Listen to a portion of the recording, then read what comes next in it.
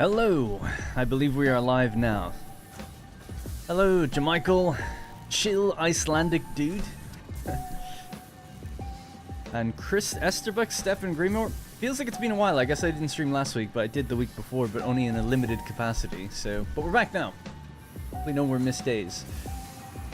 So yeah, we're continuing on the stream. So for anyone just who's tuning in, this is not the same save file that's on the Let's Play series or the video series, like on the main channel videos. This is a separate sort of live stream series that's been going on since the game reached its 1.0. So it's stream number 28 for this series in total. Hello. I wish I was Caesar. Sound. There's sound, I think. Other people have sound? Alright, so what we're going to be doing is working on getting heat sinks up and running and cooling systems. Those are the next two things. Then we're going to move to fused frames as well as turbo motors. That's basically what we're working on. If I can turn off this. Turn down the music.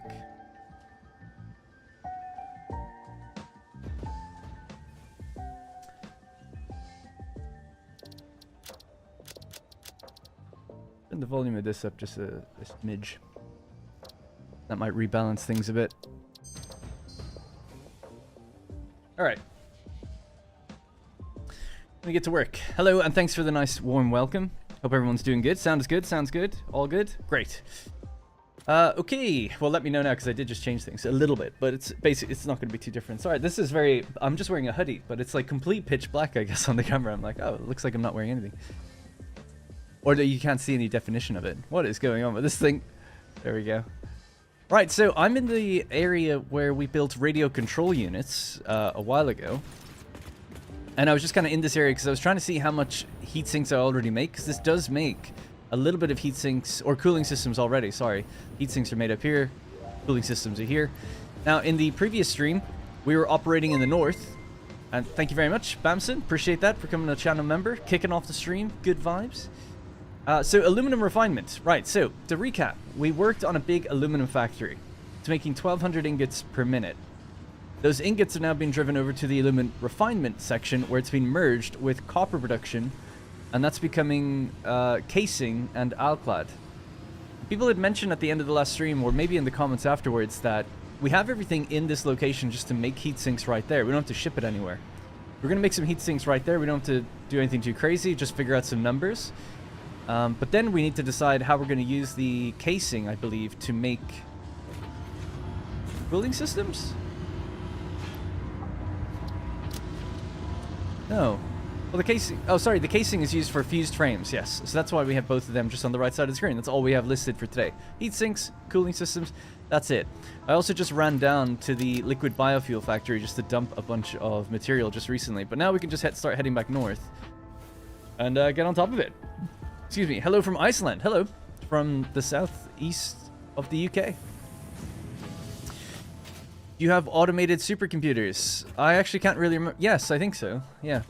So where we're at in the game right now is we have to complete phase 4. I need thermal propulsion rockets and nuclear pasta. We need turbo motors, fused frames, and cooling systems to be automated. That's what I'm overall working on next. I have a big document, so I'll just see if I can open it up really quickly. Have it somewhat open already. Sorry for the flashbang. With all the numbers on the left of everything that's been made at the moment. Sorry, I can't actually move this over to the right. Really should just do that, I guess. Anyway, yeah, so this is everything we make at the moment. So I'll just move that here. And it's all the numbers. So it's the everything we make per minute and then everything we have in surplus. It's not 100% up to date anymore. I think I let it slack somewhere in the last few episodes when things are getting busy, but I do know that we have 720 aluminum casing per minute, 240 aluminum alclad. As for supercomputers, I think I only make like 1 or 2 per minute, something really small, but it doesn't seem to be even listed here. We can actually check on that though, because I'm curious. I'd like to update that list and make sure it has everything, because it's going to be on the way. So at one of these factories here, we do make some supercomputers. This playthrough, I haven't been doing anything too crazy where we make huge factories and we make high volume stuff. It's typically like, what's the minimum amount we need to just progress? So it's probably like 2 supercomputers per minute, something like that. And that's enough to just fill up whatever it makes, you know, electromagnetic, I don't even know what they're called. The second thing on the phase 2 list on the top right there, whatever that is. I've never made it this far, so I keep forgetting the names of these things. But anyway, the supercomputers are probably being used in that. And we're probably making like 1 per minute then in the end, you know. And that's enough, because we filled up our 500 for phase 4. So yeah. I'm done with my 900 turbo power plant. Nice, 900 per minute turbo fuel. Is it?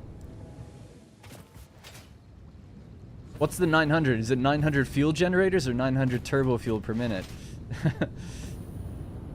Good morning. Hey, Orion and Bamson again. I'm soon done with... Oh, sorry, I just read that already. God, I'm losing my mind.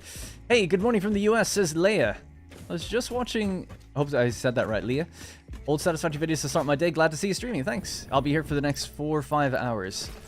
Right, so this is our sort of base, I guess. There's no connection point to fly. There we go.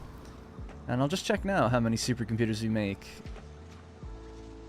So if I recall correctly, here we drop off the supercomputers. And they go into these machines to make assembly director systems. Okay. And those go around into the space elevator. So there's a machine somewhere else, though, that would do the next one over. Oh yeah, they're made over here. These are the electromagnetic control rods. They go in, and we make magnetic field generators. Got it. Stators and AI limiters, or high-speed connectors. Okay, yeah, I kind of remember now. But obviously, we don't need any more of them now. They just roll into an awesome sync at this point, so that's fine. All right, cool. Yeah, I was just trying to get my bearings on that. So, yeah. Are we using all of the supercomputers, I wonder? 0.5 per minute. So we use 1 per minute with these 2 machines. And this comes from IF01 supercomputer. IF, Iron Factory 01? It's not the most clear description. It comes from the RCU factory. We make supercomputers just where I came from? Just check on that really quickly. Oh, yeah. Oh, that must have been what we were just looking at. Literally what we were looking at. Because I saw the cooling systems roll out. They're in very low volume. And it's probably enough just to make 1 or 2. Because it is just like 1 machine sitting there. Considering we're using 1 per minute, I assume we make 1 per minute. I assume.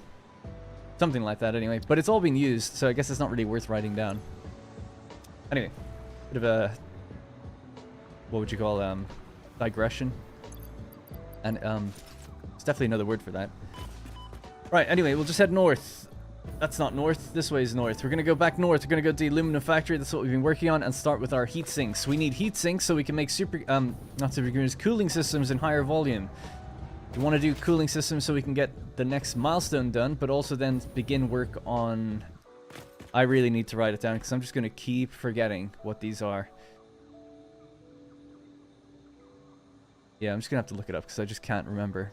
Such a bad memory. And then I'll just write it down. I'll learn.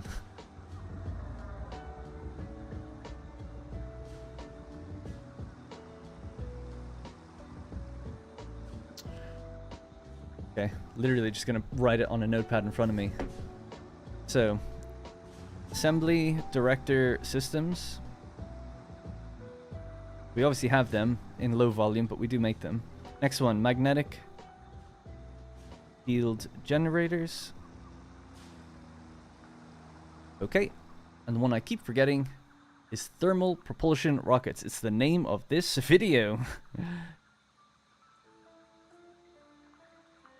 Rocket, and then obviously nuclear pass is an easy one because it's famous. But yeah, I've never really made any of these things before. This is the first save file where I've gotten this far, so that's why I'm just not familiar with it. I keep forgetting them. Keep mixing up the names of them. I don't recognize the icons, like, at all. Right, so we need 250 thermal propulsion rockets. We just have a quick look at that, what it takes. Thermal propulsion rockets. You need modular engines. We have those. We need turbo motors, cooling systems, and fused modular frames. We don't really have those. So the first thing I'm going to work on is cooling systems. To make them, we need heat sinks. To make them, we need alclad and copper sheeting.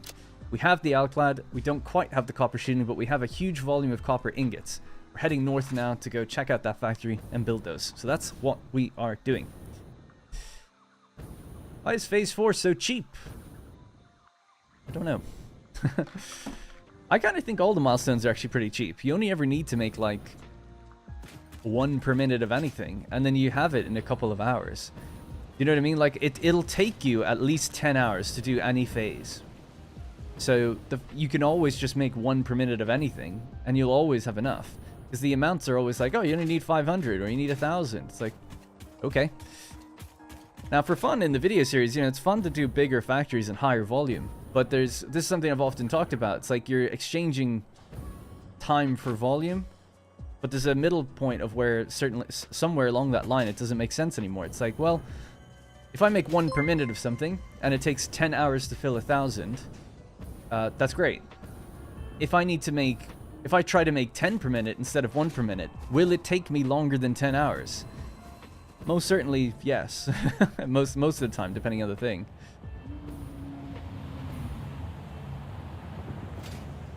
Anyway, Bowson, thank you as well for the super chat. Can I borrow a cooling system for my PC? I know, right? Yeah, I might need some myself, actually. Back in the day, I had a laptop. I used to have one of those fans, external USB fans plugged in underneath it. And it actually came in pretty handy. Anyway, that's where we're heading. I just forgot kind of where it was. And see if we can blow up some of these. I didn't have any momentum from that thing, the manta ray thing.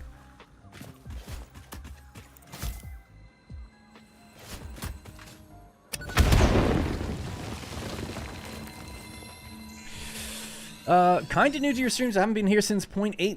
Oh, wow. It's been a while. This is not your current Let's Play, no. No, so yeah, I just mentioned that at the beginning, but just to be very quick again, this is a separate Let's Play world that started when 1.0. That started when 1.0 actually came out. So this is the 28th stream. I was really good at streaming really regularly for a while, but then over December, January, I've been not regular at all, but I'm hoping to be back regular now. Wednesdays and Thursdays. One of the things that's been interrupting my streams at the moment, there's been loads of things, right? My cat passed away. I talked about that last time and everything. Just some disruptions, the holidays and all of that. But then recently we've been purchasing an apartment. So it came up very suddenly, which meant very quickly I had to run out and like get solicitors, meet with mortgage brokers. It just kind of happened very quickly because basically the apartment that is right above me went on the market for fairly cheap. So it's like, oh, we should really get this. And because our apartment, our landlord is selling it in 3 months. So it's like we put in an offer with him. His was like way too high. And then upstairs went up for much lower than his price. And they're the same apartment. So then we started negotiating back and forth between the two different groups. And everyone kept bringing their prices down, which was great. But we ultimately went with the guys upstairs. So yeah, that's just been a random disruption where it's like, oh, I've unfortunately just had to leave during the stream times and been a bit irregular, more so than usual. But that's kind of all now in progress. So hopefully it all goes well.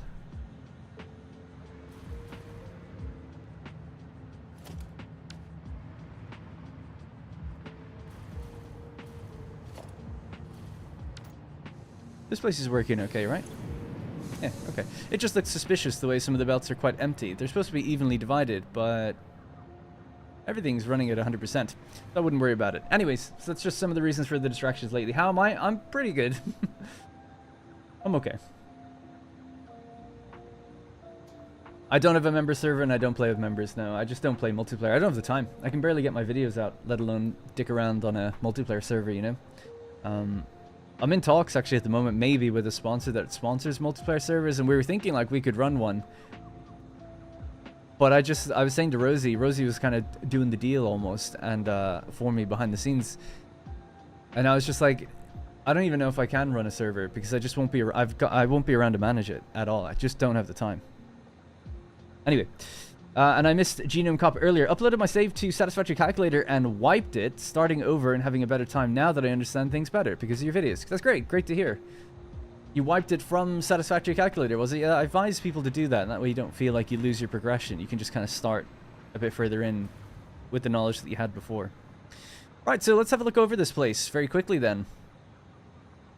want to get in a better habit of going way off on less often off on tangents. Just focus on the game just a little bit more. So here's what this place does. It starts at the aluminum factory. This is something we built in the graph. We built this in the previous stream. So we don't have to worry about that too much. All we really care about is at the end, we make 1,200 ingots. We've checked on it. It runs at 100%. Everything's been fixed and working just fine. So love that. And it uses all the silica, yeah. Okay, I was just wondering if it left over silica, but I guess not. So 1,200 ingots per minute. That then goes into the aluminum and copper refinement, which is where we're at now. So in front of me is this. The 32 foundries, right? So there's 32 foundries piled up like a little tower there, and they're making 780 copper ingots per minute. They take in iron and copper at 780 each, and then they kind of, it's like the iron just turns into copper basically, and we get like the same output. So great, 1560 times 2 is what we have. 780 then goes into making the alclad and the casing. We're left over with 240, so 480 and 80, so that's 540 copper ingots is divided into these 16 assemblers to make 240 alclad and 720 casing. That uses all of our ingots.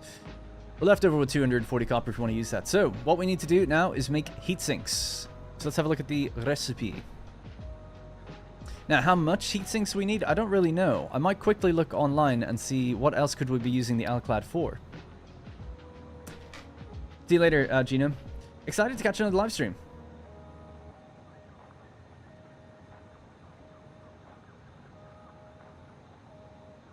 Thank you.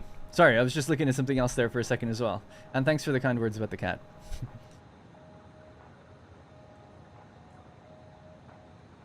And hello, Dark Schultz. Sorry if I've missed anyone now. I'm paying attention to chat a bit better now. I'm gonna widen it out because it's thin. You're gonna be my chill thing when I'm gonna play Phasmophobia. You're gonna put me on while you play Phasmophobia or something, or is it to chill afterwards? We were actually talking with friends of ours recently to say like, oh, we should play Phasmophobia together. We've never played it, but it looks good. That was like a little group we could play with. Matthias, thank you very much. Tier 3'd out of his mind channel member there, so thank you. This is the 780 that rolls along. Like we said, 240 goes back into an awesome sink. So this is the 16 assemblers that we have. In the stream, they're actually set slightly incorrectly. These 4 were listed as casing, not alclad, but they should be correct now. At the moment, they were supposed to go down into a station here, but we realized that we're just going to use them for heat sinks now. So this is our area to work with, really. It's a bit of an awkward terrain, right? We have vehicles that kind of come up and deliver the ingots in. Well, we can go taller. Just keep building up if we want. But yep, we'll just have a look now at how are we going to decide how we make these heat sinks. So let's just have a look here. We'll type in heat sink. So there's only 2 ways of making them. We could either use our casing and rubber. We're not going to do that. Or we could use alclad and copper sheets. We are going to do that. So 37.5 per minute, 22.5. We've no shortage of copper. The question is, how many heat sinks do you really need? So if we have a look at what they're used in, we need them for the cooling systems. So you need 12 per minute to make 6 cooling systems. Okay. 12 per minute to make 6 cooling systems. Or we can mix them with motors instead of the rubber and water. How many motors do we make? I feel like motors aren't that difficult to procure. Excuse me.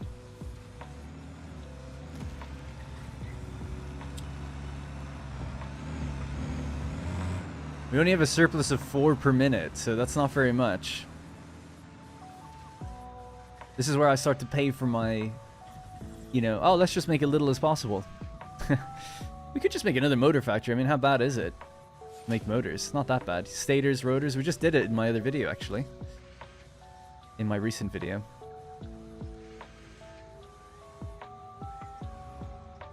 Okay.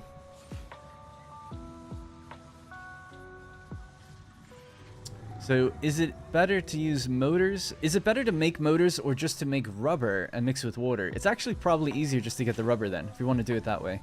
Because we're in the Spire Coast, basically. Just grab one oil node, turn it into rubber, Water's there already. We'll send out the heat sinks, and there's gas up here too. Yeah, that's perfect. The only other thing I wanted to know was, with Alclad, do we have any other use for it other than just belts? So it's used in machines, the assembler to make heat sinks, and that's it. Wow. Okay, so our Alclad, we can use pretty much all of it. Maybe leave a little bit left over, you know? But pretty much all of it just to make heat sinks, because it's not being used in anything else. And like I just said, we have 240. Okay, so maybe we could try to use 220 or something. That would leave 20 per minute for building, which is more than enough. Just because it's just belts. So 37.5 is how much we need. Alright, let's break out the old calculator here. So 240, if we were to use all of it, divided by 37.5 equals, it'd be 6.4 machines. So let's try 6 machines. So 6 times 37.5, 225. Perfect. We'll use that. So we're going to try and... Yeah, I'll write this down so I don't forget. We're going to try and use 225 Alclad in 6 machines.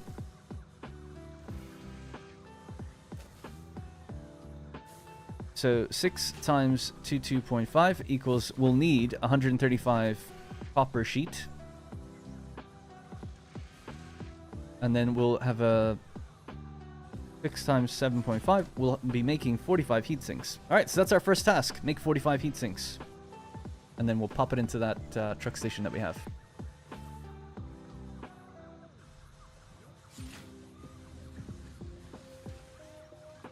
Did we figure out the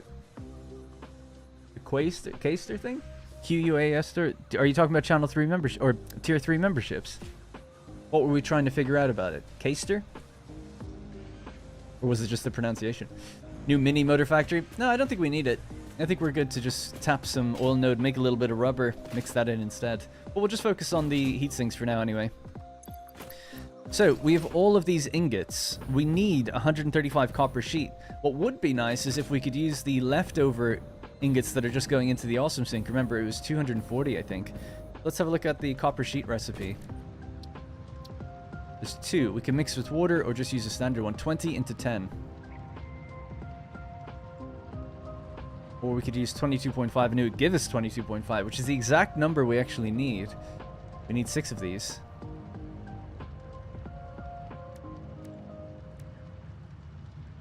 $135, so we could use the copper, but it just means we need to bring water up to here. What is that? I keep hearing this gigantic roar in this valley. It's funny, when we built this place, one of the reasons for using this recipe as opposed to using the pure ingot recipe where you mix water with copper, one of the reasons for using the iron plus copper recipe was so that we didn't have to pump water up this high. But I feel like we probably do. Is there water anywhere else? Ooh, there's a tiny little patch over there. We only need a little bit. Maybe 2 extractors would be enough.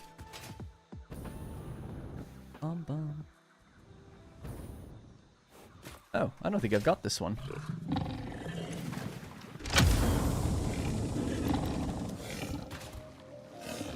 I was just there the whole time, was it? And some reinforced iron plates. Okay, well, that's fine. That's not enough water, I don't think. What about to our left? We could try that water and see.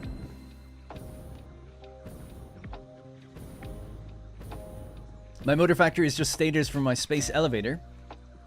And manually put in the rotors. Well, that's going to run out, though, eventually then, isn't it? I wouldn't even call that a factory. If you have to manually put in... I'm not even sure what that means. It's just stators from my space elevator. What does that mean? You don't need stators to make a space elevator. You never have to feed stators into a space elevator. So yeah, not really too sure what that means. Scan for water. Oh, that's a good point. I forgot about the actual underground water. That would be a good idea to check for. I just wanted to have a look at how wide this is real quick, but I'll do that too. Did I just run way past it? I did. I'm an idiot. Okay, yeah, let's scan for water then.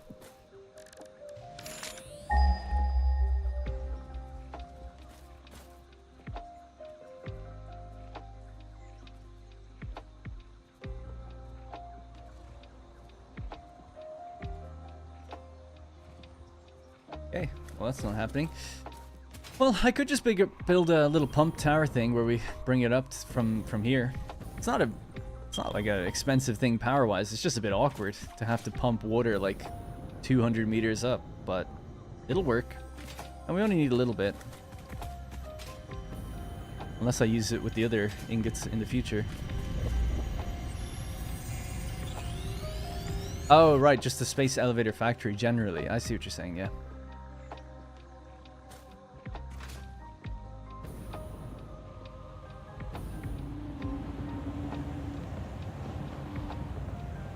Right. Yeah, I reckon we'll just build some, either maybe down here where it's deeper and just pump it up. That might make the most sense. It might look a bit ugly, but everything in this world, in this save file, looks ugly because we do it quickly. I was really diving. Cool. What map is this? There's only one map in the game. But I'm near the north. Near the biome called Spire Coast. So Spire Coast kind of starts here.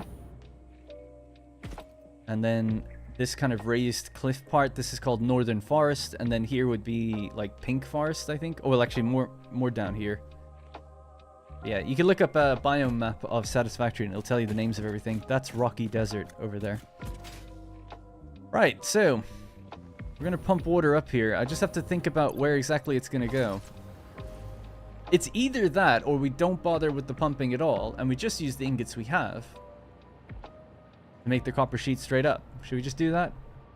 It would certainly allow us to progress faster. I don't think pumping water would be that bad. We'll save on some ingots if we ever need them in the future. Okay, I'll do it the slightly longer way. 22.5 per minute, 22.5 per minute. Let's try to accommodate pumping 1,200 water, so 2 600 pipes. All we'd need. I'm sure that's plenty. And 1,200 water would be 10 water extractors. Yeah, so let's get started.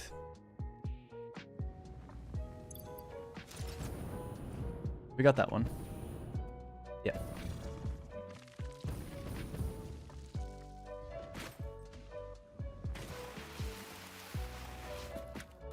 All right. Oh my god.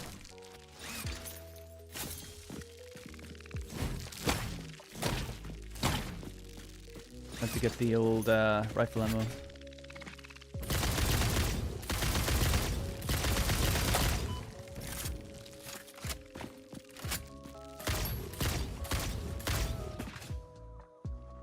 Okay, looking better. Foundations, world grid. Let's go a bit lower than that.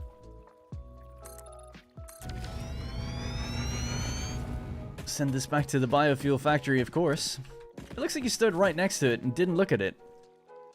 Did you look at the puddle you were looking for? I looked at one that was next to a hard drive site, and then I said, let's go to the bigger one. And I think I just flew right over it. Maybe I did look right at it. Would be kind of cool if they had random map generation. Yeah, that'd be interesting. It'd be a lot harder than I think people give it credit for. But it would be kind of cool if they just had a randomly generated world. Because I think one of the, quote, problems this game has is when you run out, or when you complete it, that's it. You know, you've seen the map. You can just kind of continuously build if you want, but there's not going to be that much variety. Now, the map is huge. So you can definitely... I mean, I've played it for thousands of hours, and I'm still finding new places and things. I haven't built in certain biomes ever, so... Don't get me wrong, it's not like they're short on content, but certainly just the idea that you can roll maps and see random things like would be fun.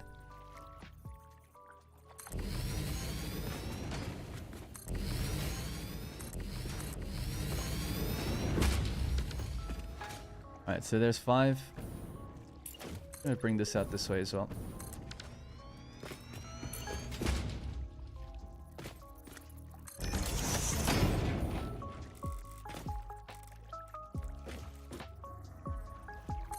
Alright, we need 5 here.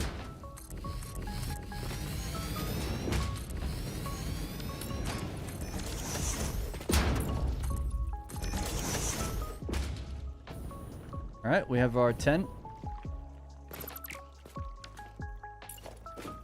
And they're just going to combine together onto the same pipes. I guess I should bring power down here so I can just float.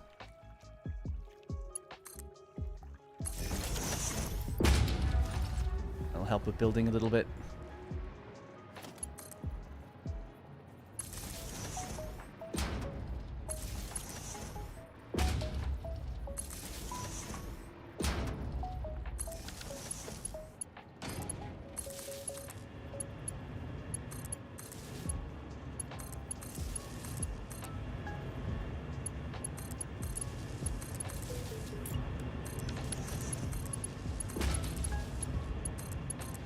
Alright, they're all ready to go.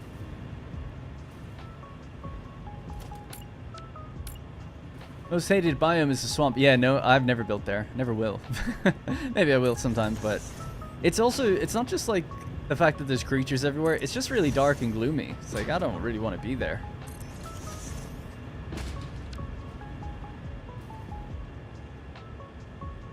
There's a decent lake right on the edge of the biome. Yeah, it's just too far away. Again, it's not the cost of pumping, like for power. It was more just the effort of having to send something up high. A bit awkward to do that. But we've committed now. It's okay. Hello from Jakarta, Indonesia. Wow. And thank you. Thanks. Appreciate that.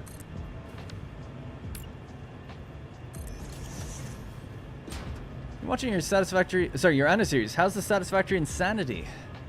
It's not that insane in this playthrough anyway, so that's good. More doable. But I'm further than I've ever been, so it's quite fun, I suppose, thinking of new recipes and how to, like, what I need and how to send it around the world as it gets more and more complex. So I'm enjoying it. I do feel a little bit of pressure in the streams. Not that anyone's giving me that, I just feel it to make sure stuff is happening all the time. So that's why I'm trying to just get stuff done.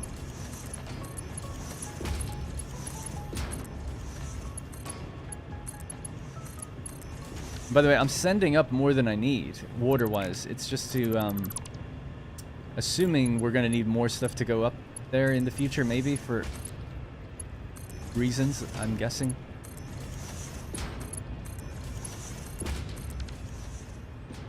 Alrighty. So, let's start here.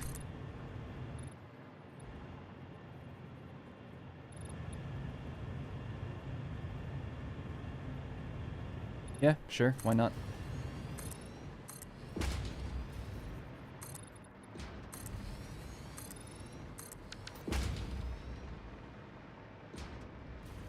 Needed to go even higher than this.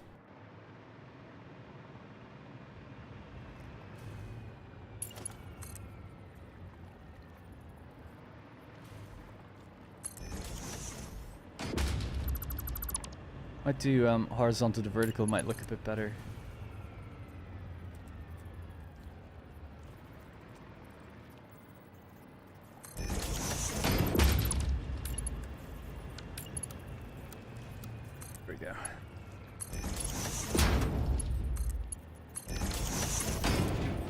Way to go.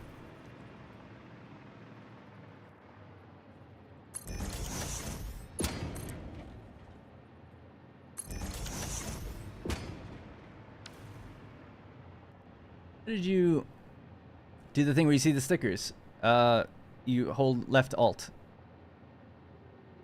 So I always drop stickers on hard drive sites, on immersive sphere sites, basically anywhere that I'm like, oh, did I get that thing? Is like, have I been there already? And then you just tap alt and you can see it. And then usually when I get a radar tower in the region, you know, once I've cleared it completely of everything that's there, like there's no hard drives here anymore. So I haven't done it, but now I could go around and just remove these boxes because I'm like, oh, I've gotten all those ones. Like, obviously, they're within this thing and there's no hard drives left. It's the same is true. The question marks are where I got immersive spheres. The boxes are where I got hard drives, and the explosion symbols are where I got summer sloops. Once I clear them off the radar, then I can just remove them and declutter the map a little bit more, and I don't have to like question myself when I pass them. They just know. That's just how I do it anyway. By the way, I gotta go. Phasmophobia, my friend. Good luck. 2 caterpillars on the way. Caterpillars on the way. One of the mods I use turns all fluids into gas. The liquids in this game just behave oddly. Yeah, I agree they behave oddly. I can see why people would do that, but once you know how they work, it's really not a problem. I think the problem is most people just assume they work like real life, and they don't.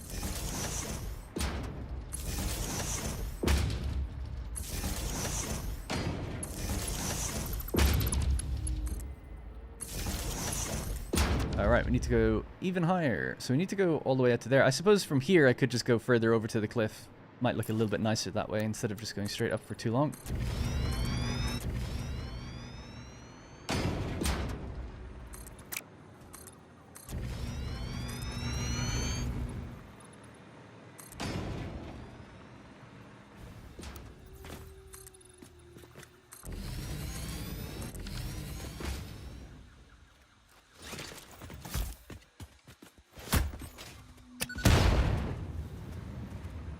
Alright, progress. The pipes look like caterpillars. I guess maybe. I can kind of see it. Oh, my music went off.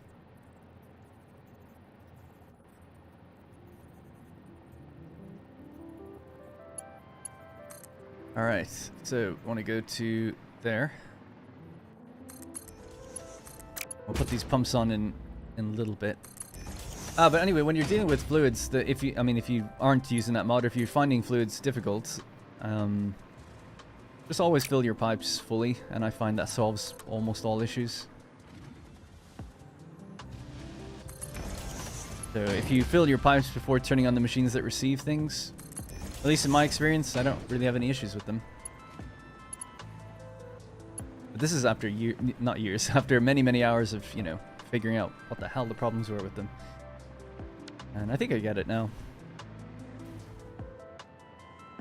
I was gonna say I could build a staircase wrapping up around it, but I mean, I would do that if I was in the video series, but for me, it's like, I have a hover pack. I mean, what does it matter? And I'm not gonna waste my time, I suppose.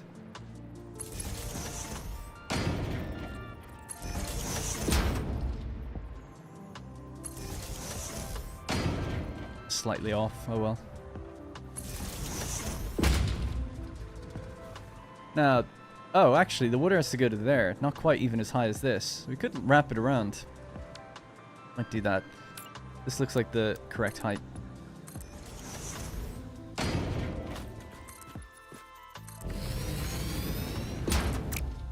Oh, shit.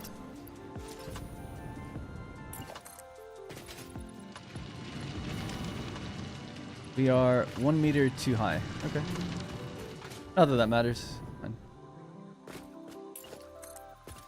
I mean, I guess I could try to not be 1 meter too high.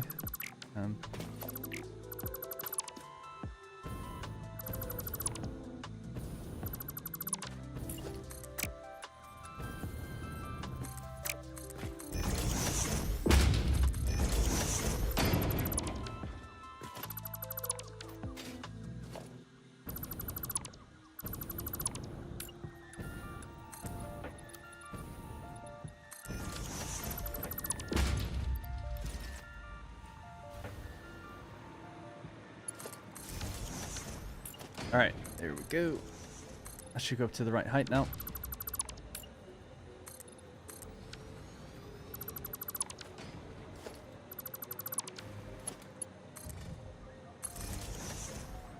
I haven't actually checked power in a while. I wonder how we're doing.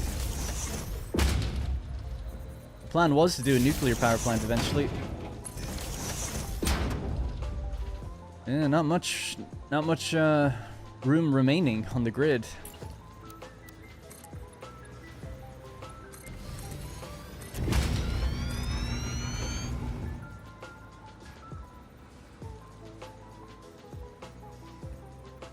I think where we're actually going to even do this part of the factory. But just get the water up here and then decide. I think everyone who plays this game should have a little bit of OCD as a requirement. Oh, you need it. Some people say it's a gateway into autism as a joke. It's like, oh, like people who start playing this game are like, quote, normal or whatever, and then they did develop like severe OCD with it. The question of whether or not it awakens a latent OCD or if it develops it, I don't know. Certainly, I find myself getting more and more wanting things to be organized, having played games like this, than I used to be, so there maybe is an argument that it encourages that sort of thing, rather than it was there already.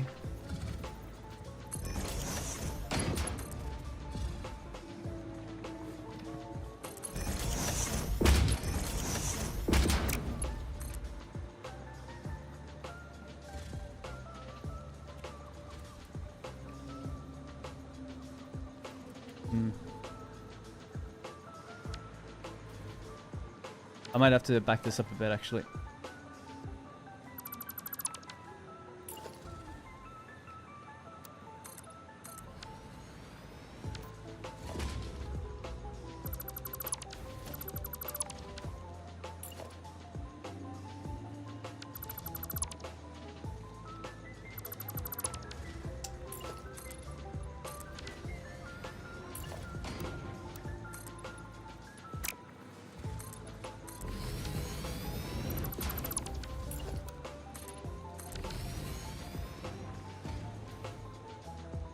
It is I, the dude who commented about the factory cart use. Hi. Any plans to test the idea with the thermal rockets? Not really, no. I haven't thought about it yet. Like what I'm going to do when I get to thermal rockets right now. I don't even know where I'm going to make them. So I haven't factored in, like, am I going to use factory carts to move them? Probably not. But maybe. I like the idea of doing it in the video series at some point for fun. Just for being a bit silly. You can also use a buffer tank to, not as storage, but to rest the head lift. Valves will reset it to 0. You can make a water tower by bringing the pipe higher than you need to. Valves reset the head lift to 0? I haven't heard that before. Is that true? I haven't tested it, I suppose. But yeah, I didn't know that, if that's the case.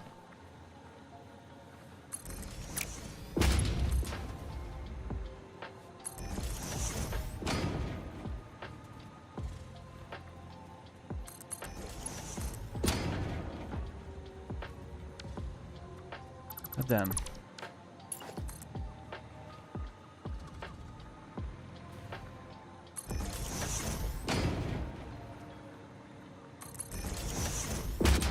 Need those straight pipes, I guess.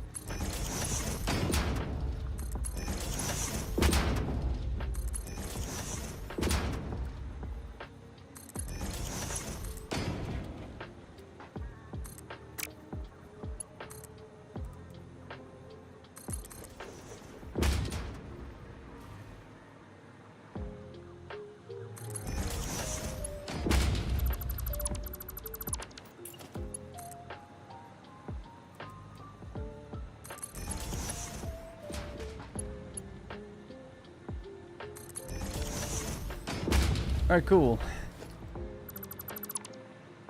Ah, just leave that there, why not?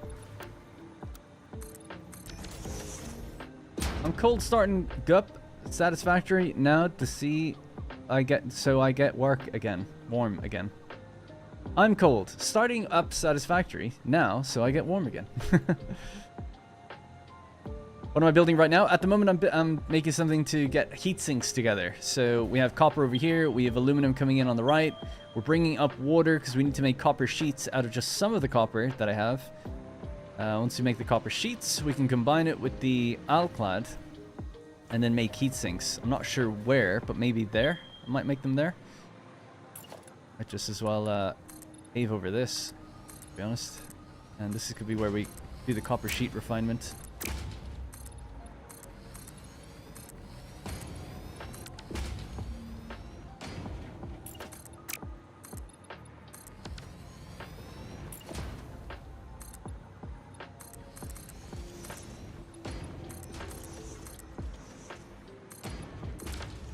I'll move that in a bit.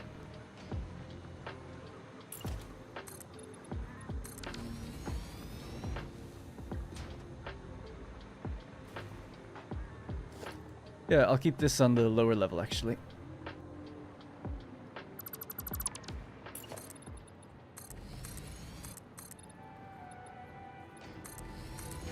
That should be good. But yeah, so we're making heat sinks so that we can make cooling systems, and that's needed for the next milestone, but it's also needed as a component of the thermal propulsion rockets. So we're all working towards that. Hey, BJ. So we needed water, but we're up quite high, so I just decided to just go source it from far down below. And then we'll just assign this to have some pumps and everything, and it should be okay, I think. Now I'm bringing in more than I need, way more than I need. So maybe only one of these pipes will actually be used.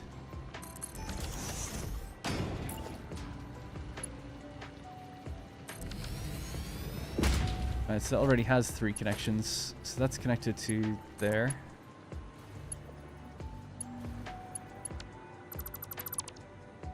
That was the wrong thing to delete, sorry, my bad. Move this here, actually.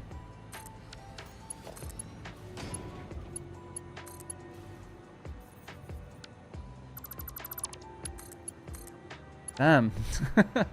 Oh my god, I built it so far out.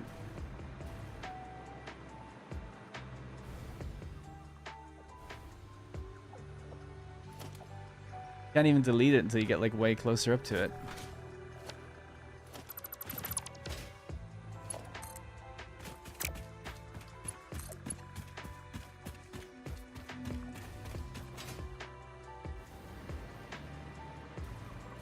Well, so I'm quite confused about where all this power is coming from.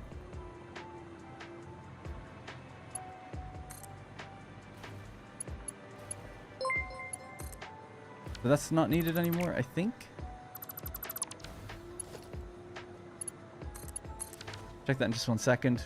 Wow, 79,000 IDR for coffee. I've never heard of IDR as a currency, but thank you. 79,000 looks like so much. But thank you, I appreciate it.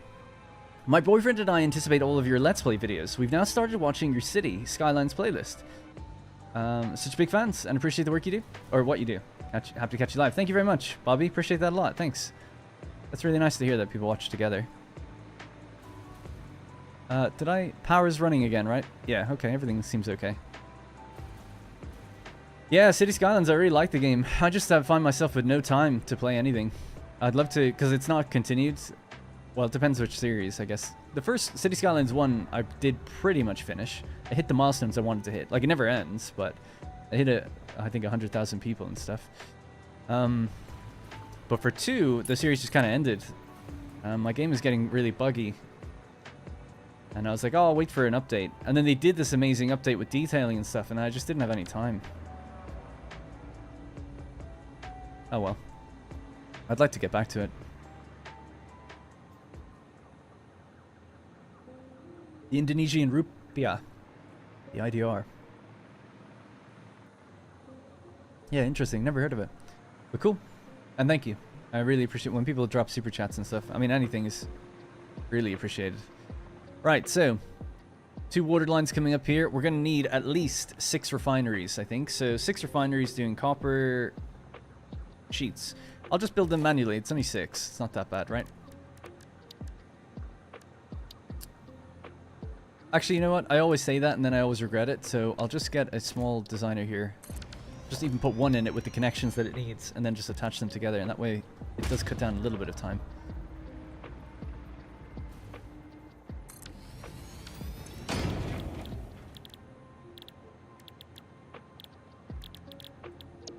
This one. It's copper and water.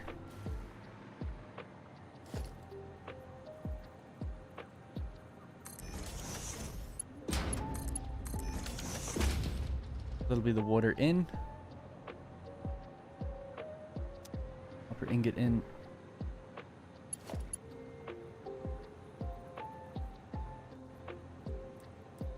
I don't know what direction it's coming from. Does it matter? I think that's right.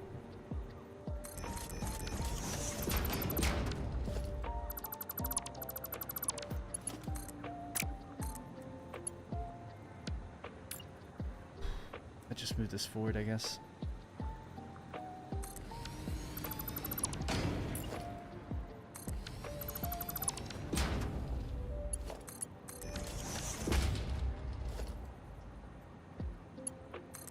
There we go. Okay, so it's assigned. It has a belt ready to go, feeding in, and then the output I can just do myself because I'm not sure entirely where it's going to go, but we can at least get the power ready to go on this one also. Grab. Starting here, I guess go up to a height of 20. Let's go up to 32.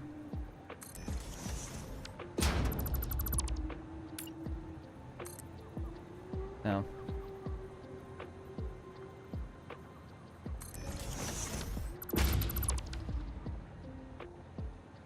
That should be the right height.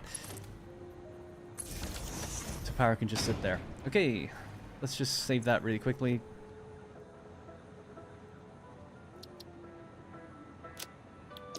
Quick copper sheet.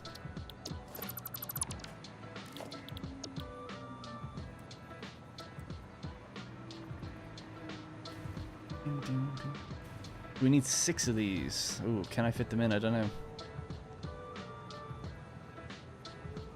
Probably not, actually. 1, 2, 3, 4, 5. Yeah, okay, so it's not going to fit there. Oh, we can do them this way, right? That would make sense.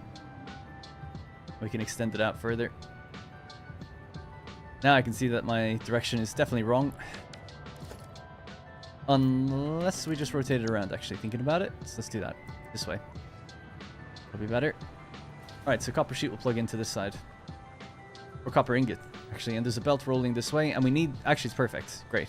Totally made... That was... I did that on purpose. It's just going to continue and go straight into there.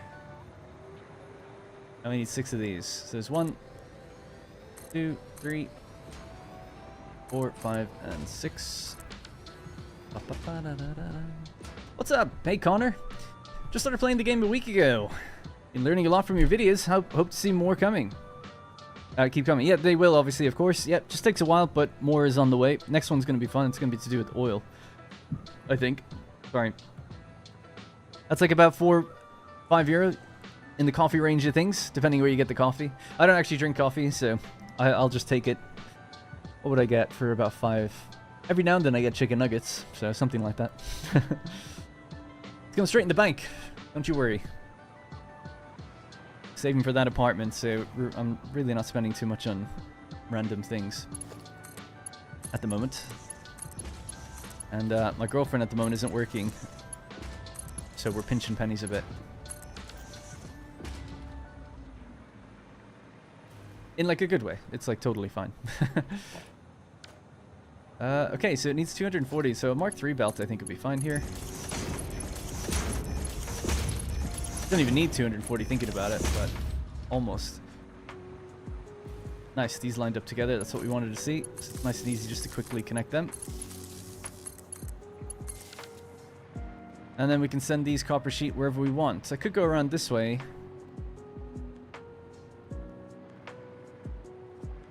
Where are they heading? Oh yeah, into heat sinks. So maybe just over there.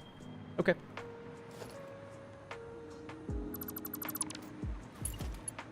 Let me just work out how much water these guys need. So 22.5 times 6. It's 135. So not that much at all. So we'll just take one of these.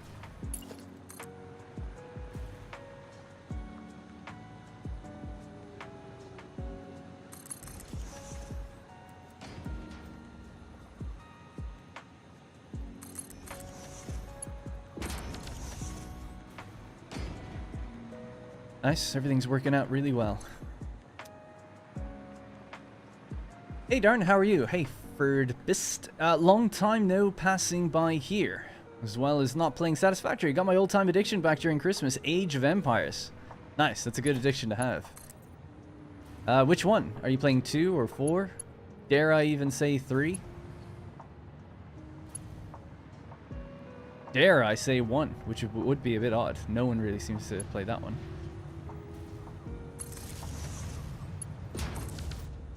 And these guys are online. We'll just head down, get that water filled into these first before we send in the material.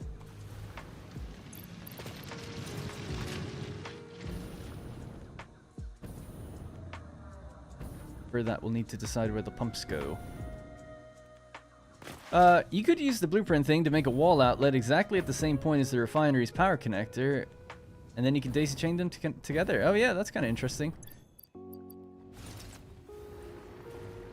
Yeah, I tend to try to avoid clipping things into other things, but I mean, just even having the wall outlet right next to the refinery itself, yeah, that would kind of make sense. Like the outlet. So we're taking the one on the left, right? The one that matters to us. We'll just let these be full, and I don't know how that's still going. Oh, just graphically it is, but it's not actually doing anything.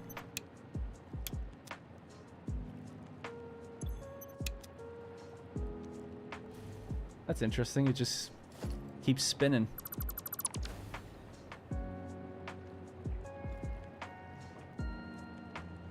That's what I thought. Okay, good. Right. Pumps. So the first one needs to start pretty low down. Let's just get a wall, just even to get a basic reference. So 2 of these, so somewhere about here. Don't know where the other wall went, but okay. So went maybe into the cracks of the foundation, possibly? Nope, just didn't build. So start with this here. This creates an anchor point, so you can hold control now. It's a Mark 1 pump. Go with a Mark 2. That's aligned with the top of the wall, which is 8 meters, so that's good. That needs power. Hey, Jinx. Jinx is here. Alright, now we'll have a little hologram telling us where to pop it next. Great. That's a little close to the thing for my liking.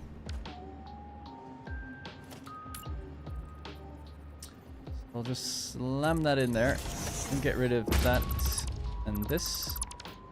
And then we'll do horizontal to vertical. I want to make sure there's no other... Yeah, okay, cool. Give that a pump. Or, yeah, power. Should make its way... It might go all the way, actually, thinking about it. How many is that? 6 times 4, what's that, 20 or something? Why can't I work that out in my head? 24, okay. I was like, that couldn't be 20. 24 plus whatever was down there. It's a little, maybe cutting it a bit close. Let's see. This is so far that it might not actually show me now. I don't know if that's how it works or not. I feel like it kind of ends at a certain point, showing you where the hologram would go. So let's say we're starting from, a generously low point here. That's 24, and then that's 24. So although I was including the one at the bottom, so yeah, it's really like almost exactly 50. So we'll just put one, I don't know, somewhere in the middle, and that'll be definitely enough to carry us wherever we need to go without cause for concern.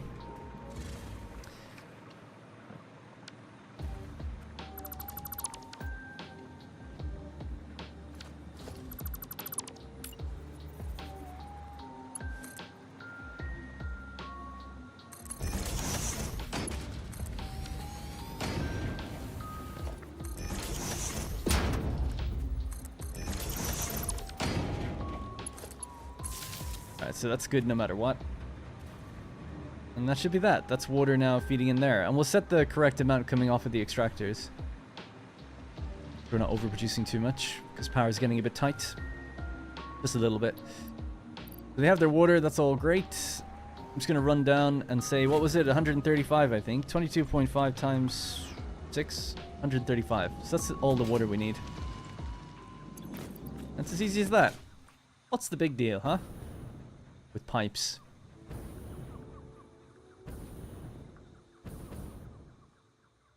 Just keep spinning.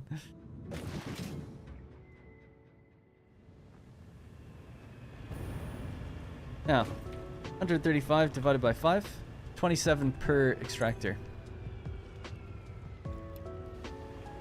Copy the settings.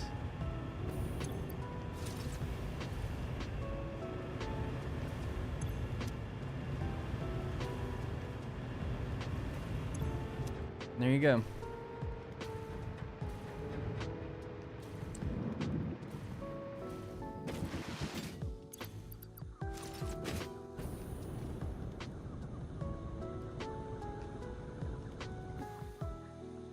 Oh, I'm sorry, I didn't read what Creative Discovery said.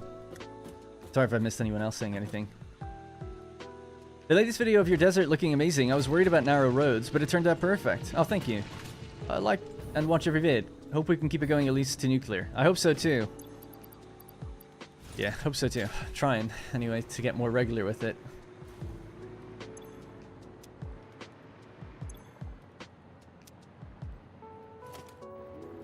But yeah, please do, if you do enjoy those videos, please do like them or something.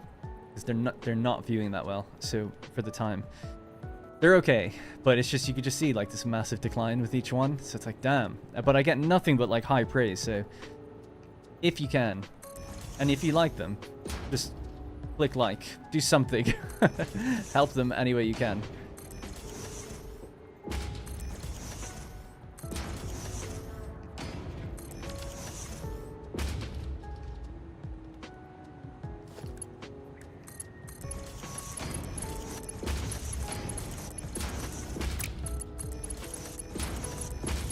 So this will be the copper sheet needed for the heat sinks, and we need 6 machines doing heat sinks. So heat sink. I'm gonna take some of the alclad from over in that place.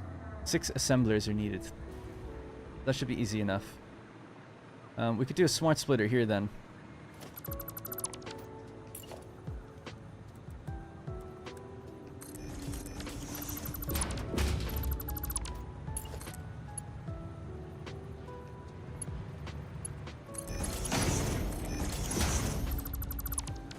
With overflow, anything goes out the left, overflow goes forward.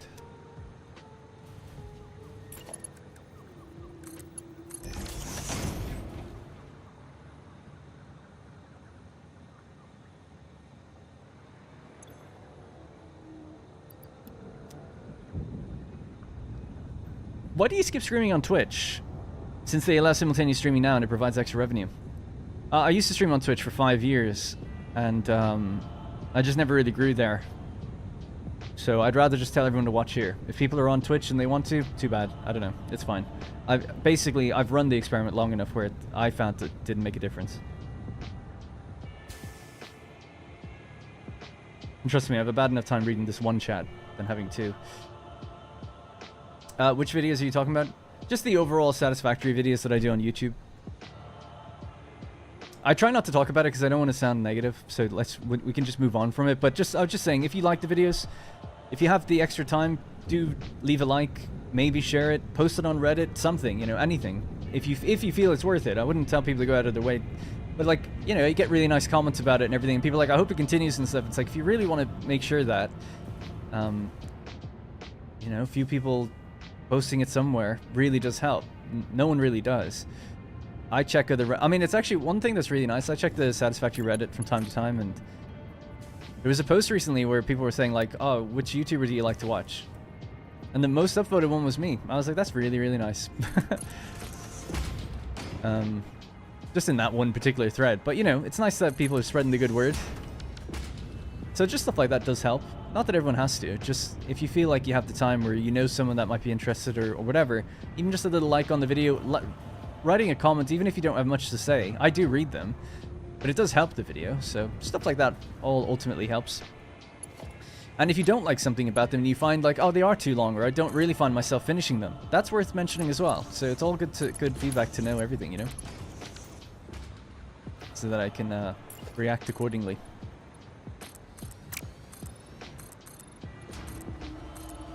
But I think I know what the main thing is. It's...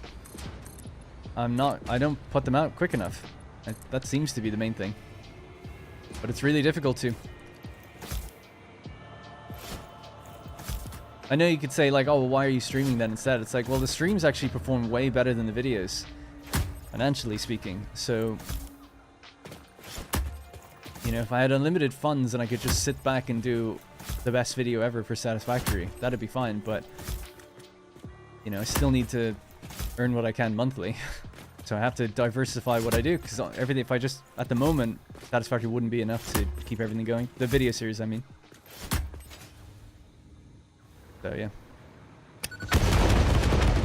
That's why I recommend, if anyone's ever thinking about getting into YouTube, and you have a job on the go at the moment, you're in a really beneficial position to make, if you're not worrying about like the next paycheck or whatever, you can kind of focus and make one video as good as you want to. You can spend a month on it if you really wanted to, and it could go really far that way. And thank you, by the way. Appreciate the support. I'm not looking for that or anything, so I do appreciate it. Yeah, there's 1,200 views. Yeah, I really appreciate it. Thank you. I'll tell you what. See, these count as streams, though. So I look at a stream and I go, hey, the revenue's really good here. I know it's not quite the same, because some people probably do drop support here. Just overall, right, for watching the videos, and it comes in the form of seeing it on streams. But you could do support on videos as well if you do a super thanks. And that would kind of redirect my attention and be like, oh, okay. I can see exactly where people are, what they find most value in, I guess. Anyway, Damkara, thanks again for gifted memberships. I'm going to try and move on from that because I really don't like... I mean, YouTubers shouldn't really talk about this stuff, I feel like. It's not the best look. So yeah. So just know that I appreciate you. I just want to say thank you for the hours of entertainment you provided. I started Satisfactory about a month ago, and you've helped tremendously with the learning curve. Awesome.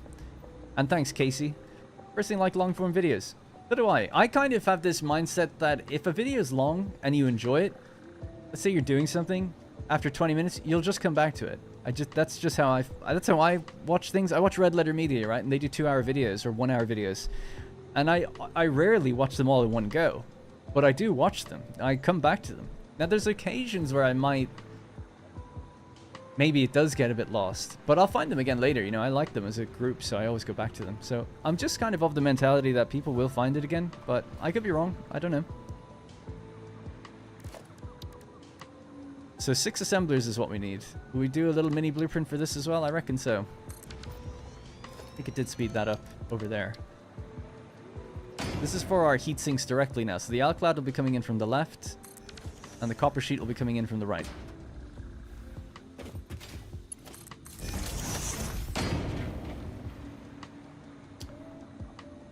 Super thanks are not available. Damn. In your region. I'm surprised you're able to give gifted subs but not super thanks. You think it'd be the same thing. Like, you know. That's so strange, isn't it? Frustrating. Because it's like, if you can pay through YouTube to give a membership or a gifted sub, what does it matter if it's a super chat or if it's a thanks or whatever, you know? It's so strange.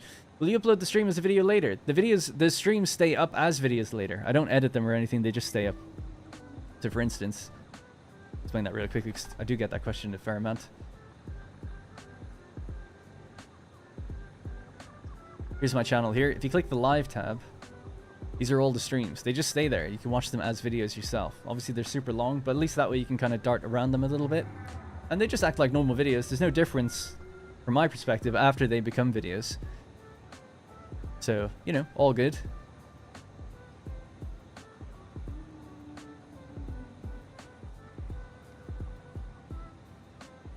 If they all got that, there would be no problem. You would never hear me talk about it. Oh well. Okay. I mean, if they all got those that views, I'd be like super rich. I'm looking for about... To be honest, I'm looking for just some level of consistency in viewership rather than a decline. That's all. It could be just 20,000, but if it was 20,000 every time, then I could kind of acclimate to that.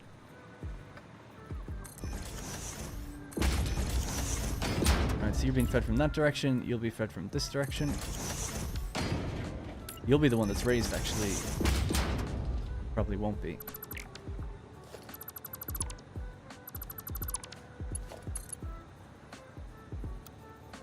What? Oh, facing the wrong way. Oh, it's a merger.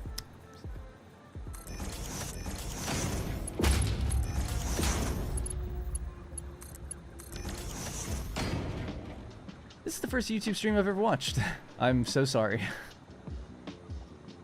You asked for feedback on one of your desert build VODs. Where do you want that feedback if you don't like discussing it on stream? In the comments. In the comments of that video. I like discussing it on stream too, but whenever I ask in a video for feedback, I'm asking you to put it in the comments. Not just for the engagement. I do read my comments, so that's where I like to see it. It also allows other people to upvote it, so I get a kind of a metric of maybe a broader sentiment. Some people come into my Discord and discuss things as well. That's great too, you know? But I think just putting it in the YouTube comments allows the most people to see it and react to it. Yeah, we're going out to the left. All right. All right, last thing is just give it a beam as well, like before.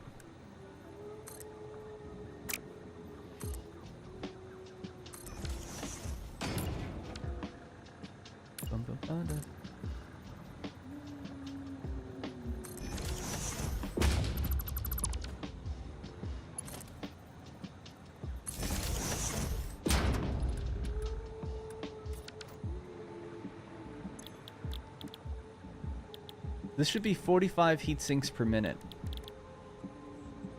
If I could find it. Please tell me it's in this list. Yes. Alright, good.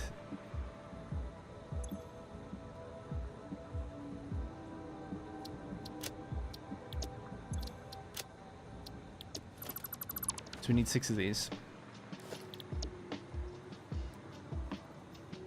Dun, dun, dun, dun, dun. Go further back. Nope, that's fine.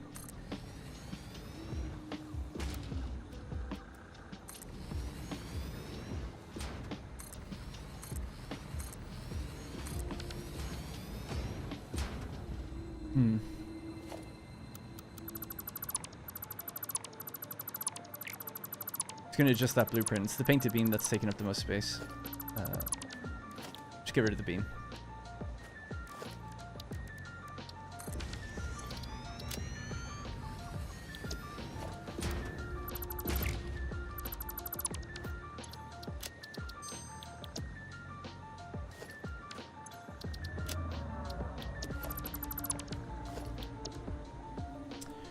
Okay, so let's try way over on the side then.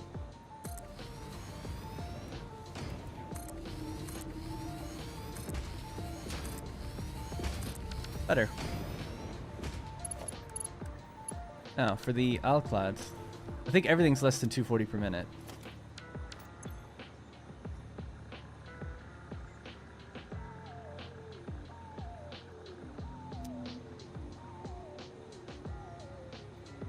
Yeah, okay. I was just a bit worried I did my math wrong there.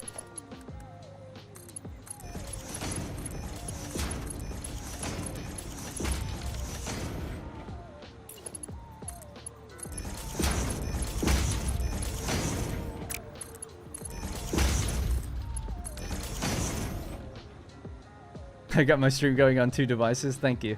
Yeah, some people have told me, like, they put my video on, they walk away from it to leave it playing. It's like, okay, I don't know if I like that or not, actually, but I don't want fake or inflated numbers, really. You're probably one of the only Satisfactory content creators that I enjoy watching aside from I'm Kibitz, and I don't play the game at all that much. Thanks, Optics. I also watch Potato McWhiskey. Compared to him, some of your videos are short. That's true, yeah. Everyone's gonna have their own preference. I just feel bad for watching 5 to 10 minutes at a time. As a new parent, I don't get much free time. Super Chat's not available? You can give gifted subs, but not Super Chats? Damn. Now I can see why you give so many. Thanks, by the way.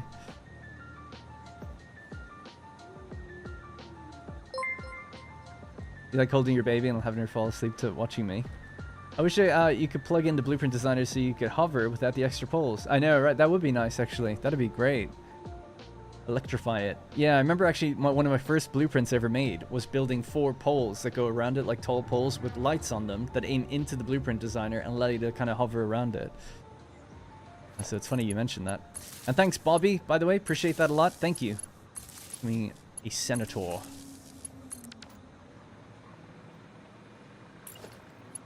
Alright, 45 per minute. We could just use a Mark 1 belt then, I guess.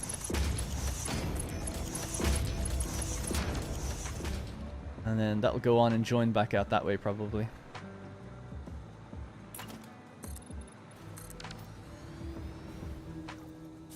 I don't like bombing the area too much, but we'll just do a little one here.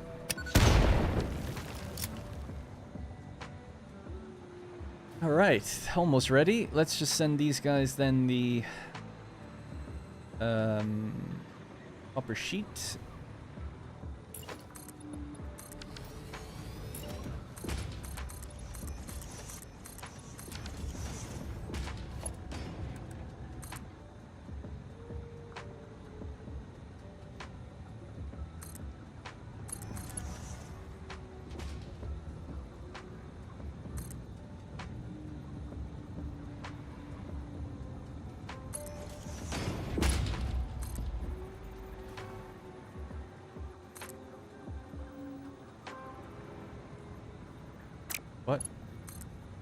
Why is it doing that?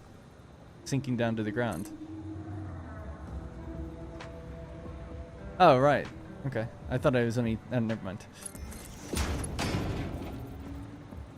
Yeah, I've gone too high. Is this too high off the ground? I guess so. Ah, what does it matter?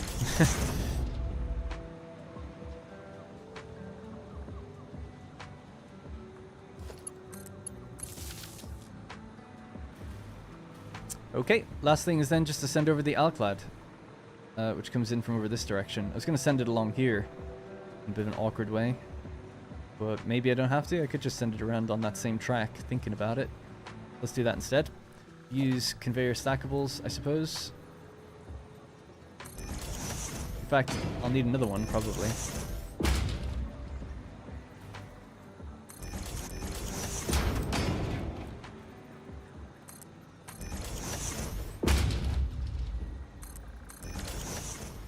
Alright. Kenrick, thanks so much for the support. Thank you very much.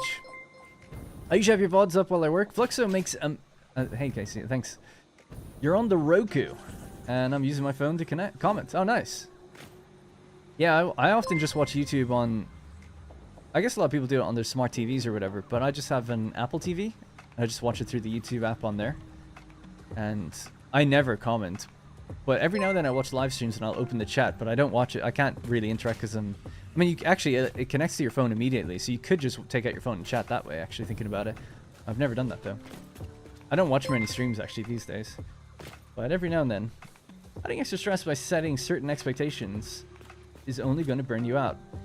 Yeah, without getting too much into it, it's just like, people often say this. It's like, oh, don't worry, you're doing great and everything. Which is really nice. And thanks again, Kenrick. It's different when it is your... Imagine this. Imagine you're an Uber driver, right? And every night you go out and you drive people around or whatever. But every week, you're getting less and less customers. And people are like, oh, don't worry about it. You're doing great. Don't set yourself expectations. It's fine. It's like, well, at a certain point, it actually becomes like an existential problem. Where it's like, okay, maybe I need to go to a new area.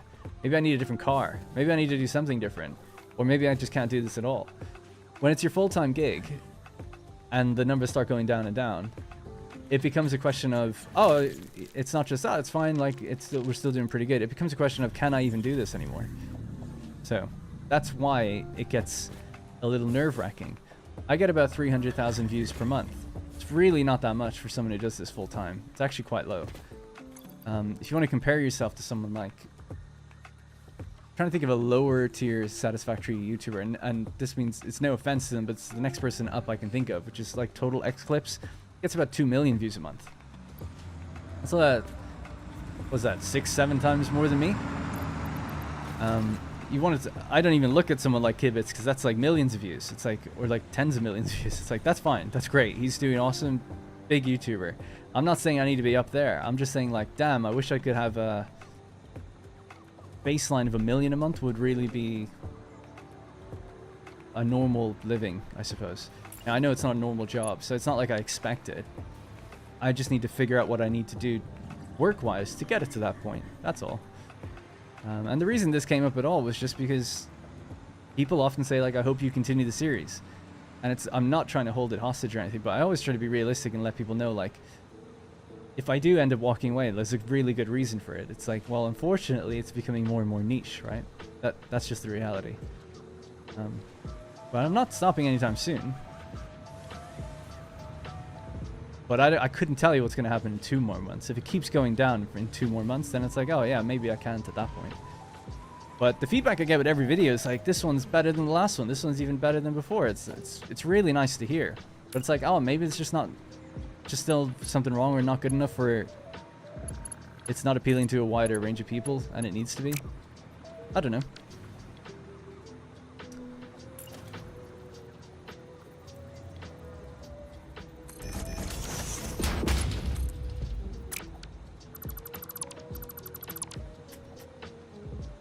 That's why it's kind of complicated, because Rosie says that to me too. She's like, you're doing great. It's like, you can't just say that.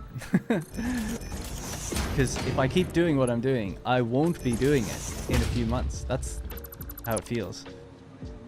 Damn it. Getting rid of the same thing. I'm trying to get like a little 2-sided one like this. There.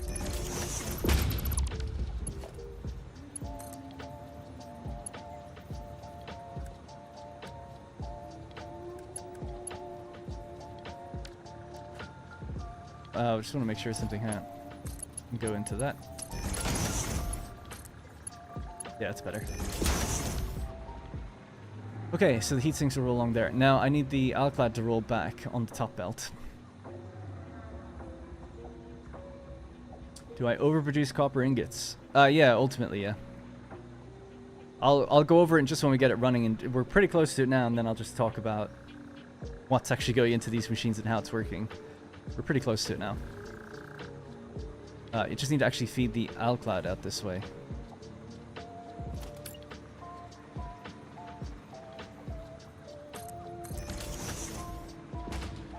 Eagleski, that's a great name. Hey, love me some chicken nuggies, man. I'll take care of chicken nuggets for a while. Thank you. Thank you. Again, I hate bringing that stuff up because it always feels like you're like begging, basically. But I'm not. Things are okay. Alclad. So the alclad is over here in the middle. So I need to get it from there over there. Bit of a weird and awkward way. Maybe it's just like this. That's oh, the heat sinks are going to go down there. I need to keep that actually, because we're going to be picking them up. So that's heat sinks. You just need to avoid that. That's fine. And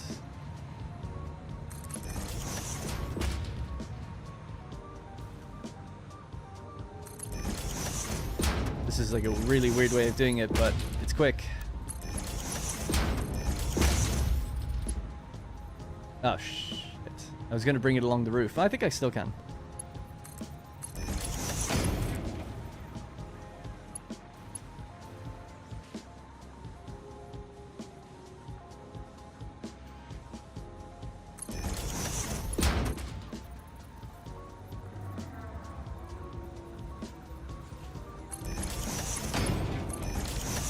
Alright, cool. So this needs to be Mark 3.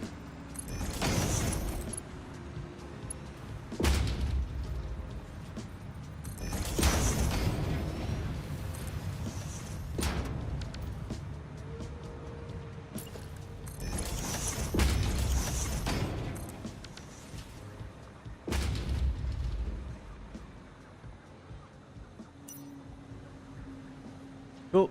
It works. Let's just continue this down this way then.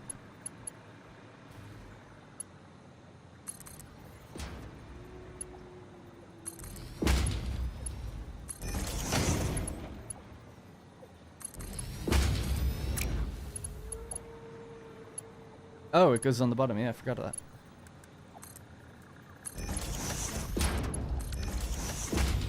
Oh man, that took a while, but there we go. Heat sinks are now ready to be produced. Appreciate the honesty. Thank you. I would never get upset about doing what you have to do. Take care of yourself and your business. Thanks. Hey, Tizod. I appreciate that. Thank you. Any hints or ideas for the next factory in the desert series? Yeah, oil. It's still in the planning phase, if I'll be honest. But yeah, oil is the next thing that I'm going to do. So making motors allows me to advance the oil processing milestone. Then we need to go and get some. There's not much power left right now, so I guess an oil/power facility. I'm not even sure where the oil I'm going to grab is, but it's going to be brought into the desert. I have to decide whether it's going to be on a train or just via a large, long pipeline. A train would be fun, but it's maybe... I think for making a video on oil, it's a bit much to also combine it with trains. I'd rather have them be separate, in a way. And it's not all going to be one video anyway, but... I'm leaning towards finding oil, building a big pipeline, and bringing it in. And I'm thinking that it's going to be like this. It's like modular oil. It's like eventually this oil is going to be redirected somewhere else to be made into something better, like turbo fuel. And then eventually that could be changed into rocket fuel. So I'm trying to come up with like a dynamic situation where it's like oil can come into like this building, and then it gets rerouted maybe out to the east. But I know that in future it'll go north. You know, we'll switch valves and the oil will be redirected to a different thing once we have better refinement technology. So I'm trying to kind of figure out a way to like make that look kind of cool and interesting. So that's what I'm working on. I already have a smart splitter on the Alclad. It's going into an awesome sync. If when these machines get backed up. But thank you. So now I just need to bring back the heat sinks. There we go. We're making them. It should be 45 per minute. Once all of these get up and running. Now, that just ultimately needs to go over to there. It was going to go up and then down, but I suppose we could just bring it along and then up across the roof and in. Yeah, something like that's probably fine.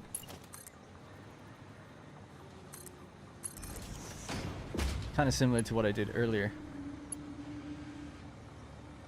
It'll be going that way.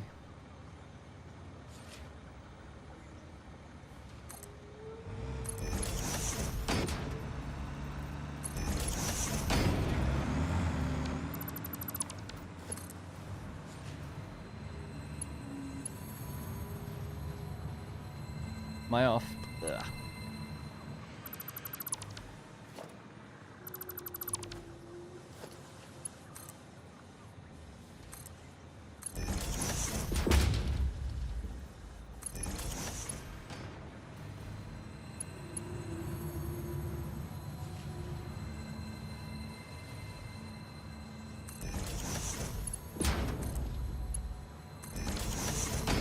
Alright, now we've got heat sinks. So this is the smart splitter here.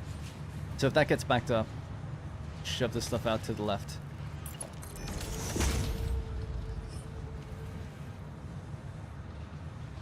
So how much do we make? We make 240 Alclad per minute. So let me just do a Mark III. This.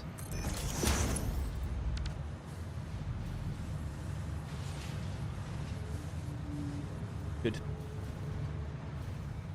Oh, sorry, I missed that one. Claudio Pordan.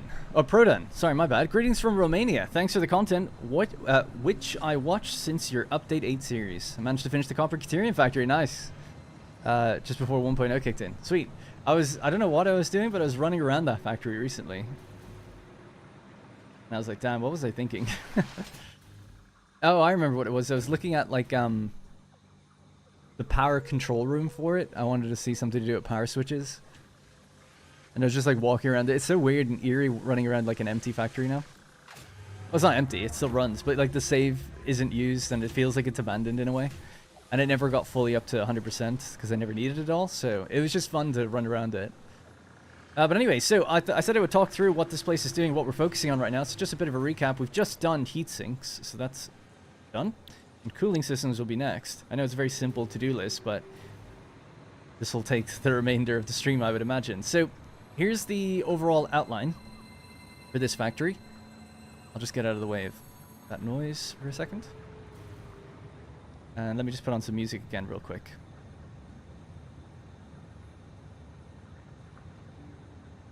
Right, so in the previous stream, we did the aluminum factory, and we troubleshooted it to figure out what was wrong with it. It's all running fine now. Yeah, what I did wrong was my aluminum pipe wasn't configured right, actually. It was funny, because everyone thought it would be the water recycling system, but it was actually just how I was distributing the aluminum slop solution, that's it, into the scrap refiners. Anyways, so that's all been sorted now and fixed.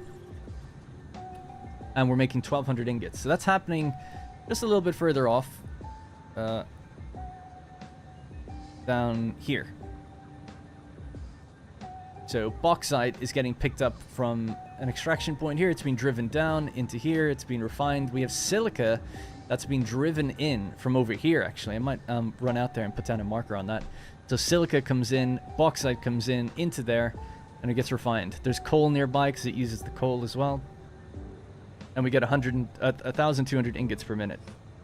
Those ingots then get driven down this like little cave system here, out across this little land bridge and up towards the aluminum refinement section.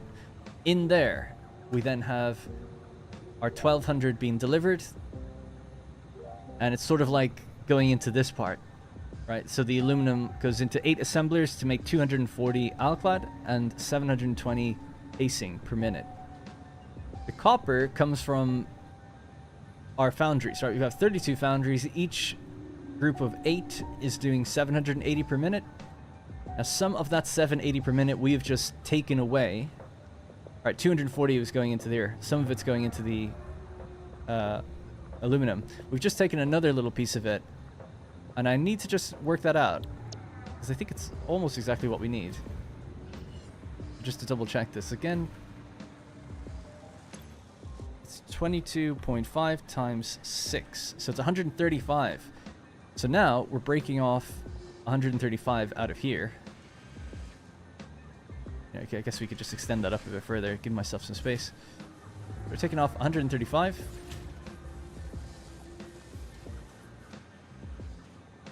And this is traveling down here. It's mixing with the alclad, although not technically all of it, in 6 assemblers. Make heat sinks. Where the hell do I keep this stuff? It's in here. Yep. I might not have a picture for heat sinks actually. I'll just use this for a moment and we'll update it in a bit. Right, so 6 assemblers doing heat sinks, and then we have a certain amount going in there and a certain amount just going out. So I think I left myself with 15 or something per minute. 37.5. 325, yep. That leaves us with just 15 per minute going elsewhere. Bring this back a bit.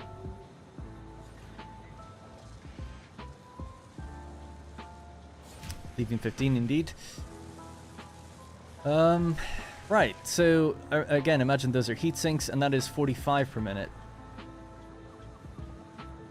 I'll just have to make this shorter. This program doesn't let you move the window over to the right unless there's a card. Like if it's just an arrow that goes off in the distance, you can't really move it. That's one slight little pet peeve I have with it. It'll say 45 per minute heat sinks. And let's go into a truck station. So that's basically the change that we made. So 240 minus 135 is 105. So we're still left with a copper ingot line of 105 plus the 780, 780, 780. So we've got plenty. Now, in order to have even done that, we needed copper. Oh, sorry, I'm making a mistake here. We don't pull from copper ingots. We make copper sheets. And it's 22.5. That's where I got the 22.5 from. So 22.5 times 6 as well. That's 135.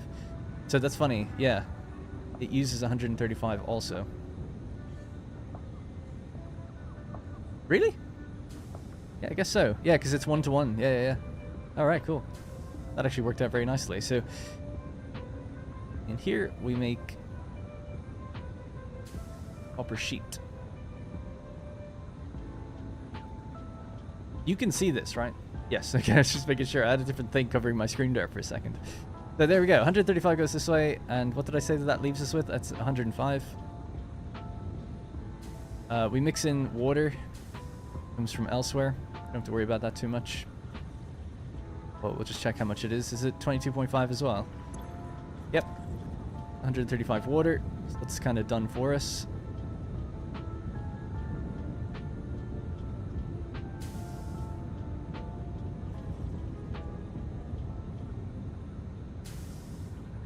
This is done in 6 refineries. They're all running at 100%, I think. And that's putting out the 135 sheet. Goes in there. There we go. So that's what's happening now. So that's what we've kind of added on to the place. And that gives us our 45 heat sinks. So let me just go get the heat sink picture, and then we can upload that correctly.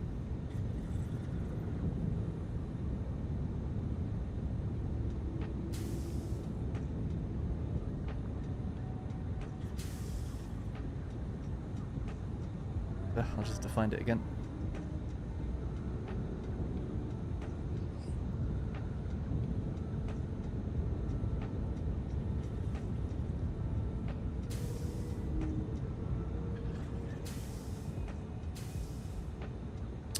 Nice. Cool. There we go. Sorry, my chat was blocked while I had that up. If you bring things in via train, you'll have copied what I did. I took your map and built oil to the west of the base in a forest or something. I don't know how to describe where. That's alright, yeah, and I'll find it. Except I just left the oil out there, and I'm bringing plastic, rubber, and packaged fuel in via train. Oh, right, yeah. Well, the plan for me in this series is to kind of bring stuff in, rather than refine it and bring it in. That's at least the plan. And then just keep building out the desert. It should have a cool effect by the end. Although, I do plan on going to other biomes later, so... Later, I do plan on having... like a big kind of bauxite factory, like another factory probably either in the Pink Forest or in the Rocky Desert, but we'll see. Because I do want some biome diversity in the playthrough. It would be nice to go out and spend some time in other biomes a bit, but the idea is to largely bring things in toward the space elevator. But sounds good, sounds good. Not really a big deal, but those stubby lifts, if you want to reset the accordion boot that is coming out. Oh, right. You can change the speed to redraw it, and it'll reset that. So, you're saying that the kind of tube that comes out of it, the accordion boot of one of these, you said if you want to reset it, oh yeah, I can see. Change its speed. Oh, yeah. Good to know. That is a good thing to know. That's certainly for my main series as well. Or actually care about the aesthetics. So there we go. So we're making 45 heat sinks per minute. That's what we've done now in... It took us an hour and 37. Not that bad, all things considered. Building a water tower, getting the water in, 6 refineries, 6 assemblers, hooking it all up, connecting it to a truck station. Not bad. And dilly-dallying around with, you know, chatting with you guys about random things. Now, why do we need heat sinks? Well, it's to make the cooling systems. Cooling systems require... There is an alternate recipe where we just feed in motors, but I think I will use this one, where it's heat sinks plus rubber, plus water, plus gas. To get heat sinks. And then we need those to make our turbo motors. That's it. Which also requires rubber. And it requires motors anyway. Yeah, that's the only way we can do it. Now, I have some radio control units. How much do I have? I know you can't see this, I'll just check it really quickly. Radio control units. I've got 7 per minute. Okay. That's 1 machine for making supercomputers. 7.5 is needed. Let's see. If this was clocked at 90%, let's say 95%, 92, 92.5, 93, 93.33 recurring. There we go. 7 per minute. That's if we had... Oh, sorry, I was looking at the wrong thing. We have... Yeah. So we could have 2 of the machines. 1 point... Oh, yeah. So we'd need 14 cooling systems. That's not much at all. I'm going to take a screenshot of this because I'll forget this. In fact, let me just take a snapshot.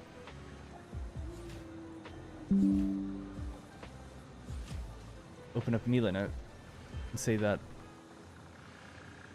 this is like our work in progress thing we're working with. So if we set it to 93.33 recurring, we'll need... We can send all of our radio control units in, which would be 7. We'll make 3 motors per minute, basically 3 point something, 3.2 or 3.5. We'll need 14 cooling systems. We'll need 14 motors, and we'll need about 90 rubber. All right. That's what I'll do. So that'll give us what we need to get the turbo motors done. We'll have enough cooling systems to fill this. That'll be fine. So I'll try to make even a little bit extra cooling systems if I can. And then we need to do fused frames after that, which means setting up a whole new heavy modular frame factory. It doesn't have to be high volume, but it's a pain to kind of get them together. Massive thank you, says A Supertramp, for great content. Your channel is so informative, relaxing, creative. Thank you very much. Appreciate that a lot. Thank you. And hey, Ernst. That's like when Iron Man gonna shoot his beam. What does? What sounds like when Iron Man's gonna shoot his beam? Cooling systems, heat sinks, rubber? Right, so for the cooling systems, if we were doing 14 per minute, let's say we're trying to do 20 per minute. 6, 12, 18. Okay, 18 per minute then. 3 of these machines. We need 12, 24, 36 heat sinks. Well, we have that. Oh, and we know that heat sinks are only used in these. We looked that up earlier. They're not used for anything else. Just want to double check that. If that's true, then we should endeavor to make use of all of them. And then we'll set our other targets accordingly. That would make sense, right? So usage. In a blender, it's used for cooling sinks. It's also used... Oh no, so I'm wrong. I was thinking of something else. It's used for a few things. Good, then. Oh, it's actually used to even make radio control units. So we make 45 per minute heat sinks. Always make it a little bit more if we need to. But anyway.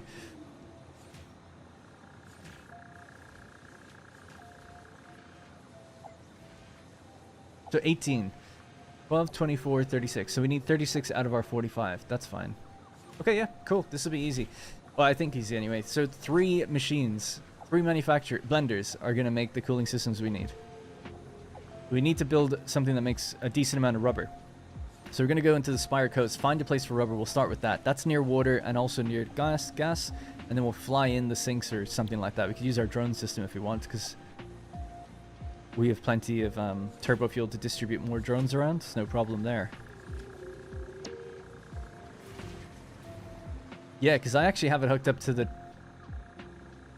the truck station, but maybe just putting a drone port here or something would be better.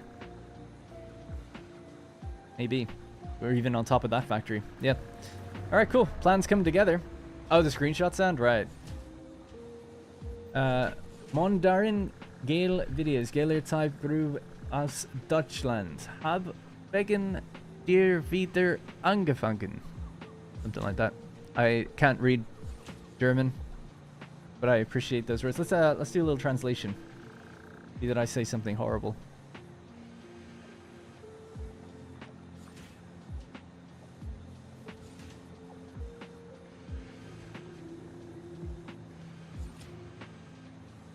That didn't really translate anything. Just kept it the exact same.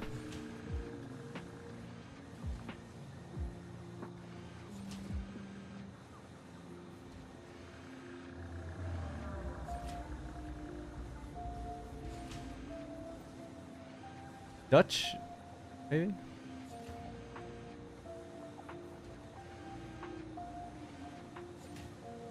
Maybe Google will do it, rather than Bing. There we go. Hello Darren, great videos, great guy. Greetings from Germany. Started again because of you. Thank you.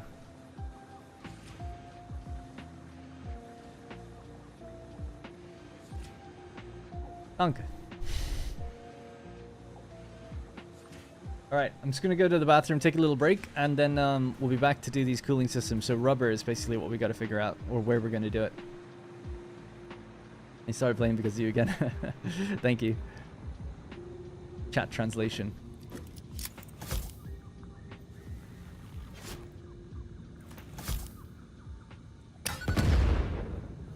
Aaron Newman. Soldier 89A. That's a cool name. I'm a crane operator, and watching these has gotten me through a lot of boring moments. I work overnights, so I'll have to catch the stream later. I'm off to bed. See you later, man. Sounds like I guess it can be boring, but kind of fun, you know, in some ways. Certainly for a while. I kind of picture Tom Cruise was a crane operator in War of the Worlds. And I always think like, being alright. Wouldn't mind that job. I like being alone, you know, but I can understand, yeah, obviously. You get a bit tiresome, I suppose. Love when we go on tangents, I know, who doesn't? Right, I'm just going to go to the bathroom, then we'll be back and we'll be locked in for cooling systems and rubber. Back in just a moment.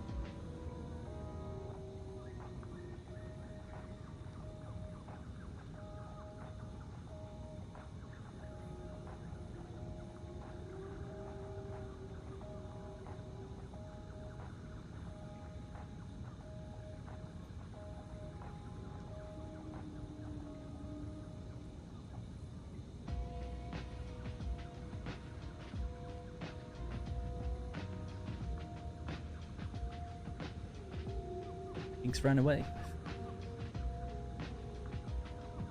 Real streamers have a toilet built into the gaming chair? Oh, I have that for number 2. Anyways.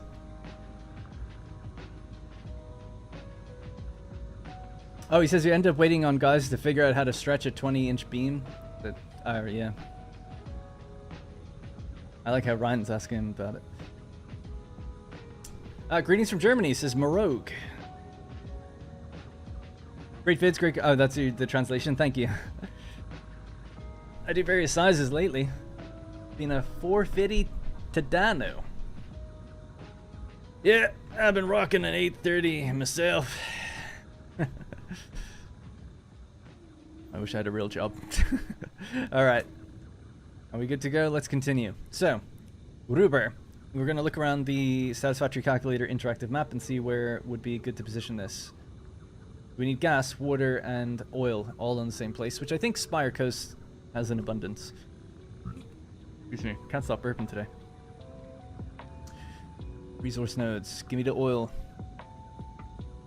I suppose we could look for the resource well of water as well, just in case. And then we also need gas. We have gas out here. We've got water in abundance. Any oil? Negative. Let me turn off some other things that we don't need.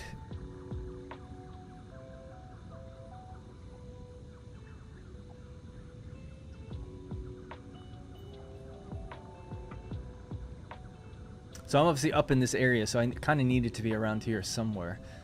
So oil. Oil, water. Wow, there's really not many places for gas, huh? Didn't realize that.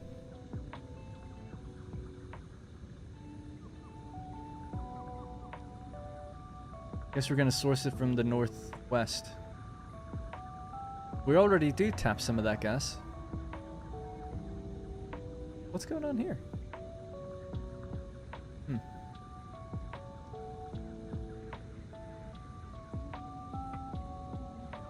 Okay, I can't remember why we built on that just recently. But we did. Something was made over there. Was it to do with... I don't know. Let's go out there and see.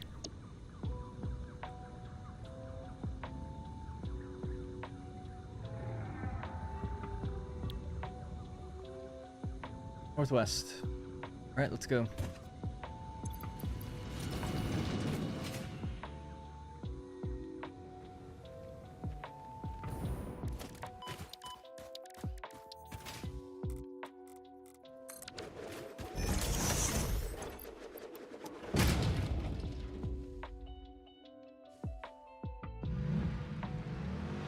Oh, I made this way too early. I forgot. We have to cross the water.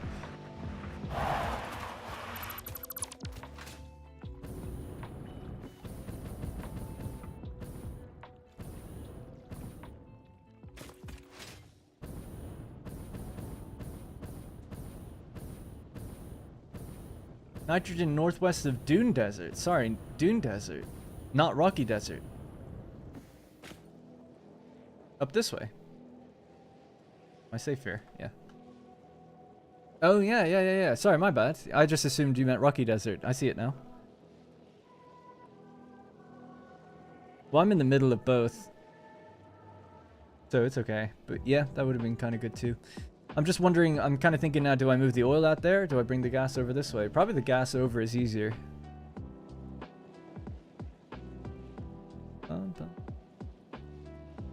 Okay.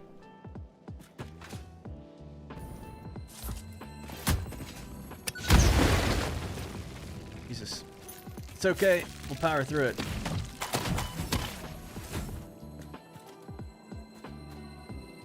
Another one of those broken ones, I guess.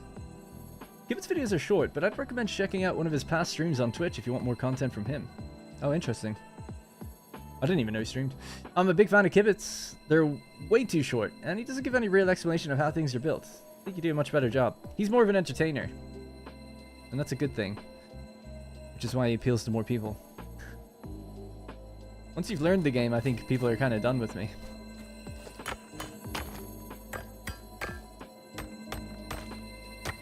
We're closer to oil in the dune. That's true. You're right, actually. I did say that I was just going to be flying the heat sinks out anyway. Maybe it will be better to do it in the Dune Desert.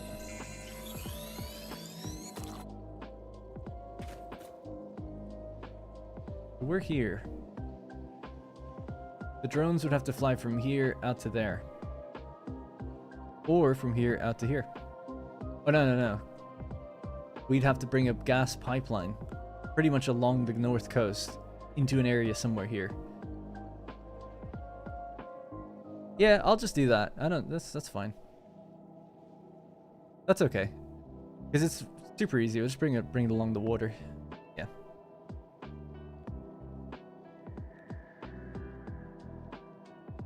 Because I know this area. That's just so messy with all the big cliffs and stuff. You'd have to go down and around and through here, probably. I don't know. I just want to see what I've built out this way, because I can't quite remember. But we definitely tapped into it.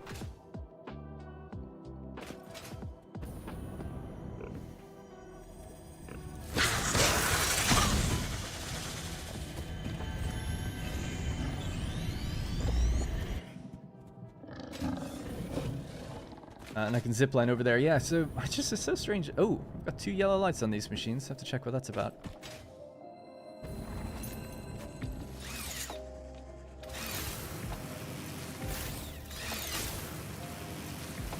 Oh, they might just be off, actually. Yeah. They're not needed. Not needed. This is our silica production. I said I was going to just mark this on the map, actually, because it's not on it. So just somewhere where I am now. Be good.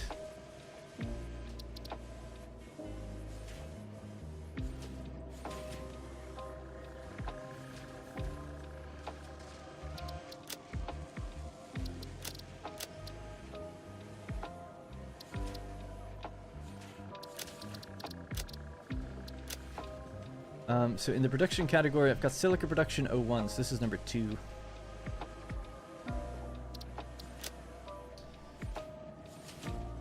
And the trucks come out here to pick up the silica to go to the aluminum factory. They don't need gas, so what does? Oh, I remember now. I just went out there to temporarily make... I just made something locally. I used the gas to make frames so I could build Mark III miners. That's what it was. Lost Doggo in Northern Forest. He's still out there somewhere. Yeah, I remember. So this isn't actually tapped then. I've just been here. That's good to know. I was like, if I'm using it already, is there going to be enough and all this stuff? But no, it should be fine.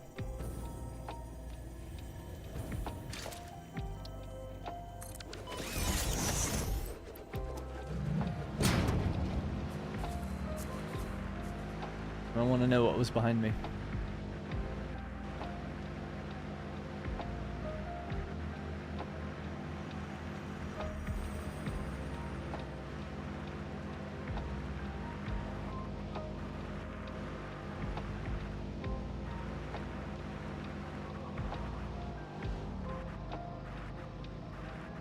So it's somewhere here, right?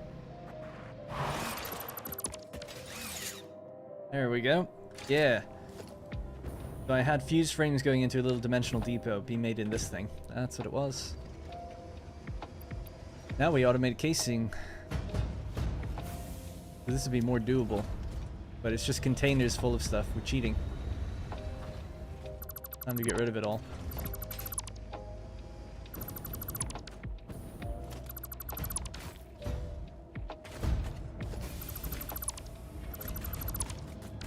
Nice. So a gas pipeline heading east. That's what the plan is.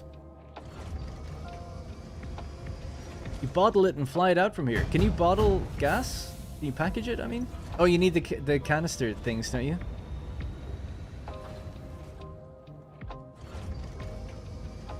Packaged nitrogen gas. Yeah, that's funny because we actually... You need aluminum to make these. And I was making some. But we determined that we'll never need them. Because I'm not doing rocket fuel, at least not anytime soon. So all of the aluminum ingots are going into other things. So yeah, we don't have any canisters, basically, to do that. We'll just move it on a big pipeline. No big deal. Whatever. I'll just have to build out long foundations to go out to the east, and then we'll just follow it with a pipeline all along the coast. But I'm okay doing that. I don't care. I suppose gas could just go up and over if we wanted to, but I'll just keep it low. All good. I'll start it just at the turn here.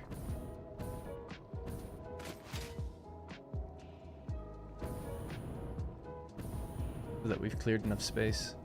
And just bomb whatever's in our way, I guess.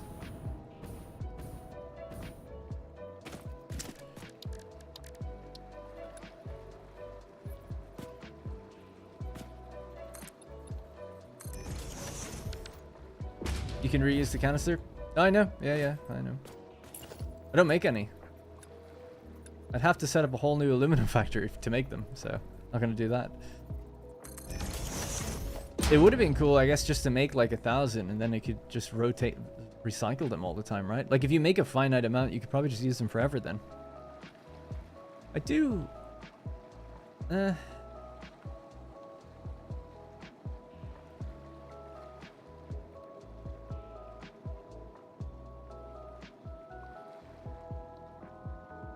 Yeah, that's what Ace is saying. What do you think? Should we do that? I could just build a giant pipeline. Or we could make some sort of system where we package it. But then how do I deliver the pack? I have to just ultimately drive it over or something anyway. What's the difference, you know? I'd say just do the... Because, like, what's the difference? Okay, let's say we make canisters and we have 1,000 of them just sitting in storage. Which is easy. We could do that right now. It wouldn't take long at all. Or we could do 10,000. Just have it there. Then what? Okay, I bring the 10,000 up here. We make it this like loop system where we package the gas into canisters. We move the canisters somewhere. And then we like unpackage them and bring the canisters back and repeat. Like, so it's constantly doing that. That involves needing packagers to be set up. They cost power. And we're ultimately just bringing it where we need to go. Oh, you could do it on a train, I guess.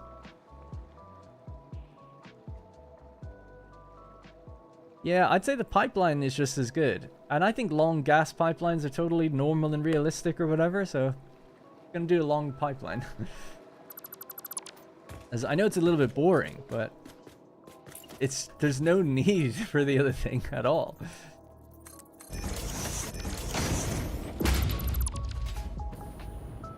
Now, maybe I could make a blueprint of this pipeline so that we don't have to like build the whole thing manually. I suppose that'd be smart. Yeah, gas don't need pumps in it. Yeah, I'm aware of that. Sorry, I saw a few people say it, so didn't address it. I think I probably did use the vernacular, oh, we need to pump it up over the cliff or something, but I didn't actually mean pumps. I just meant like having to physically build it up and over. I was going to build a blueprint designer here. We'll just make a quick blueprint. I suppose a bigger one would be better.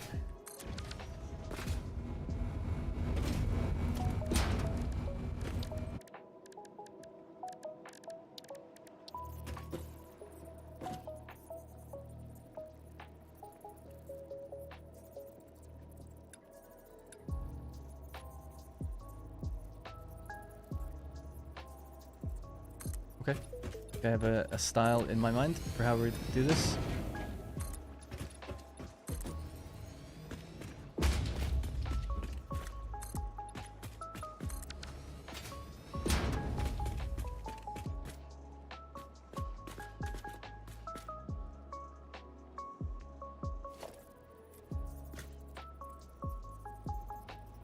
The only thing I don't know is how many of these do we need? I suppose just having it ready to have the max amount would be good, although we might not have the copper sheet. And then I'll just connect them manually, I suppose.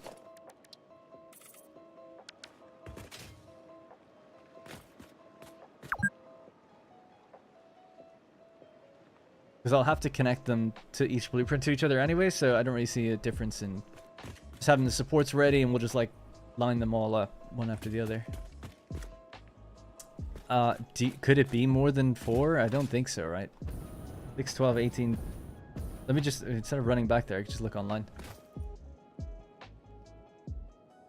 So what do we got? We have 3, 6, 9, 12, 15, 18, 1950. Wow, okay. There's 1,950 gas over there. I'll explain what we're doing just 1 second. We're about to build a long pipeline. 1950 divided by 600.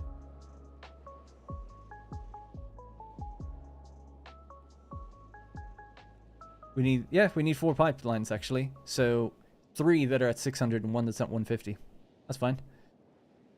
All right, I'm just building a very basic looking. It's going to look awful, really, but it's going to be like a pipeline that runs like really long down this way. It just has concrete on the other side for me to run alongside it. I suppose using half foundations might look kind of nicer.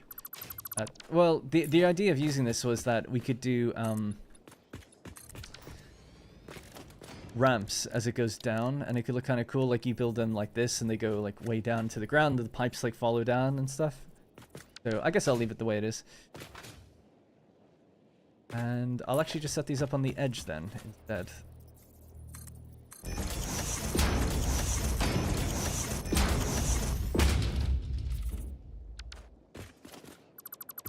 But yeah, we don't care about aesthetics in this playthrough, so it's just going to be is what it is. Basic pipeline. Drones would look best. We've got loads of drones doing things, but drones carrying gas tanks would be so ridiculous. And way too high volume, I think, right? You'd need so many drones.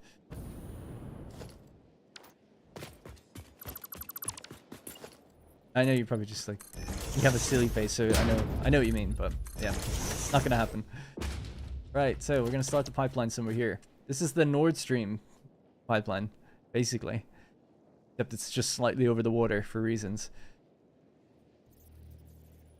The idea was to... Should we go lower? I guess we could go lower. We don't need to go this high. Unless there are things in the water that can't be removed. These can be removed, right?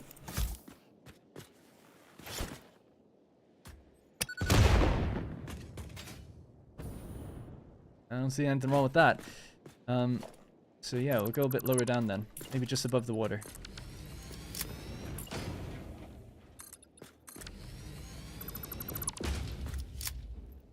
That is exactly above the water. Cool.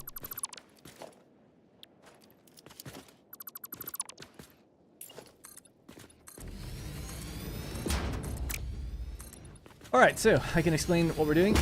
So basically, the next thing to do is build cooling systems. In order to do cooling systems, we need gas and oil.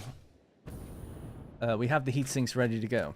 So to get gas and oil and water, we're taking the gas that's over on the west side of the map here. And we're going to pipe it all the way over to here. And then build our factory here. We'll fly in the heat sinks via drone. They're quite close by, but we'll just use a drone just to fly it over. And we'll build a little oil refinery just to get some rubber. And then there's loads of water. So that's the plan. I'm good. Thanks for asking, Silas. Looking for where my music is.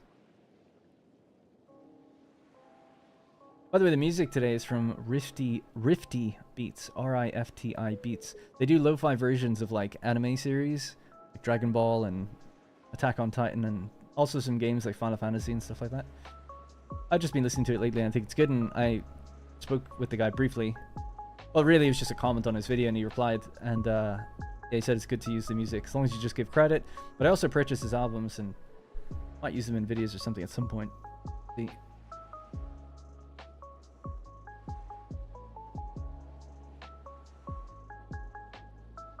Hey, Sriracha. The gas is compressed when you package it. Package is 240 in 60. Yeah, no, I actually am aware of that. We did look at it. It still seems like a lot though, right? Because it's nearly 2,000 gas. So it's 500 per minute. Still, it's just a lot. Been enjoying the music? Good. Alright, I guess we're just ready to go. I can't remember what I opened that up for. There's some reason. Right, so blueprints. Basic pipeline foundation.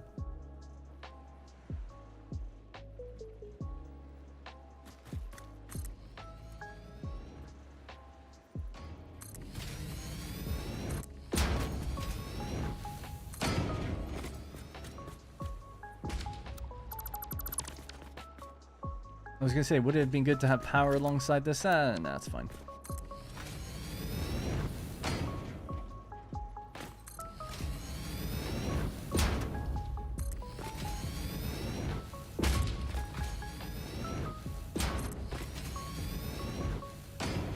Oh yeah, I was just I already said that. What I was doing this for, or what reason I had to do this.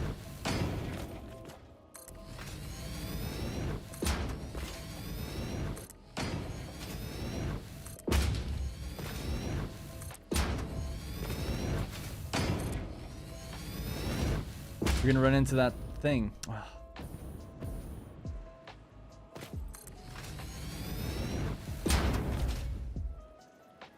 It's fine.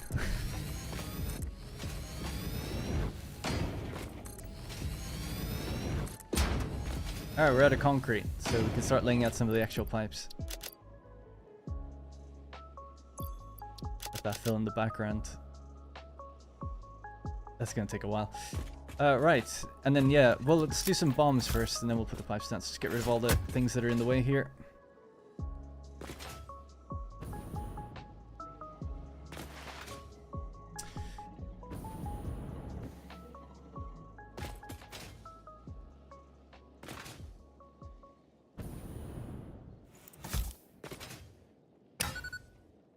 You guys think I'm wrong in saying that like 500 canisters per minute being packaged and unpackaged? Remember the power problem that you'll have, not problem, but the logistics of building those machines out, getting them all up and running, and then just so we can transport gas. It just seems, why would you do that? You know, I do strange things in this game all the time. I love like moving liquids on trains and stuff for fun, but it just seems like that there's no benefit, like no benefit. You're just creating hassle, and also having to, it costs more power, and it's like in real life people just have super long gas pipelines. It's like, do a long gas pipeline. But I just, unfortunately, I just cannot see, other than just the challenge of it, right? Point. Pipeline Mark II.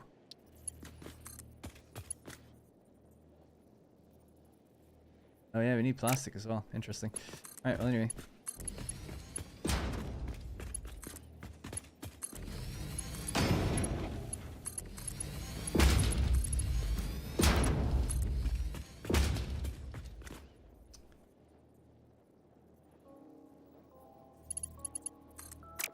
That song just play.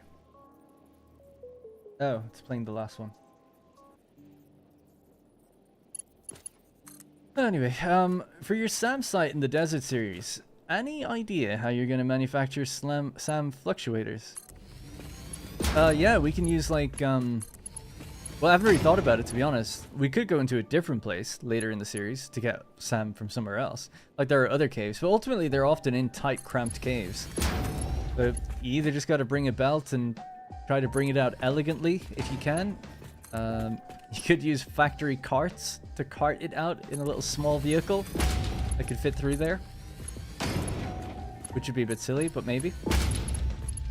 But yeah, what I was thinking is, I would imagine with that particular cave, if I wanted to get the SAM ore out of there, I would... Let me just have a look actually really quickly. SAM... Yeah, so the ore, you'd bring it down into reanimated SAM so that the amount is lower, and then you carry the reanimated SAM out either on one belt or... yeah, well, either on a belt or some sort of small little truck station if you can pick it up with the tractor, maybe? Like, bring it pretty close to the edge and then take it out. I don't know. I haven't really thought about it, I guess, because it's not going to happen for a while. I don't even think in this series I manufacture fluctuators. But I guess towards the end you have to, right? I don't know. I've never gone that far, but I've only ever made these manually, even where I am at in the game right now. So I guess it's a problem I haven't really had to think about or experience yet. But yeah, if you need SAM ore, I would probably source it from a place that's easier to get it.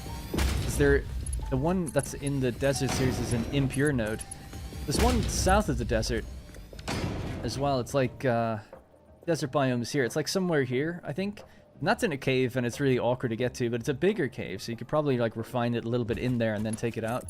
Probably try and do something like my liquid biofuel factory and build a nice sort of cave factory, and then whatever the lowest volume item is, try to take that out with either a hidden away belt or some sort of like, yeah, vehicle if you can.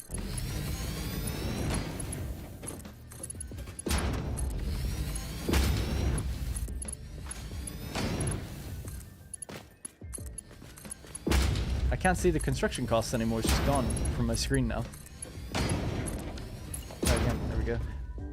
Getting low on this stuff.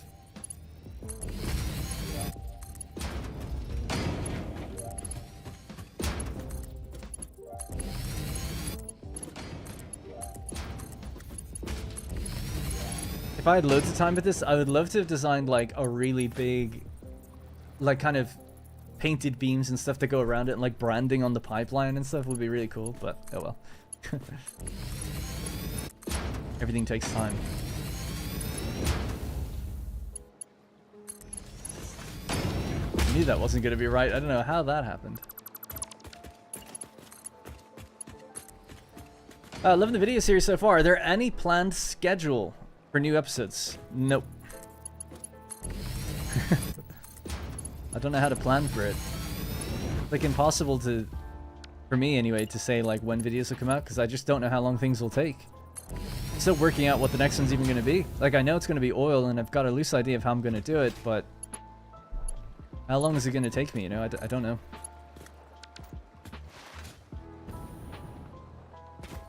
Right, well, we're out of copper sheet. I could make a run down to find it and build the rest. Let's just continue building out the bottom bit, I guess, now. Now that concrete has come back up. We're almost there, right? We're over halfway.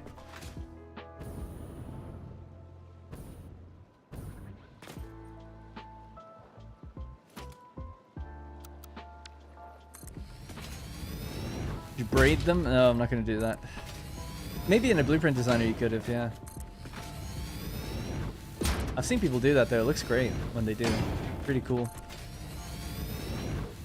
Alright, this is really as far as we need to go.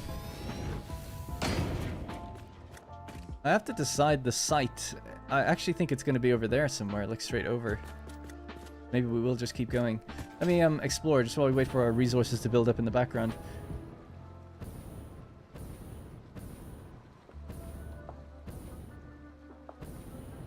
I can't remember how much oil we need, but definitely one full node, at least.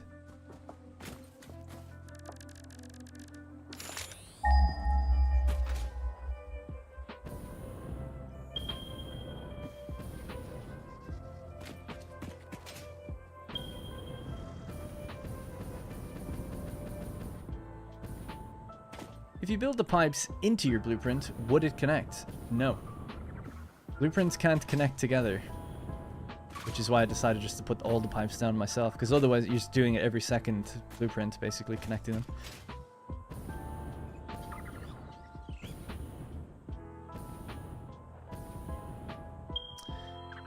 Oh yes, I remember it well from my Metal Gear, what's it called, Outer Heaven base thing, factory? That was a long time ago. Update 7.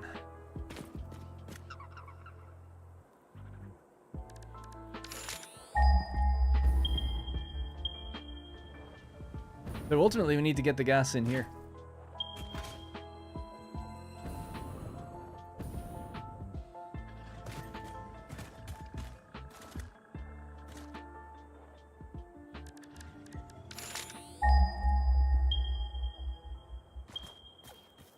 I was like, why is it not showing up here? But because I had it turned off. Normal.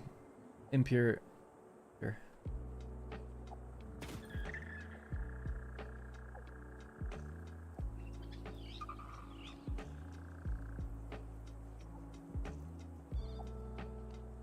Okay, I was just wondering if there's any more up there. So the oil could probably make its way somewhere out here.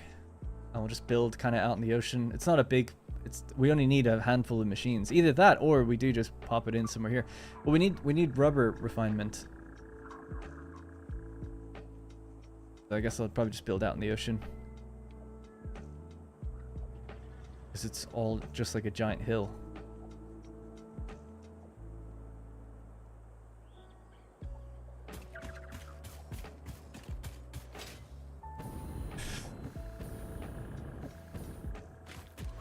Shard coast, because of all the skulls. Or skulls? Slugs.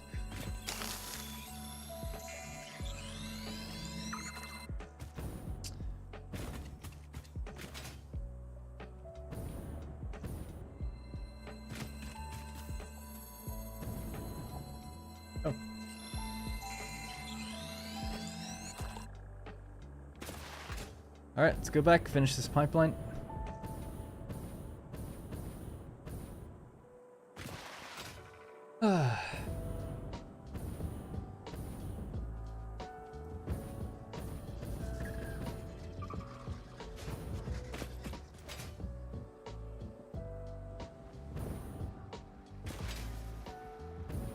Yeah, I'd say just somewhere here.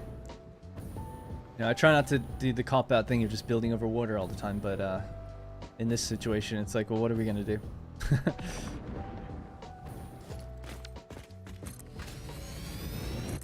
Leave it about there, and just get rid of some of these things, and then just keep connecting these pipes. Good enough.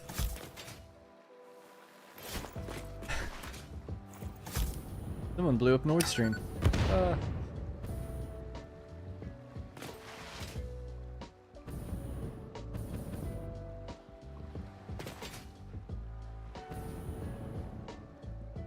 There is, yeah, room for a little train line then. You could have a train line going above it.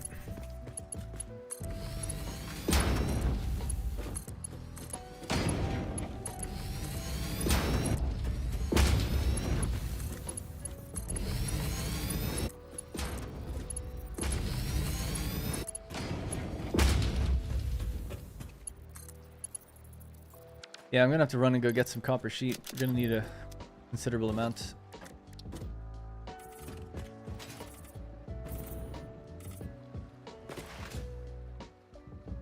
Just passing by to say hello. Wish you a good stream. Thanks, Jan.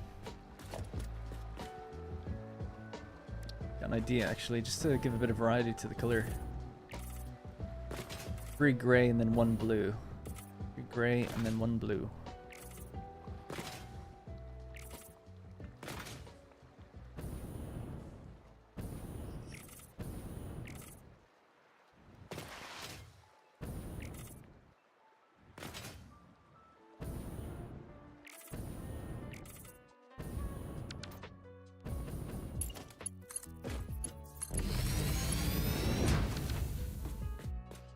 So, do the blue one then. And I'll go find the copper. I have no idea where we make the copper sheets. Don't remember.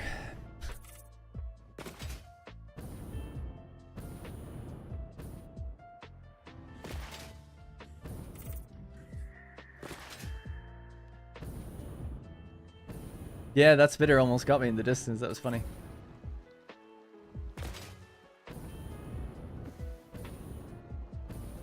Suppose we could actually focus on also... no, I do need the copper sheets, I guess. 1, 2, 3, blue. Yep. Alright. Let's head in. So I'm gonna have to go... Get rid of those resources for a second. There we go. I think my copper is down around my main iron factory, strangely enough. I just don't remember. If anyone remembers where my copper production is... and where we get copper sheets from, please do let me know.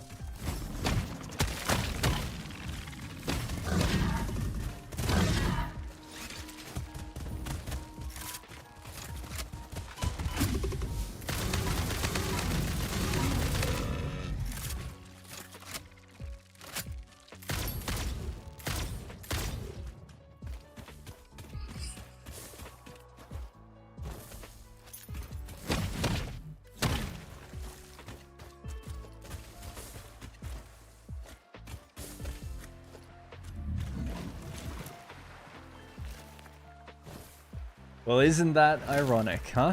You need copper sheet. Well, we do have some. A little bit is built up, but that's just so funny. Oh yeah, I forgot to put the other hard drive in that we got earlier. Let's get rid of that for a second. Pop it at the top so we can see it from all angles.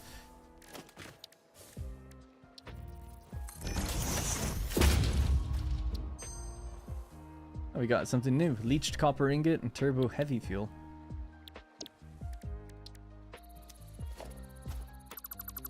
It's so good with the rifle. And I know, yeah. We don't automate it though, so it will run out on me eventually. I kind of I have the materials, they just don't come together in a factory, but I can easily bang some out with a summer sleep and get a decent amount made. Alright, anyways. Right, so we're gonna head south. I'm gonna look for this copper factory. Might be faster to make a quick and dirty copper sheet factory near your pipeline build. Not for me. Me doing it wouldn't be quick. Running and finding them, I'll just fill up my inventory very fast and then that'll be it.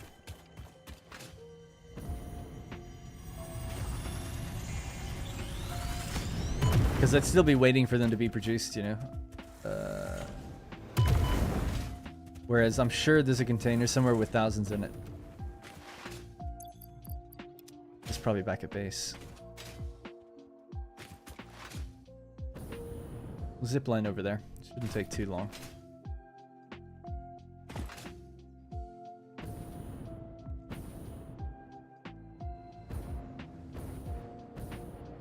Thinking which way to go. This will head over this way. Pretty sure it's at the base elevator.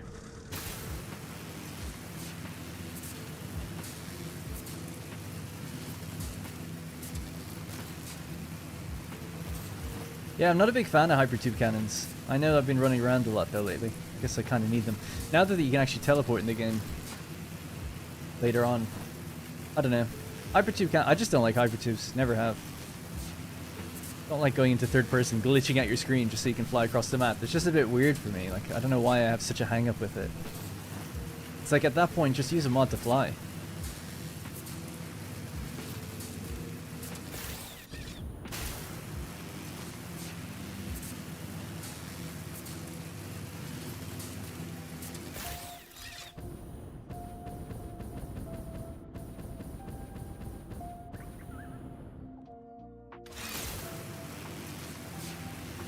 Is there a way to shortcut equip parachute when your jetpack runs out of fuel? The only way that I know is when you open this up, these are actually bound. See the way it says equipment shortcuts? If I press number 4, this is the 4th one over, and we equip it. So if your parachute is in the top bar, you can select it via a hotkey, but you have to open your menu and then click the number. And it can shift around. So if your inventory is fairly static frequently, then, and you always just have like your parachute number 3, then it would be easy, or easier. Yeah.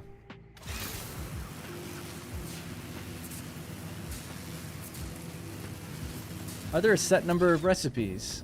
Alternate recipes you can have for one plan? Not sure what you mean. No would be my gut answer, but I'm not fully sure what you mean. Your whole factory can be built on alternate recipes. Oh my god. I just watched that truck fall and die.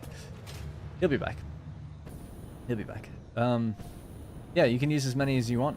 You can use multiple doing the same thing. Like multiple different types of copper ingot could be made in the same build. It's not a problem. Right, copper sheet should be here. I need to kind of offload some of this crap though as well.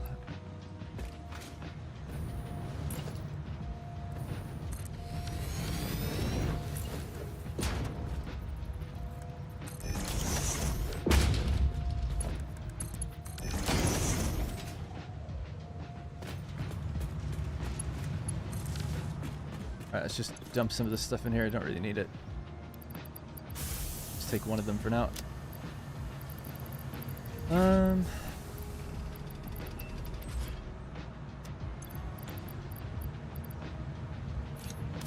need to upload some of the stuff that I don't want to carry on me. We'll use it in our biofuel factory, such as the remains. Nice. Be deleted, don't need that. They can go. Ah, I've actually got 65 of those fluid tanks on me. Just get rid of them.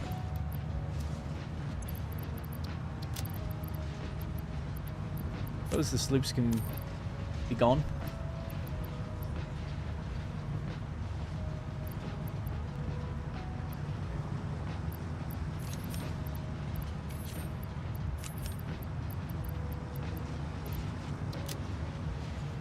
I never hooked up the alclad or casing to dimensional depots, actually. That'd be a good idea to do.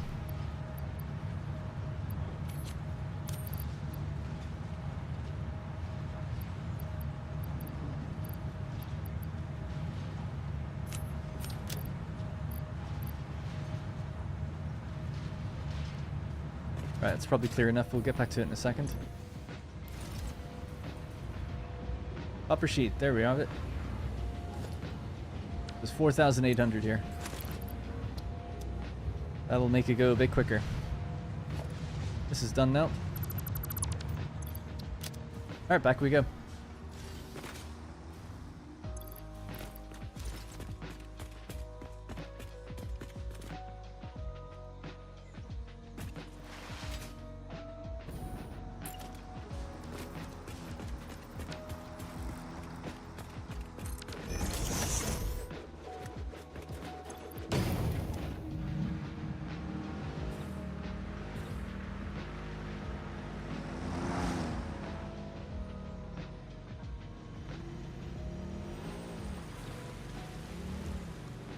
Are there a set number of alternate recipes that you can have for... Oh, yeah, I read that right. Sorry, I was talking about hard drives, like claiming them. No, you can get them all in the end. If that's what you're asking. So, there are more hard drives than recipes. To Horace, thank you very much for becoming a channel member. Appreciate that. And he says, once you're able to claim one, you'll not be able to get that one again.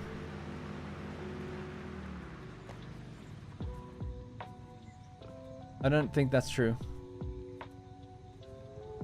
Oh, if you leave it in your inventory. Yeah, sorry, yeah. That's not quite true though, right? Because when you build, mine's researching at the moment, when you build a MAM, you get presented with two options, yeah? So you scan your hard drive, you get presented with two options. The options that appear are based on where you are in the game. You'll never get a recipe that's at the end of the game, at the beginning, right? You can only get recipes that you almost could use where you are in the game. You sometimes get one like slightly ahead of where you are, but generally it's limited by the phase and the milestones rather than, yeah, you're not going to get like the end game stuff popping up at the beginning. So that's worth noting. So you kind of want to scan them as you go to make sure that you're able to utilize. Otherwise, if you waited to the very end to start scanning them, you might be getting recipes for the very beginning of the game, or you might be getting the ones for the end. It doesn't, you know. The other thing is then you're presented with two options. You can click rescan to generate two more options if you want. Two other options, I should say. The first two go away, you get two new ones. If you choose to leave it in your MAM, just bank them, those two options that have appeared stay there. And if you roll new hard drives, you'll never get the two that are there, which I'm guessing is what To Horace meant. However, if you choose one of the options, this one could reappear in the next roll. So that was an option that was presented to you, and it will roll again. And eventually, you'll get it. So yeah, that's how it works.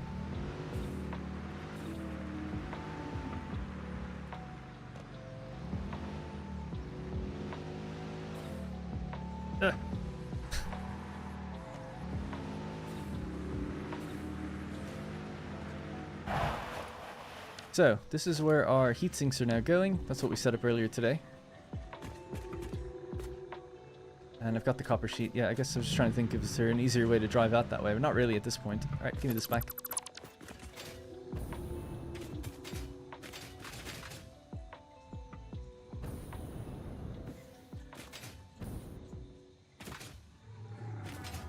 So hopefully that's answered Gilbo, because it does seem like what you just said, which is if I claim a recipe for like iron rods, then I won't get any more for them. That's not right. You will get more iron rod recipes. But yeah.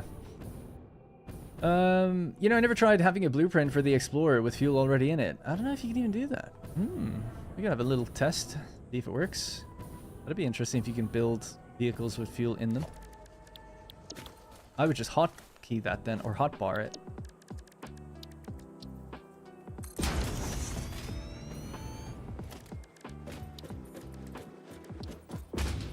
Hologram cannot be placed in the blueprint designer. Trying to nudge it in, but I can't. So no. Not that I know how. Anyway.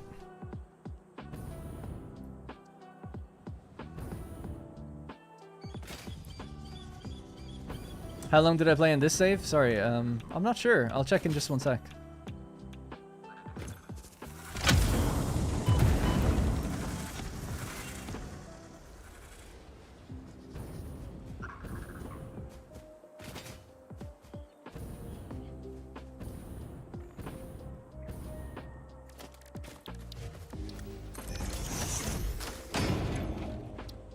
Scan complete. So now we've got two new options. As long as they sit here and I bank them, these are never going to roll again. These specific recipes. I could get other ones that have to do with crystal oscillators, but not these ones. But yeah. And then we can rescan to like kind of re-roll and find other things. But I'll just leave them there. You know, you might as well leave it there. It puts it away, and if you want to use it, then you're like, oh yeah, I will go for that one. Or, you know, you might as well just store them up. No harm in storing them up.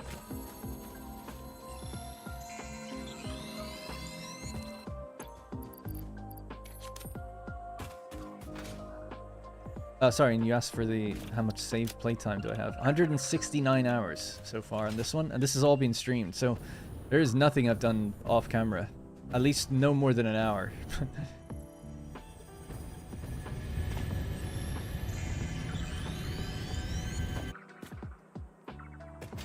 Alright, there's our pipeline.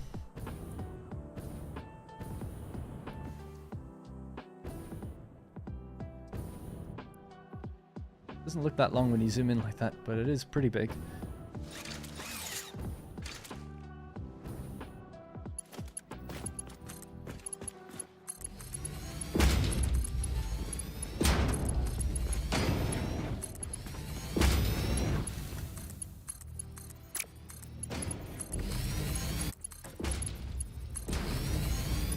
What am I doing? I just joined the live stream. We're building a long gas pipeline. We're going to send over to the Spire coast in order to make cooling systems. We need gas, rubber, water, and heat sinks. So we just made heat sinks earlier in the stream by bringing together aluminum alclad and copper sheeting. So that's ready to go. We have 45 per minute. And we only need 3 blenders. So just 3 machines. It's not going to be huge, but we do need gas. And we're building this gas pipeline all the way out to the north part of the Rocky Desert. And that will then feed this factory and probably other things in the future as well. We only need a little bit of it, but you might as well, if we're getting 1 pipe, you might as well build all 4. 3 of these are going to have 600 on them, and 1 of them will have 150, for a total of 1,950. And we just made a run back to go get copper sheeting because we needed a huge amount of it. Thinking about it, I need a lot of plastic for this too, but hopefully we'll have enough.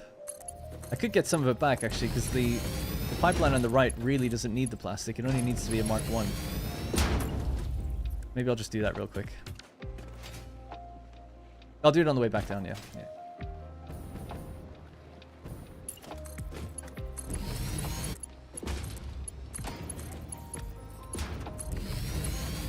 See you, Tinged Tiger.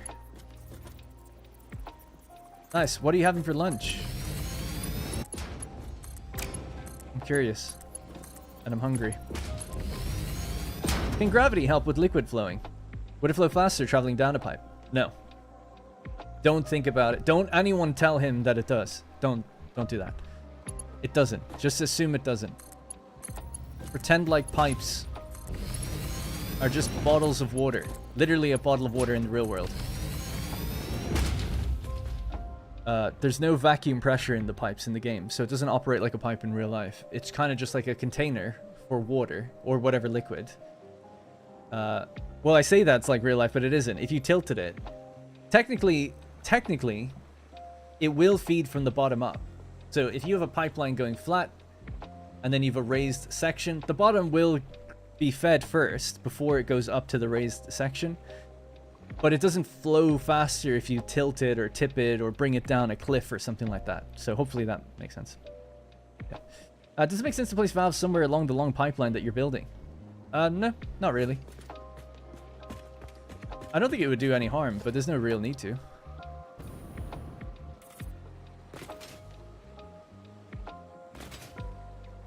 Actually, before I do that, you have to connect it all the way down to the end.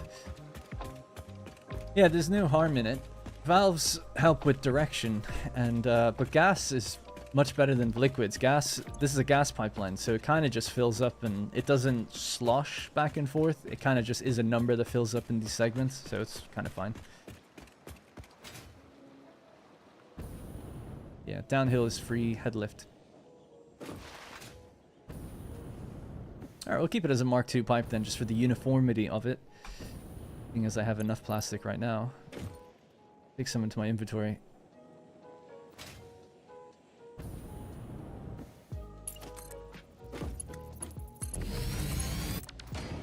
Right, so just get rid of that.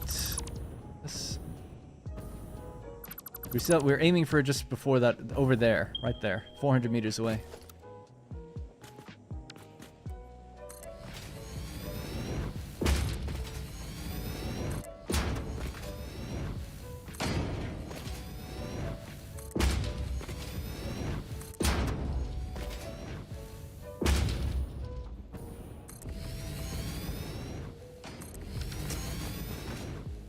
Alright, just connect these last bits. I heard you say that it's a gas pipeline, but I joined the Discord and got distracted with the rules. That's okay. You can read the rules again if you really wanted to in the rules section or the welcome and info. I mean, there's not many. It's like 6 rules or something. Almost an engineer. Thanks very much for the super chat. I got lost as to where I was with the stream, so I'm just going to join here. Here's almost a tender for you. Hey, no, I appreciate it. That's a lot of money, man. So thank you. Yeah, so where we're at now, I don't know where you were in the streams, obviously, but just still working towards particle enrichment and completing phase 4. So it's thermal propulsion rockets. So I'll be live today and tomorrow. I'm hoping by tomorrow we'll get the thermal propulsion rockets. I don't think we're going to get them today. Thought we would, but I didn't realize how much effort goes into just even making something like turbo motors. But at the moment, yeah, we have our heat sink, so that was easier. We're doing cooling systems. We're not terribly far from the fused frames, but we do need extra heavy modular frames, which can take a while. And what I'm doing at the moment, as explained a few times now, sorry to be redundant for anyone else, but is we're just building a long gas pipeline to send some gas over to the Spire coast. That's where we're going to build 3 blenders, and they're going to make cooling systems. We're going to use drones to bring over our heat sinks.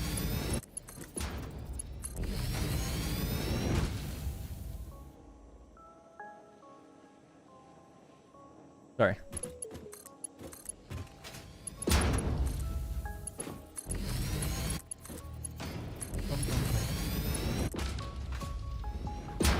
We're almost there. Now, while we're waiting for the last piece of the puzzle, in fact, we can, I suppose, just build this, turn it. Come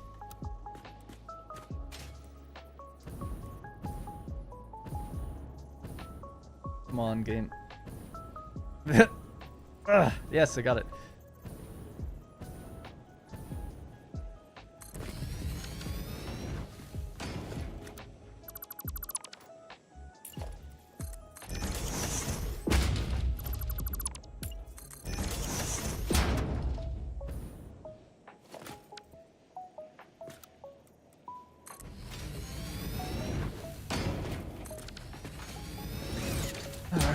This stuff can be removed. Pretty clean. There's just a little bit of coral over there. Coral.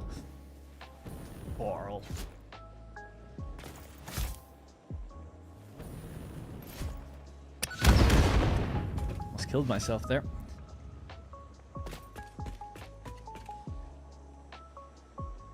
I feel like I've started many playthroughs, but I always get burnt out when I hit aluminum. What are some good tips to keep your motivation past that part? I'll answer that in just one sec. Are you doing YouTube full-time, or do you have a day job? I do it full-time. I've been full-time for 7 years. Or longer. Since 2017. Yeah, you can open the map. So I'm here northwest of Rocky Desert. So maybe a more clear map for you would be this one. Alright, so there's the map of the entire game. We are tapping this gas, and we're building a pipeline that goes from here all the way down to here. That's where the factory is going to be, because it's close to some oil and it's near a deeper body of water. We could have done it there, could have brought the oil over that way, but it just seems better to bring the gas over, and it's easier to move gas than it is liquid, just by a little bit.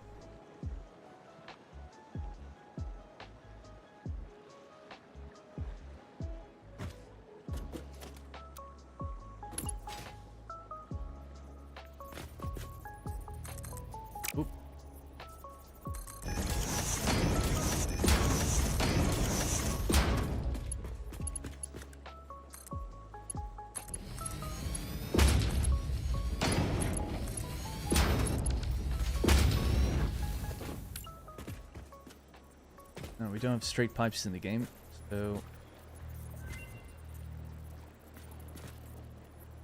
think it's here.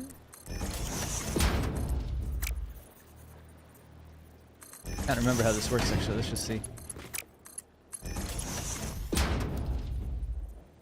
Get rid of that. This will just tell me do this, and then we rotate 2, and then we go 1, 2.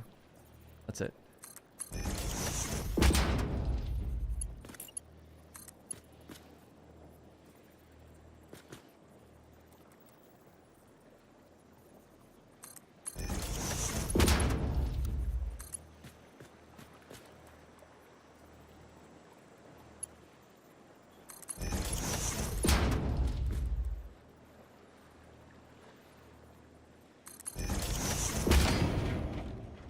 These were using noodle by accident, so fix that.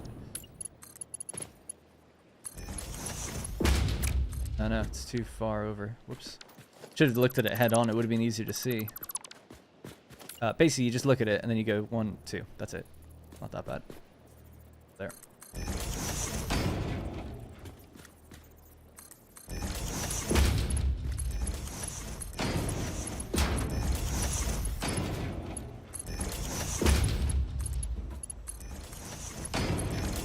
Put on the Shape C soundtrack for a bit.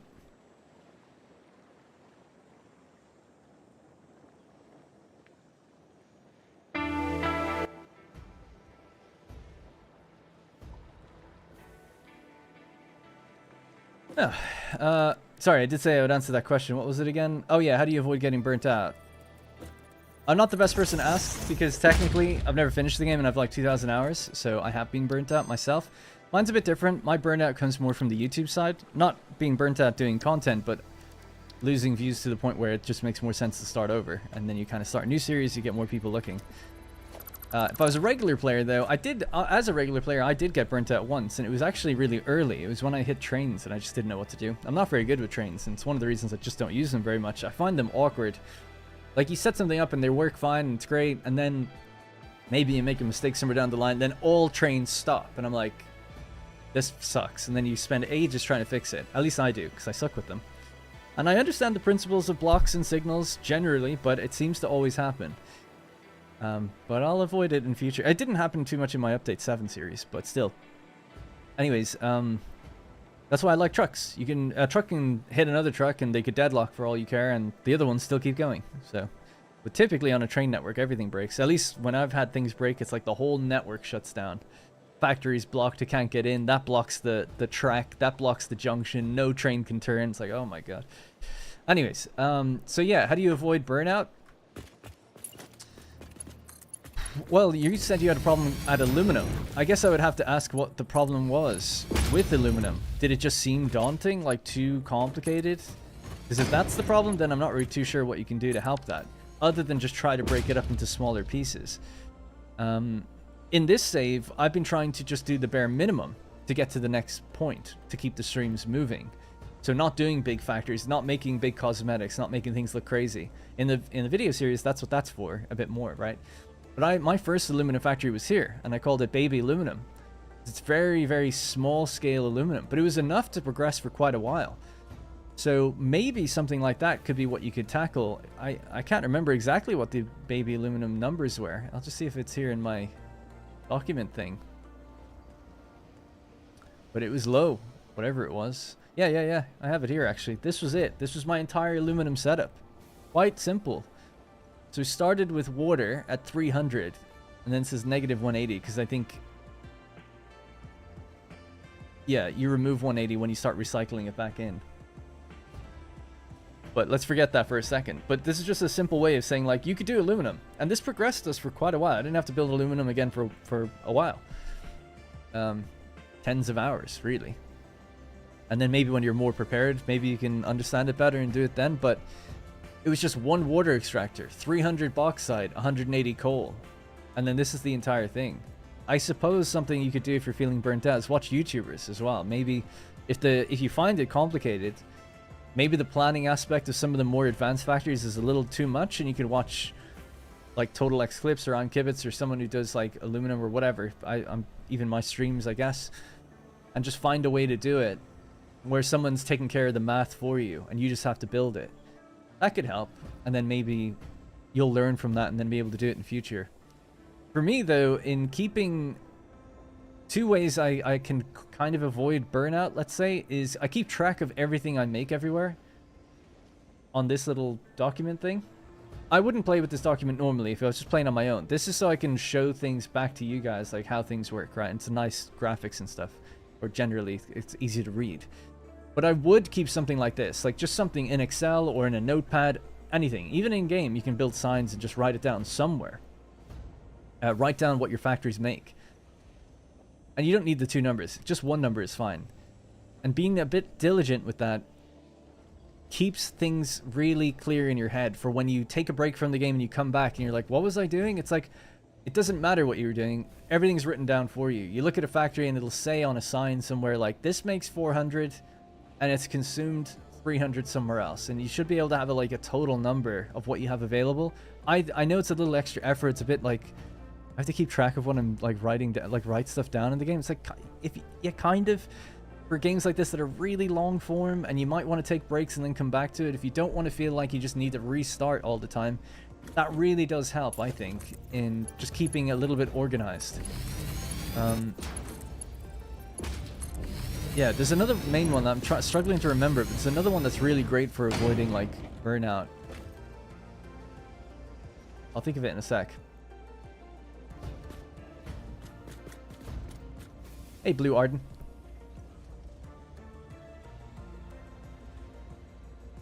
Small scale is the best way to go. Yeah, and like you said, big things can be a turnoff for burnout, but using blueprints can help mitigate the size. So try to use a blueprint even when you don't think you need to.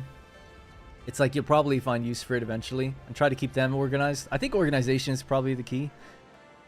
Damn, what was the thing though for...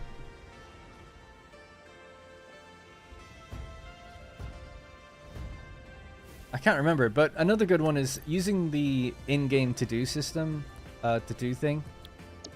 Helps. I think it's all about organization, I guess, is ultimately what I'm saying. Like, if you write down what your factories do, it's like, okay, Iron Factory, tier, and then you could put a sign down near it, or just write it down in a little notepad that you keep, save it in the game's directory or something like that, and then it says, like, yeah, this is what it makes, this is what it uses, and then when you build another factory that relies on that, have to remember to say, like, okay, this is doing 300 per minute, but in here we're consuming 200 of that, so that's now negative 200. So, you know, I think writing that stuff down helps.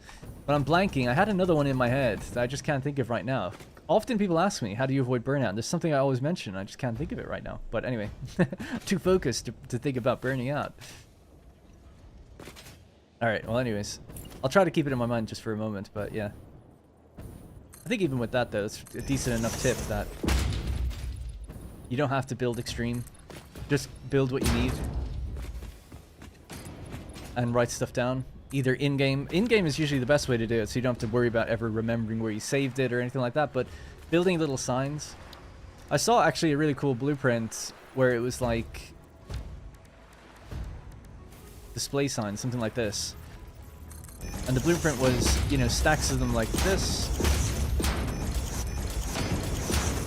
And there was maybe just a few more of them, and they saved it as a blueprint. And then you just go like, okay, here's my factory's done. I'll put down this blueprint. I'll just write down, this is what it makes, this is what it consumes, this is what this makes, something else. And then it's like, oh, by the way, I forgot to do this other thing with it.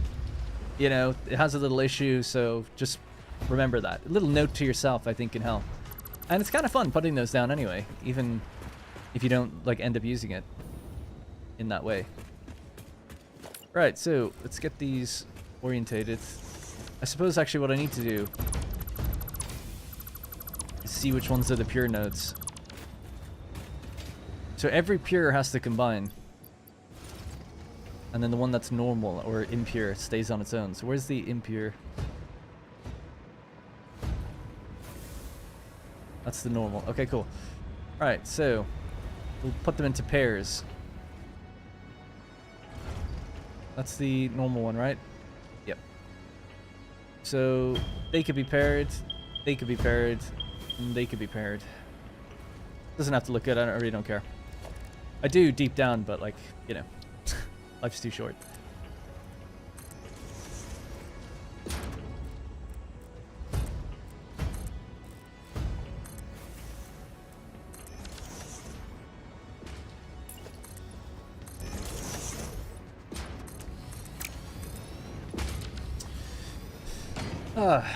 Most tricks not to burn out and keep things was the Update 7 playthrough for me. Learned a lot from it. Small incremental projects instead of one big one. Too focused to burn out. I meant coal power generators. Oh, sorry, I must have missed what Darth was saying. I'll have to scroll up in a second. Switch between small projects. I don't know about your maps, but mine is several sprawling metropolises, and some are neater or more organized than others. Next TR belt. Oh, that's it. DeWald has got it. He got it. That's what I tell people to do. This is for a different type of burnout, but if you felt you were finding burnout at, like, because you saw what was ahead of you, like aluminum being complicated, I think when it comes to that, smaller projects, if you can do it, and also organization, so you remember what everything's doing, because things start interweaving, it gets complex. So that's, put that to the side. That's one way of just, you know, staying focused and being able to take a break and come back, and it shouldn't be too hard to relearn. I find a lot of burnout in the game comes from, it's exciting doing new things and getting new technologies, and when that starts slowing down, it becomes a bit more of like a chore to almost do things. The payoff of investing time gets further and further out. And that's just the nature of the game design. But one way you can kind of help yourself with this is by looking to what is coming ahead of you. Now the game, unless you look at external sources, the game doesn't really reveal everything, or a lot of stuff, right? You don't know what you need in the next elevator phase until you get there. So either you look stuff up online or you just don't know. But let's presume you're not going to look it up online. One thing you really should look up online, or if you've played at least a little bit, you'll know, is the different belt speeds. So let's say we've got 60, 120, 270, 480, 780, and now it's what, 1200 I think at Mark 6? If you build a factory to the belt speed above the one you're at, when you're doing out your numbers, it's so much easier to go back to that factory and just ramp it up to the full production to get more of the thing you need. I found a lot of what would cause burnout for me, or just for a lot of people actually were mentioning it, and they were always saying, like, I have to restart over the whole world, you know, because I realized I've learned how to do things and now I want to delete everything and start again. Which is fair enough. There's multiple ways of going about that, but to focus back in on this point, if you build to the belt speed above the one you're at, let's say you have 120, you're at Mark 2, or even 270, right? You're at Mark 3. And all you can pull out of the ore out of a miner is 270. But if you just imagine that you can get 480 out of it, like one day you'll get 480 out of it, then you know how many extra machines you'll be able to have. So you build those extra machines, but just leave them off, leave them empty, and have them there. And then, you know, you do your whole factory on this slightly bigger scale, granted. But when it comes time for, it turns out, like, I've used all my computers and now I need to make computers again. It's like, no, just go back and just now upgrade your miner and upgrade your belt now at your new belt, and you'll be making more computers. Like, that's all you'll have to do, because you've already put in the time and effort slightly earlier on, and you'll have a higher volume than you needed back then.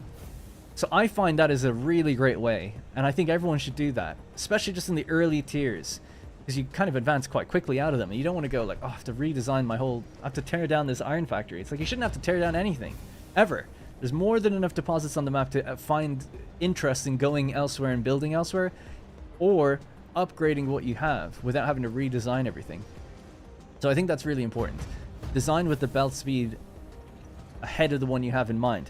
Now when you get to 780, I think that's fast enough that you don't really need to be worried about that. You don't have to go, okay, now I've got to build factories for 1200. It's a bit overkill. But design up to 780, or, you know, catering for a little bit more than that, will always kind of have you covered as you progress into future tiers. You'll hit a wall eventually, but it'll be way further out. And by that point, you'll be more prepared to build a new factory from scratch somewhere else, and it won't feel like you're revisiting old content or getting a bit tired of it. So I think so anyway, but yeah. That'd be a big thing I think really helps. I think so anyway. This is the one that's on its own. Right. Let's just lock it in somewhere here.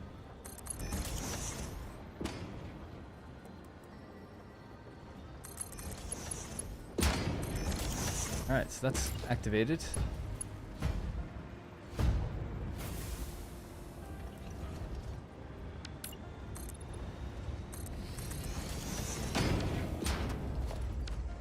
The hell? Got fat fingers.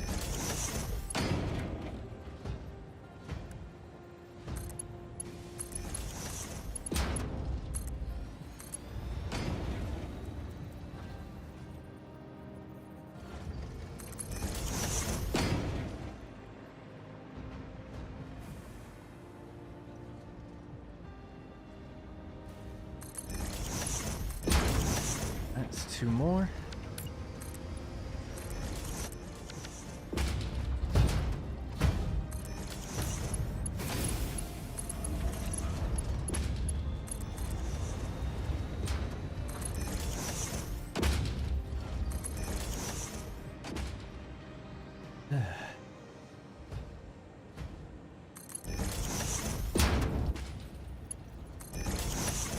Alright, and the final 2.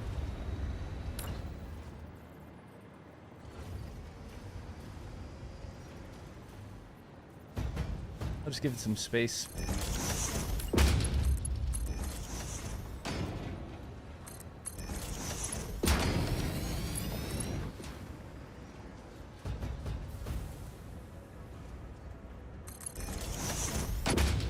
Alright, there we go. It's finally all hooked up. Gas is now ready to go. 1950 per minute. Now we don't need nearly any of that, but fine. I mean, we'll need just a little bit, but there we go. We finally did it. So let's do. I have to find that blue spot and work our way backward. Ugh. Anyway, sorry about that, but buddy of mine used to say prior preparation prevents piss poor performance, and I think doing the belt plus 1 level thing is the epitome of prior preparation. Yeah, it is, because it's just a good general rule, because you don't know what you need going forward. So it's like the real rule would be look it up online, see exactly what you need, and then like build towards that. But that's kind of unrealistic for people to be kind of trying to over prepare for.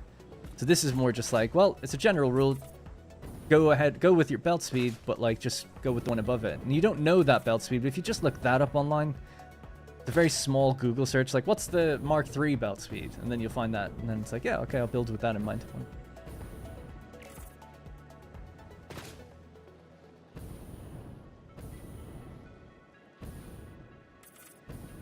All right, I don't know why I'm spending so much time to do this. Oh, you know what? Oh yeah, it was this color, I think. It might have actually been a slightly brighter color, but whatever.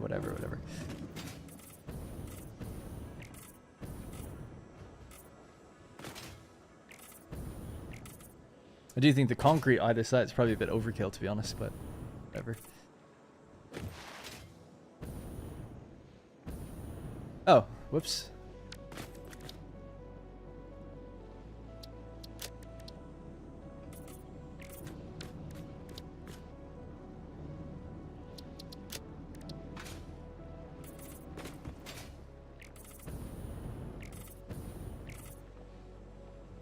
Hey, DJ Strobel. I think I'm missing something with normal having a pipe of its own. Won't throughput or gas equivalent be an issue? Nope. 150 will just be traveling along that pipeline for a minute. But no throughput issue. Plus, it's not going anywhere, so the pipes are all going to completely fill, given some time.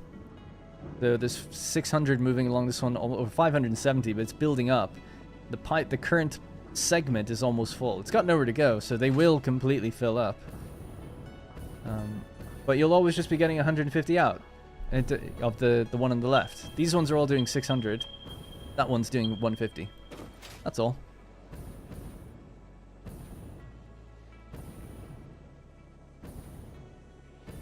If you have 30... by the way, thanks for the super chat. Appreciate that. Stream elements. Hey, pays for itself.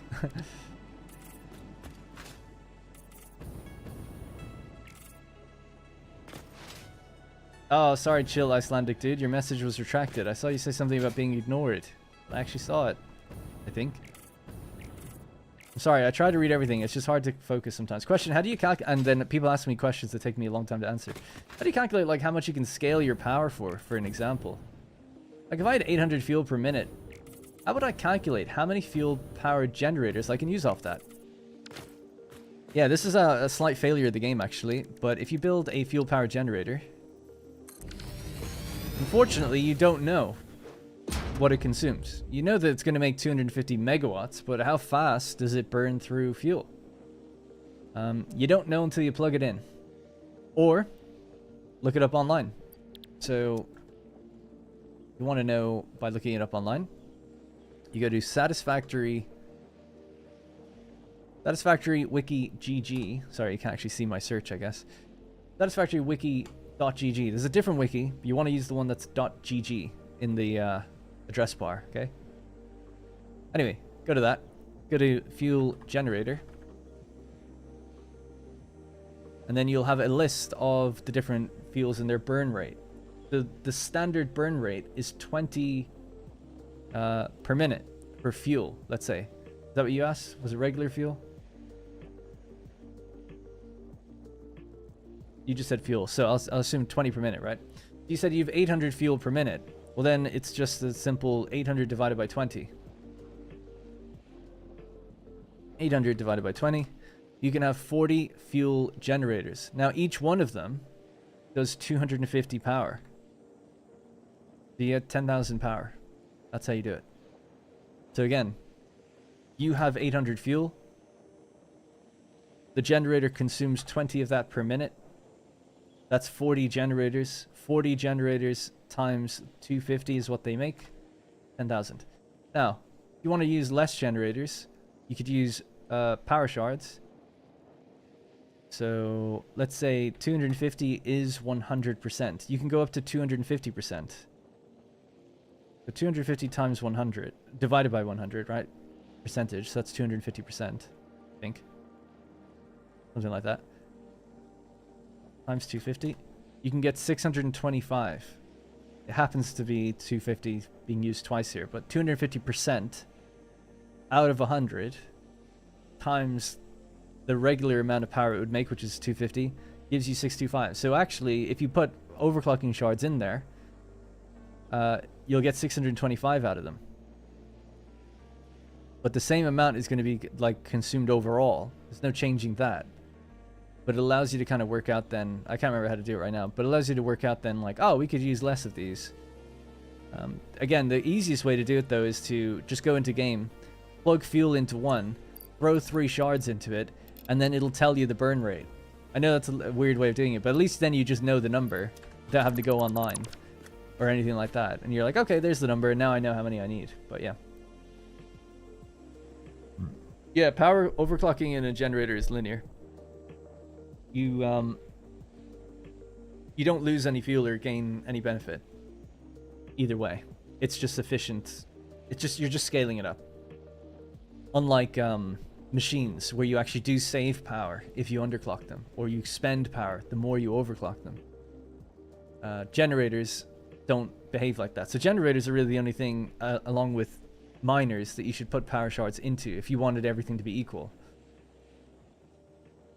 I mean, miners, it wouldn't be equal, but it's the only way to get like more ore out of the ground, so you can, you know, afford the power cost there. But yeah, with generators, you're just saving space if you use power shards. Excuse me. So I'd recommend doing that. Right, anyways, so our gas is here. Totally full. Can't flow anymore. And we have to decide where this factory is going to go. So I was going to pop it somewhere over there or something. The oil will have to come around. I'll try to get building a bit quicker now. Ooh, here. Go out like that. Now, what is this place making? This is cooling systems. These will have to be flown out of here as well. I will need to use some of the water here.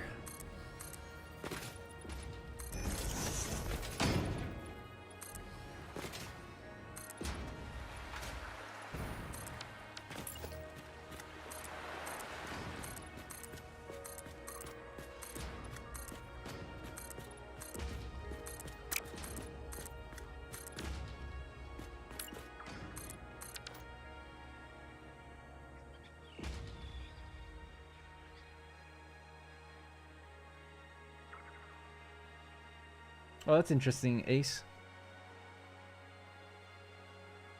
Click the fuel drop down in the generator.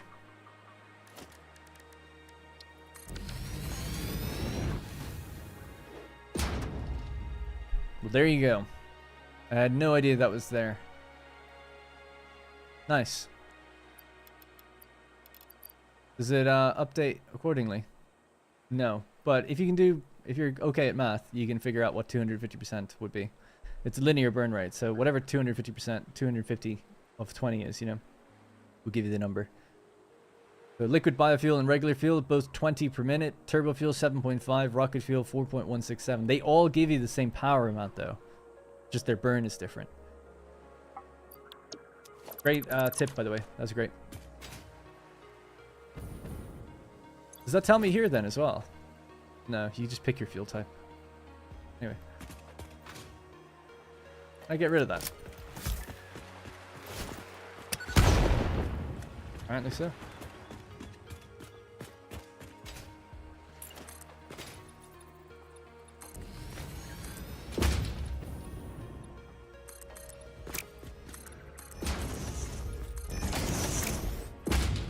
Why use liquid biofuel instead of turbo rocket fuel in the jetpack? It burns slowest. So it lets you go... It lets you kind of coast the farthest. Turbo fuel gives you the highest acceleration. So that can be good. But I like liquid biofuel. Look how slow it burns. We can actually just do a little test. Just for fun. Because I want to get distracted for a second.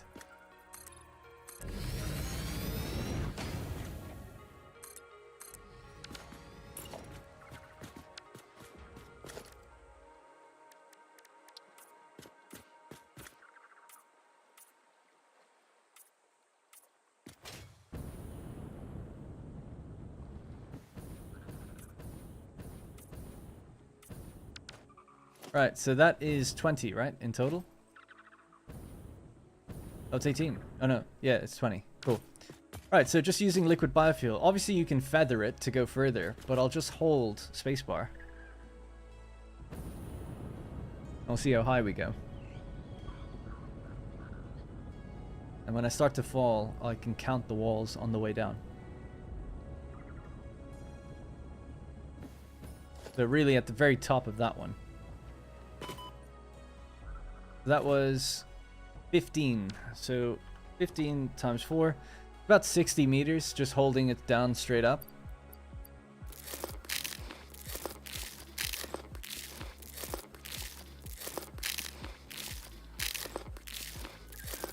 Probably make medicinal inhalers actually, but anyway. Oh, I have some. Didn't even think about it. Right, so using turbo fuel. I don't have any other one, but let's just use this as a comparison. What did I just say? That was 60 meters in total. So again, just looking dead straight, holding space.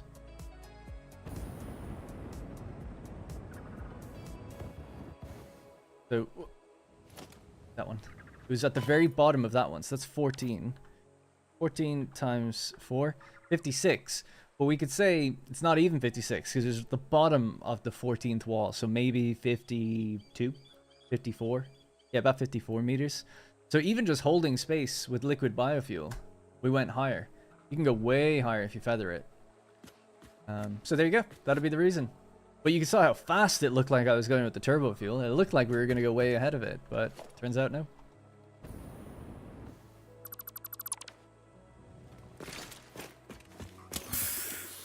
Plus, it gives you a pretty good use to do something with biofuel.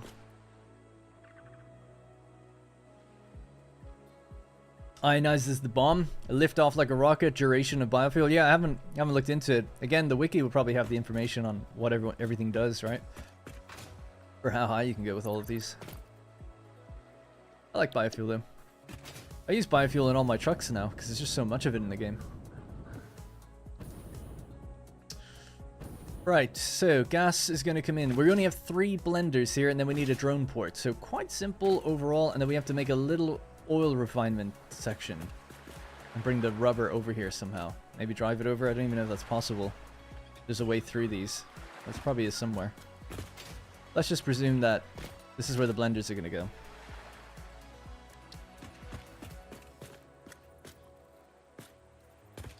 I'll do it sideways as well, actually. That might make more sense, because feeding in from both sides gives us plenty of room to work with. We'll start on the inside just a little bit here. Alright, 1, 2, 3. So we're going to be doing cooling systems. So we need heat sinks, rubber, water and nitrogen gas. So how much water do we need for 3? 90, so it's really not that much. one water extractor will be good enough.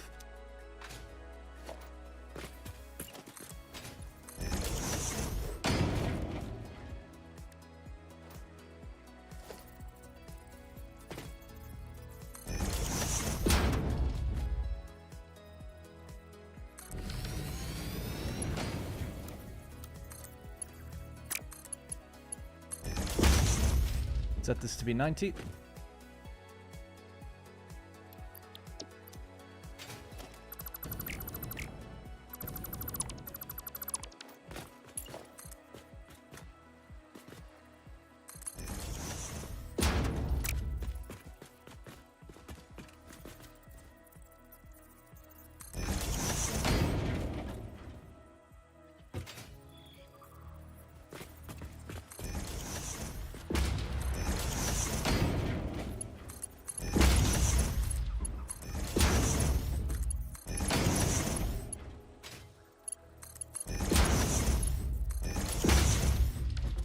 Oh yeah, I knew that I had to bring this out and over. I just wonder, is there enough space to go up here?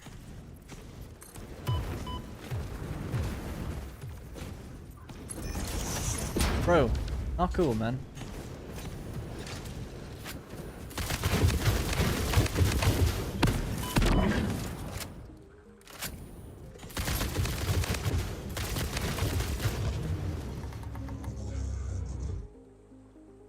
You could build giant excavators with rotating bucket wheels like in real life for digging out your ores. It'd be so much more satisfactory. Go from mining Mark 1 to that, rather than just simple upgrades. Yeah, it never ends though, you know? In some ways. Like, I totally agree. How cool would it be to have the more bigger, realistic kind of things, and even then sci-fi giant excavators and stuff? I think it'd be so awesome. But it just never ends. You'll always want more. You have to draw a line somewhere. But I agree. I agree. I actually don't really like I haven't gotten to it really, but the sci-fi element of the game isn't something I'm that into. I'm much more into like the more grounded stuff. So early game you're dealing with like iron, copper, and that kind of stuff, and it's like, yeah, this is cool. But I can't say I'm excited for when I saw like the quantum stuff. I was like, this is fine, but it's all just becoming so made up and silly at that point. I'm like, yeah, whatever. It's cool for the gameplay of it though. I don't have no problem with it, obviously, but for me, I would have, if I was making the game like this, it'd be like, oh, we're just going to make it like, it could be an alien planet and everything. There might be some unique resource on that planet. That's fine, you know, within reason. But generally speaking, we're going to approach it like quite realistically. But I suppose, you know, I'm building things with a virtual build gun and things are just appearing. So it's like, I get it, you know, it's all good.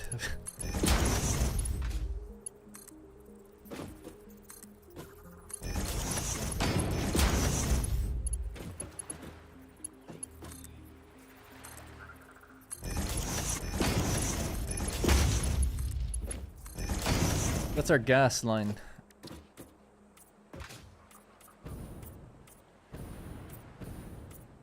And that'll be water, so we'll just make it copper.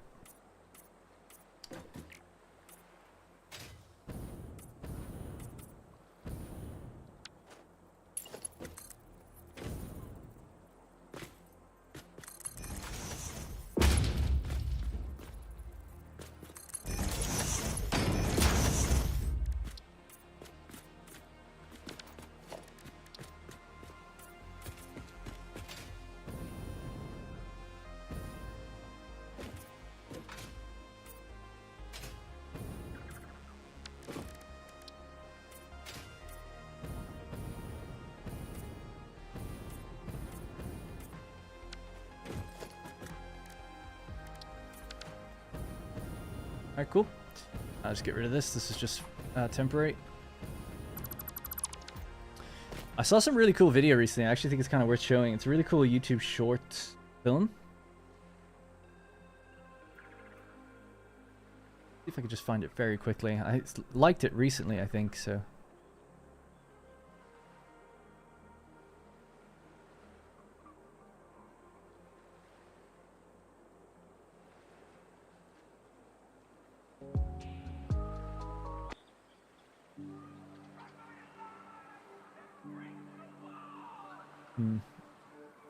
Hang on.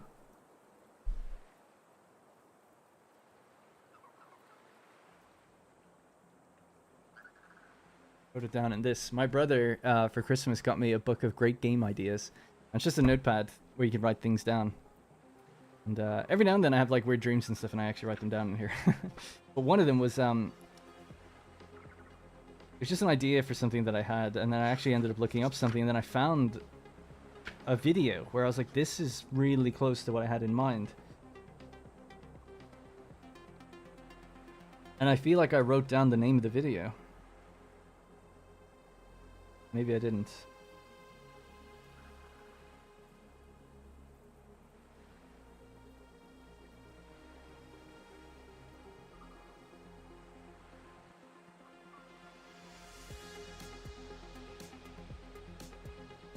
Oh, it has another page. Yes, I did. Nice.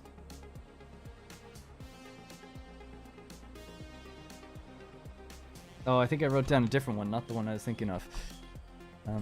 But I'll just have a quick check. It's really worth it. Trust me, it's good.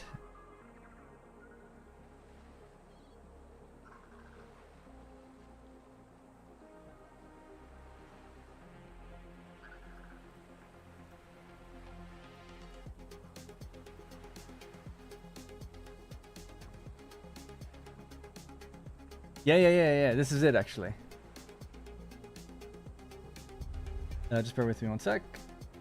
This is called Solstice 5. It's a short film on YouTube. We can't play much of it, obviously, but it looks great. But anyway, the basic premise is that like automated machines are just continuously being automated, and they're making bigger and bigger factories, and they're making like battle cruisers and all this stuff, and the people running the company or whatever don't know how to shut it off.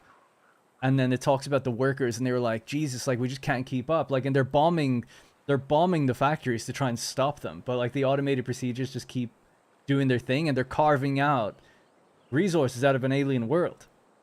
So this is so fucking sick. It looks so cool. And they're quite unique things. And then you can see like they're fabricators. These would be like the fabricators like producing like these battle cruisers and these ships and stuff like on time lapse. And then when they come in with like airstrikes and bomber, and then there's like these corporate guys that are like, oh yeah, no, everything's great. Like here at like, I don't know, Microsoft, we're doing awesome work and stuff. And it's like, well, the workers on the ground are talking about how actually like nobody understands like how anything's even running anymore, and they're trying to like shut it down and they can't. And this guy's like talking about that stuff. It's really cool. It's a cool idea, or at least I think it is. And I feel like something could be done with that, either via a movie or a game or something for sure. But yeah, go check it out. And the alien world is actually quite interesting and cool looking too. Where they're like there's just like cruisers and these miners left around the planet because they've nowhere to put them and stuff. And yeah, it's like you said, gray goo going out of control. So that's cool. Another short film I saw recently was also really cool about like an automated war. And this is like what my game idea was about. Where it's like or just an idea. It's not even a game idea. It's just like a concept. Where I was thinking of, long story short, imagine in the future, like where drones and automated machines are fighting like a World War III or World War IV or something, like an interstellar war of some sort. And one side wins. Or both sides win. It doesn't matter. Both sides lose, let's say. Humans are gone. But the war continues because these systems were automated. So imagine like humans came across like a couple of planets, like a planet and a moon that were like in constant war with each other. They're sending like fighters to each other and stuff, and you find out like, oh no, it's actually like everyone actually died a long time ago. But these systems just continuously run, and they produce more machines, and they bomb each other, and they run out of ammunition, and they have to make more, and they just continuously go. And then I looked something up and I saw a short film about it. It was really similar to what I thought of, except even cooler. Like, I never have a good art direction in my head. I just kind of thought of that concept about finding an automated planet, basically. And it was, like, in the cockpit of some ship. And this is, like, 8 years ago, and I was like, oh, damn. Like, someone came up with it way better years ago. And it's, like, in the cockpit, and you see, like, some pilot that's just, like, a skeleton. But the ships constantly go around, and it's this automated, like, freighter in the sky being shot at, and it like deploys these missiles and like takes everyone down, and then you look inside and you realize, oh, well, no one's even alive inside anymore. It's just doing automated bombing runs. And I was like, this is fucking awesome. Anyway, sorry for the tangent there, but I just thought that was like super cool. Put that music back on. Right, anyways,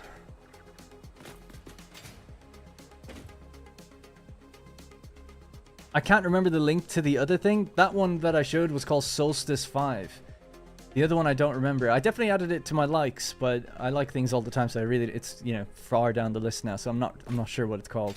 If I get the name, I'll post it in my Discord or something. Actually, I think I did post it in my Discord, so it might be there. Yeah. I just thought that was super dope.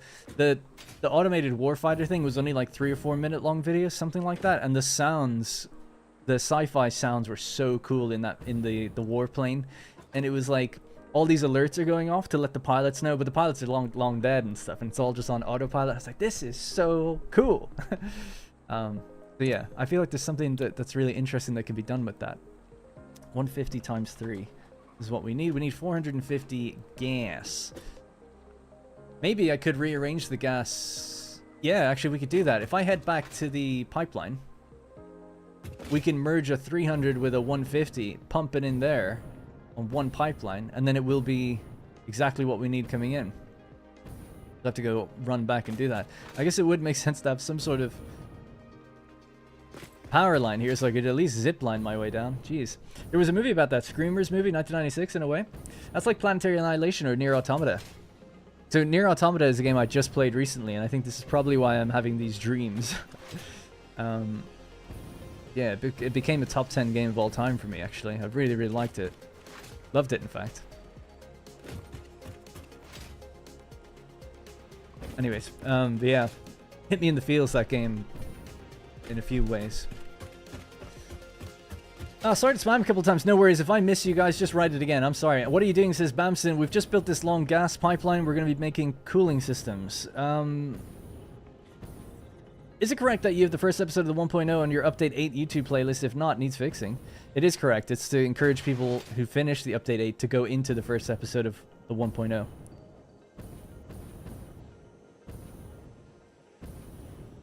How could I forget Horizon Zero Dawn?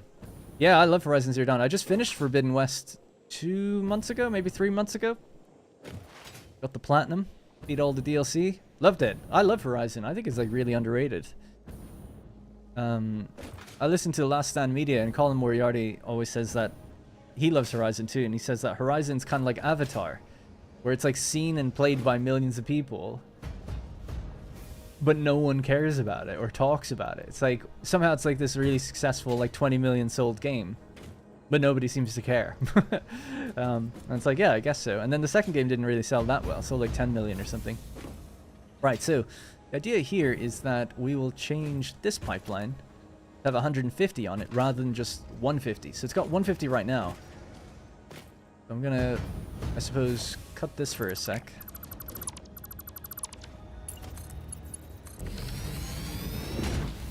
This will need to merge in on this fellow.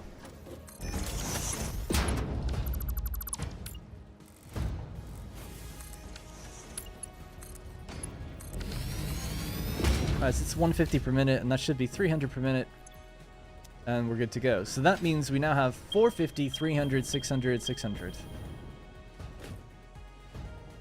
Okay. I might make a sign at the end of this. So 450, 300, 600, 600. But that gives us the exact number that we need to feed in. A better sequel. Could have changed that by a lot, but oh well. I really like the sequel to Horizon. Gameplay-wise, I don't like Aloy. I think that's like the big thing for the game. Like, a lot of people don't care about her. It's not that I even don't like her. It's just she's nothing to me. It's a wholly uninteresting character. The whole cast of characters are just uninteresting. But the lore of the world and the story overall, I think, is awesome. Really cool. And the combat and the gameplay. The gameplay is like amazing.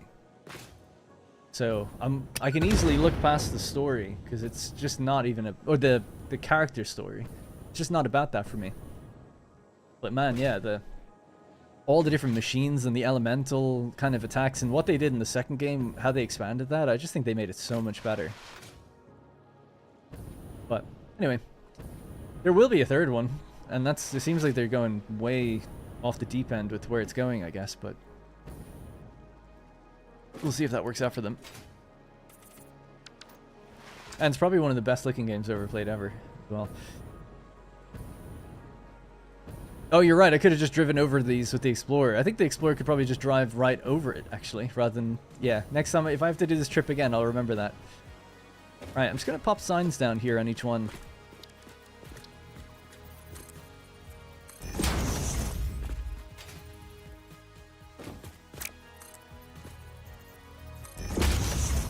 Four meters would probably make a bit more sense.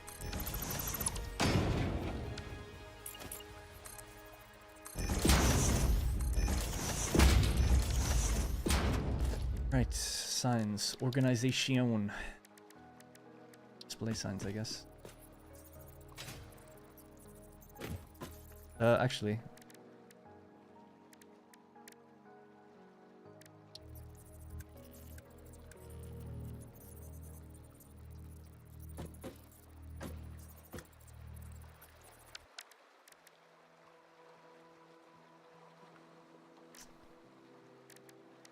Display signs work? I'm just wondering if they bunch up on each other too much. Like, oh, that's...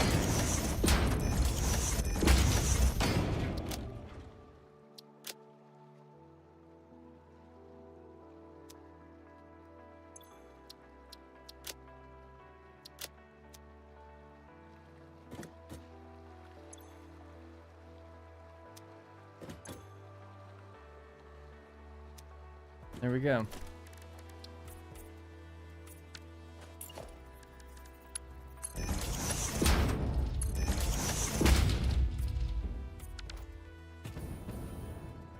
Now we know. Right, so I just need the 450 one. This is going to have to turn off and go over there eventually, I would imagine, but we could just continue the pipeline, I suppose.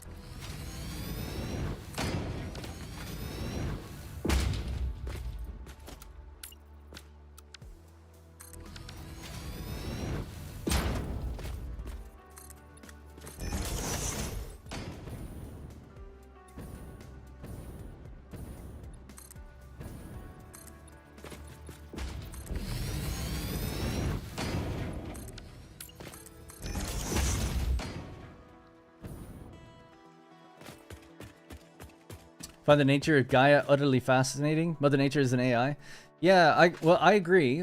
I don't, as someone who has a degree in programming, I'm not the biggest fan of how they like deal with programming in that game and stuff. It's like, I'm gonna stick a spear into this thing and it's gonna code like something for me. It's like, okay, like even considering future technology and maybe what like that could do, and why, I just can't think of why anything would be built that way.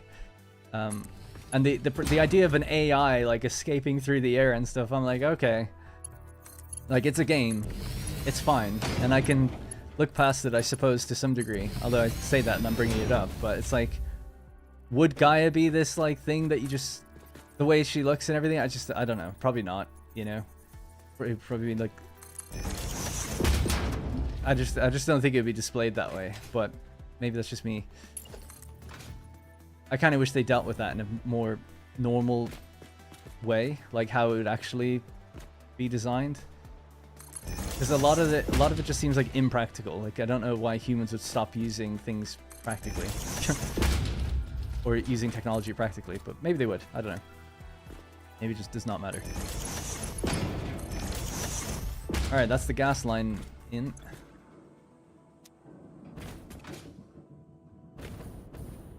Okay, not much else to do with that, really.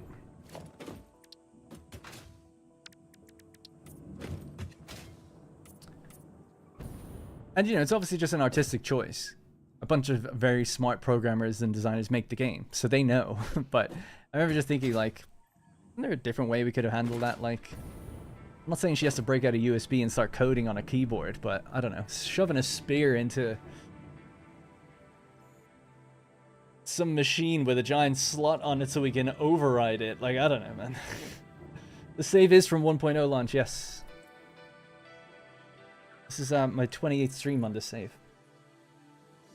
I really want to see a first impression video series about, you know, different factory games. Maybe things like Dyson Sphere Program, Factorio, Mindustry.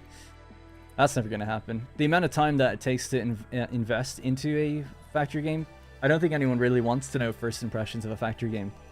Most people want to know what it's like at the end of the game, rather than just like, oh, how is it playing the first 10 hours?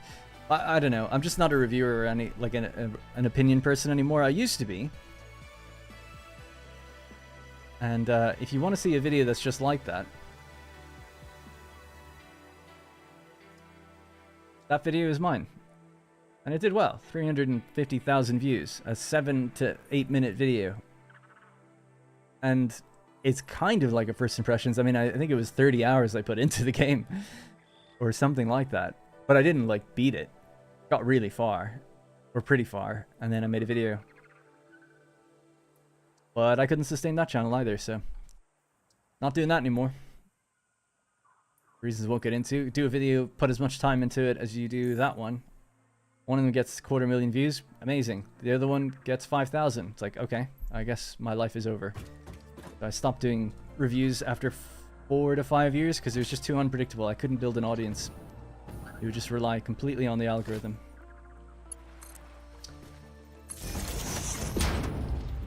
But I'm a super opinionated guy. Putting it mildly, so...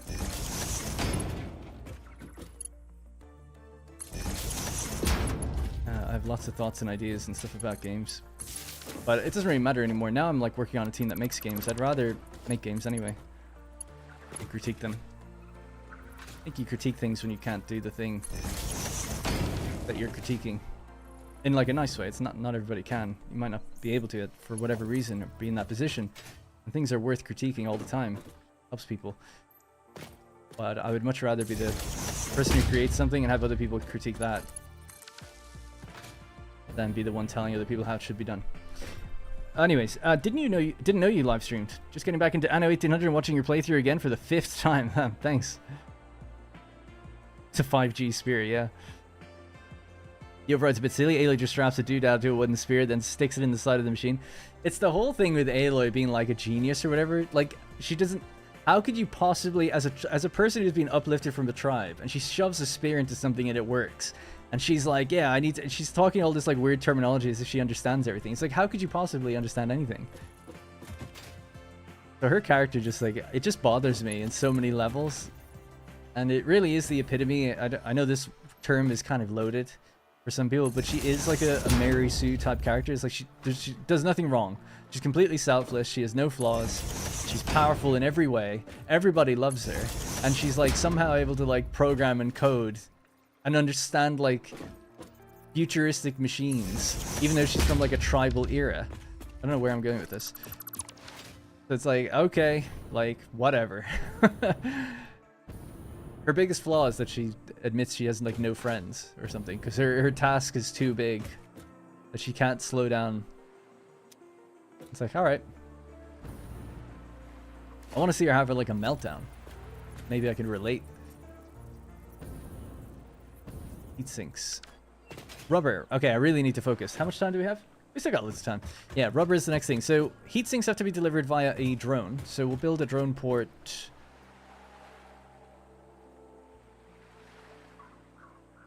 Maybe up there. Why not? Little raised platform.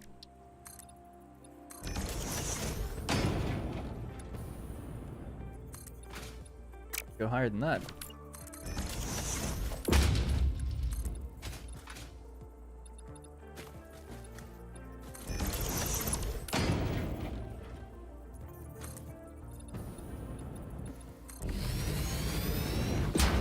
Just a little one. It doesn't have to go take over the whole outcropping.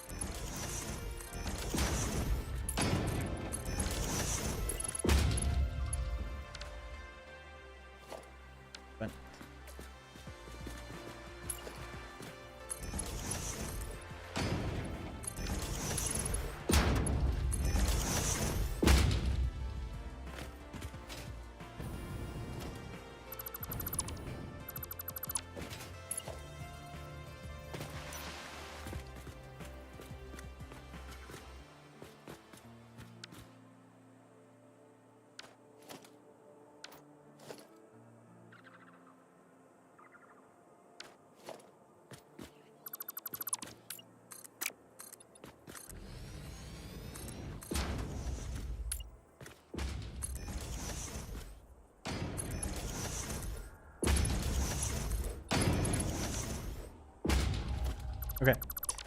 I feel like the meltdown is coming in 3. She has a meltdown through her power of friendship, recovers in time to save the day from the nemesis, and everyone lives happily ever after. Probably, yeah. I think they'll know the feedback. A lot of people were saying, like, it's so funny to say it, but it's like, oh, she talks too much. She's, like, constantly talking, telling you about everything she sees. And they actually patched that, so they toned it down, which is so funny to have patch notes, like, Aloy talks less. I assume they'll recognize that maybe they need to do something with that character, make her more relatable. But maybe they will do something like it. There is some in-universe lore for why the overrides work, but it does seem kind of hand-wavy. Yeah, it is, yeah. I mean, I don't know what I would have done different, I suppose. For machines, it makes sense. Okay, like, we can plug this chip into them and it does something. Fair enough. And the chip is on the end of the spear. But for these big, complex machines that you're actually affecting in Forbidden West, like these big mainframe computers, and it's like everything can be shut down via this one thing by shoving a spear into it. And she's like, like, what's going on? What's happening with the spear? Like, why is this happening? It's, you know, it's like you're either uploading like a piece of code or you're not. It's like, oh, somehow it's like requires like force and effort. She's like sweating. She gets like knocked out after. It's like, okay, like you're uploading a virus at the end of the day. I can't imagine what sort of futuristic systems we develop where would have to ever be considered as a thing. Like, oh yeah, when the computer starts getting a virus, we'll push back an electronic pulse to, you know, shock the user. That's not even what's happening. It's not even an electric shock. Just a bit silly.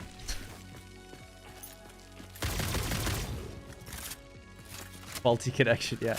Next time I plug a USB into my computer, I'm like, come on, transfer!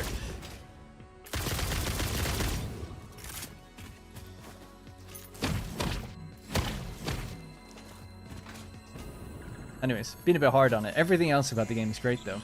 I mean, it's got to be one of the most impressive open worlds I've ever seen. Both graphically and from the terms of the amount of content that's in it. And when you're interacting with characters, like, they're so detailed.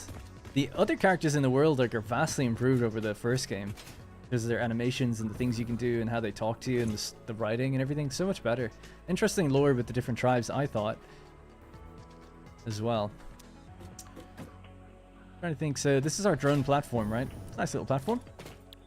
I'll just type drone, because we definitely made something. Where I can just... Oh, that's where I had them stacked. Gotta be honest, I don't really remember how these work.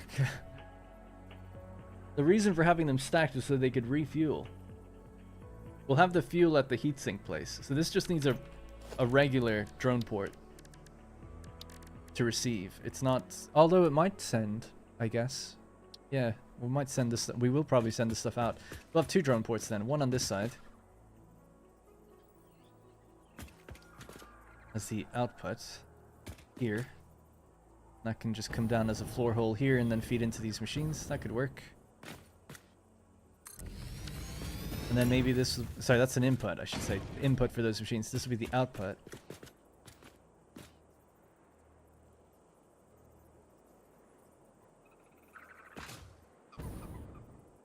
I think this will work. I always get confused with drones. I don't use them that often, so it takes me a minute to remember what's going on.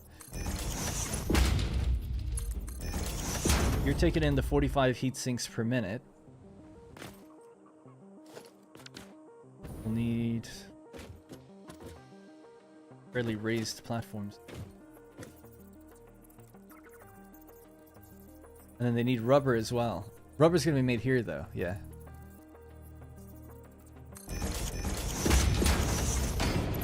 Oop.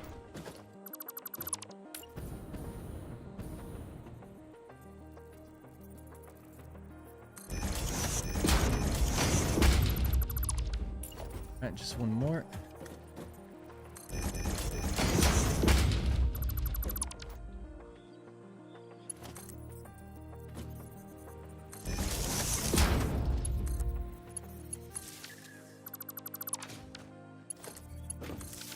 Alright, cool.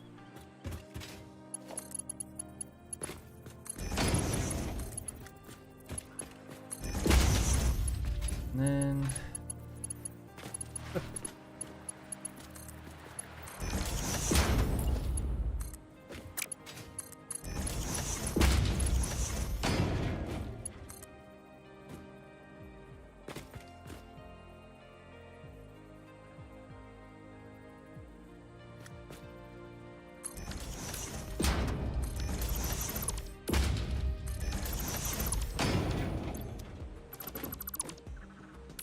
Alright, just rotated that one around so we can feed it in from a different side. I just think it'd look a little bit nicer, maybe?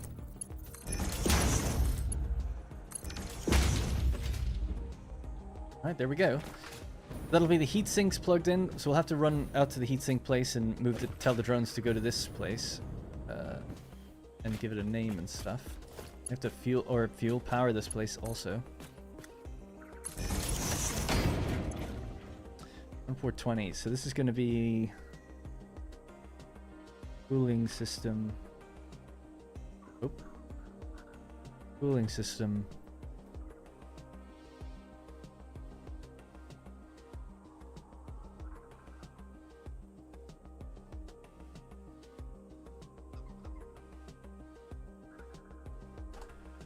System import heatsink, all ports. So I normally give my factory, like I have little, yeah, I guess I'll try to keep that system, the cooling system.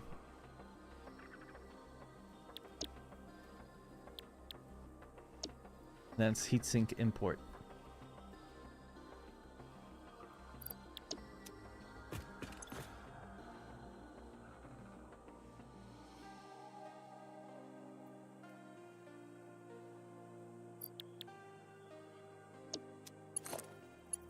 All right, nice. Anyway, sorry, I didn't read anything. Do you have any Satisfactory merch? Because I have a lizard doggo. No, I don't have any. I'm not a big fan of merch. Also, I live in a small apartment, so I get sent merch from different companies, and I just have to throw it in the bin. nowhere to put it. I feel bad. I got this lovely like Frostpunk thing a while ago. Really cool box and everything. And it's like held on for it for a few weeks, and I'm like, what am I gonna do? Just leave this in the floor forever? Like I just have to throw it away, I guess. Jamichael, I'm still trying to figure out how you all platinum games. Shit's impossible. It just takes time. But yeah, it just takes time. No platinum I've ever got is actually that difficult. It's more just like get all the collectibles, like do this kind of thing. You know, it just takes a bit of time. But as long as you enjoy the game, like I only do it for games I really like. I wouldn't just do it for every game I play. Although sometimes I do. Sometimes. I don't have that many. What do you got, like 40 platinums or something? It's not that many. With PS5, almost every game I played on it, I have platinumed. And back when I played PS3 games in the day, I used to platinum quite a bit back then. Or tried to, but it was only towards the end of it. But once I got my PS4, I started gaming on PC, and I just kind of stopped trophy hunting. But now with PS5, I just find it's a good way to really see the most out of a game. Not that, like, I really need to. I can easily move on. But there's something nice about the completion of it. You know, it's like, okay, I've, like, done everything I can do in Horizon Forbidden West. Like, I'm done. That game is truly done now. So that's kind of cool. And Ghost of Tsushima, like, games I really like. It's a real joy to do it. It can get just a little tedious when it's the collectible phase, but normally it's, like, kind of interesting. You have to play a bit differently to do certain things. Alright, we need to make the rubber. I just need to see, how am I going to get that over here? So there's like a little cave that leads through there, but I don't think we can actually go through. Like, this is a proper big cliff, isn't it? The whole way around. It does seem like there might be a gap here.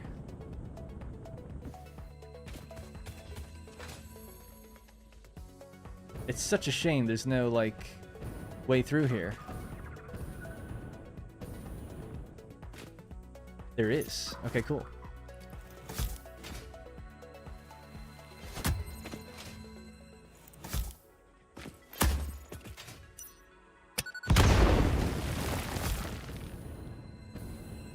Okay, so we go through, we go to the left. We could even have a little tractor do this.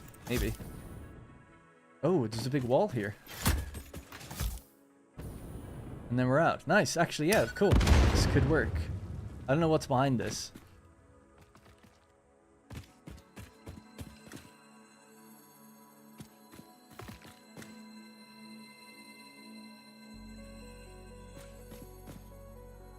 Got an idea.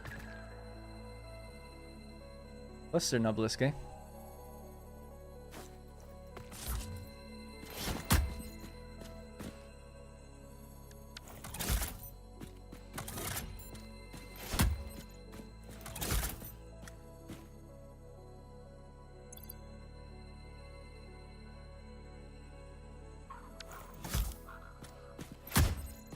These bombs go off one after the other. So if I save a cluster till the end, whatever comes out of here will run into a field of bombs. That's the idea.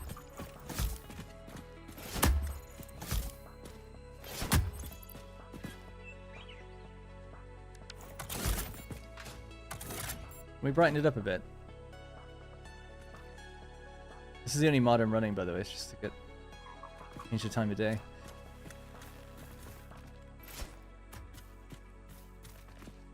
No, I don't know if this will work. We'll see. Just in case, I guess, get this ready.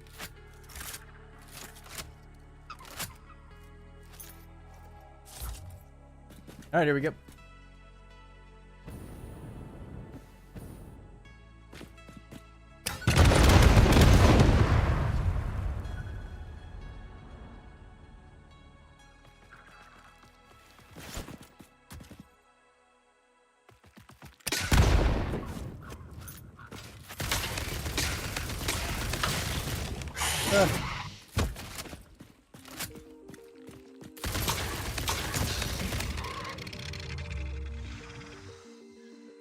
Fine.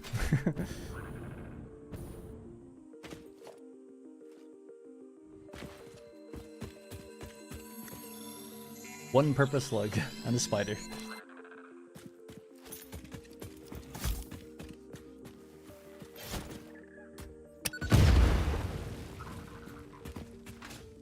Oh boy. Anyways, right, so the oil was just down to the right somewhere. I was gonna say, how would I power a tractor, but I suppose the oil could do the... Oh, there's oil right there. Could make a little bit of fuel. So I need to make... is it pure? And it's normal. Ugh.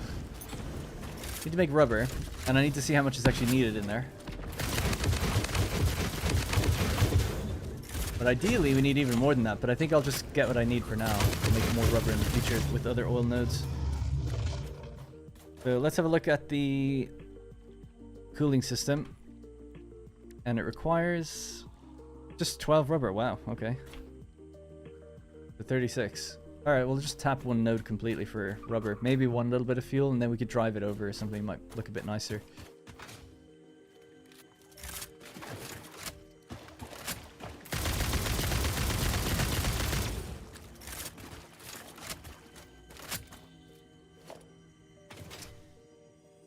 Nice, it's actually got a really clean run just to go out this way, so clear this. Right, so foundations, go to there.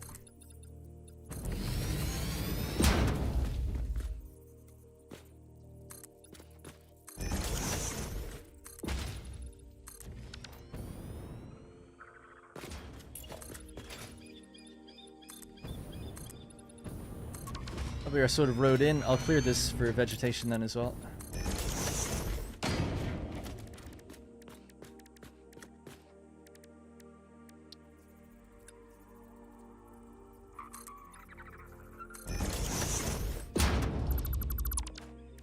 Need 2 meter. There we go.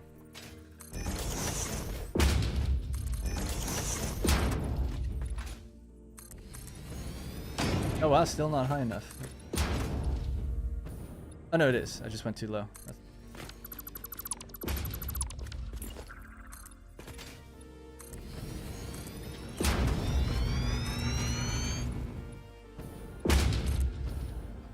And then we go out. We'll hit a station somewhere over there.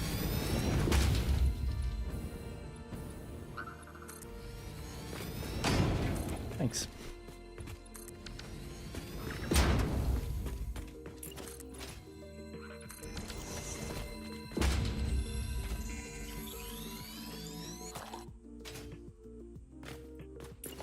Why are they so gross? They are spidery enough as is. These spiders have like fleshy holes and shit, like why?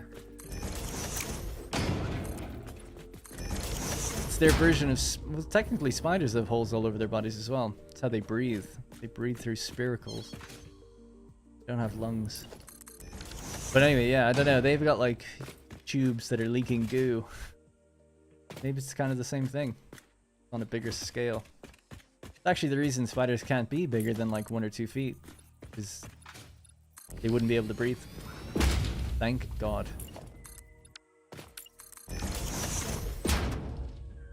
Right, yeah, so truck station somewhere here. I'm just trying to think where this is going to be. I guess just drive like this.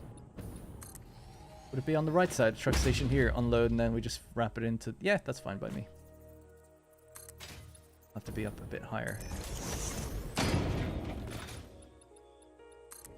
Hard to see.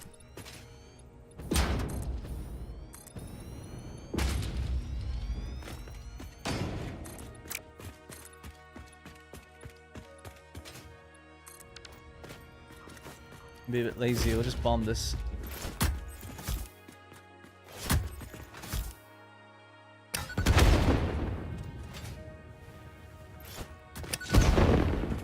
Alright, good. So, truck station will just be into the right.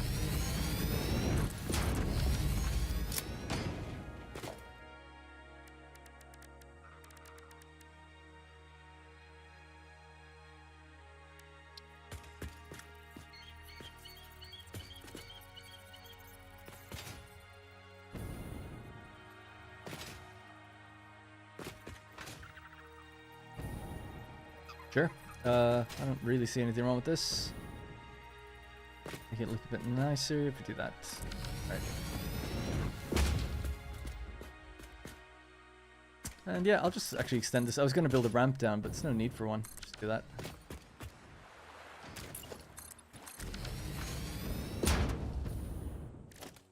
We'll just get our barriers just to play things safe.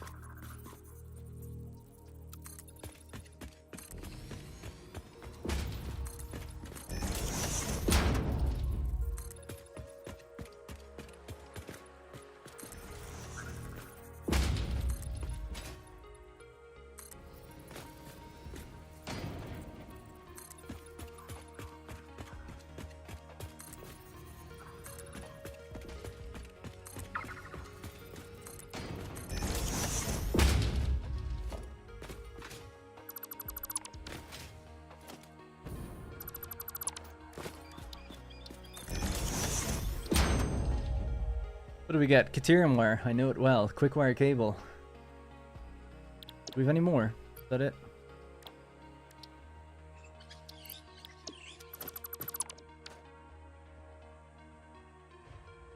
I lost a decade of my life to them at least. Skyrim frostbite spiders? Right, should be illegal.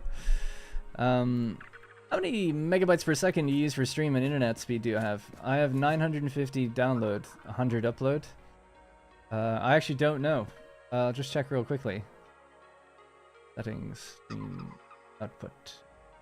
13.5 megabytes. So 13,500 kilobytes.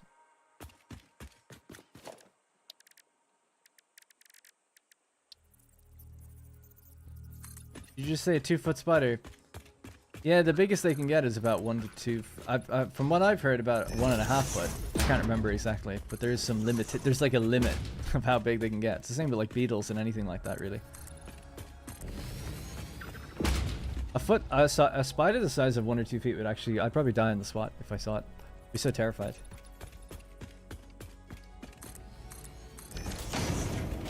Alright, cool. Get rid of this. I think we can actually. It's mushroom plate. Oh, no.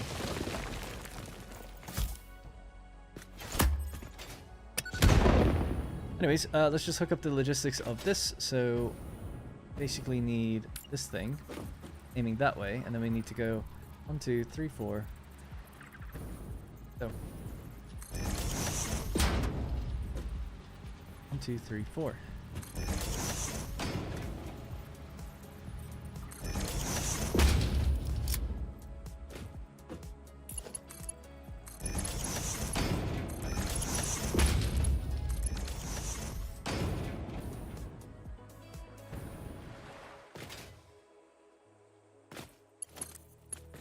About the same height. Looks like it's slightly raised. This thing. There. Go in. To avoid that, I suppose we'll have to build bare stackable.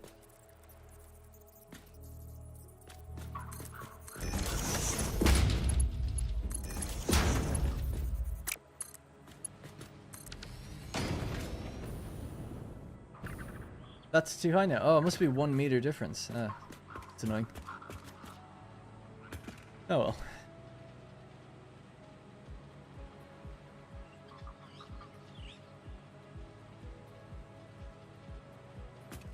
You could fix it, I guess.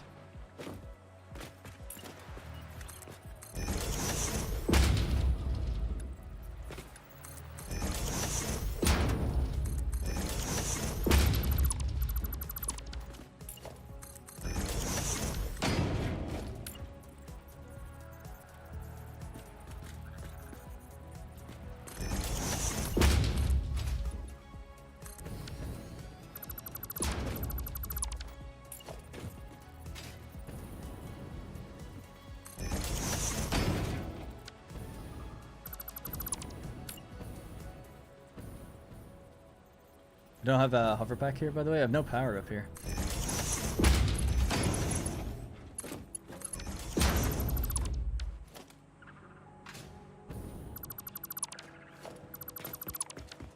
Yeah, this should be the right height now, I think.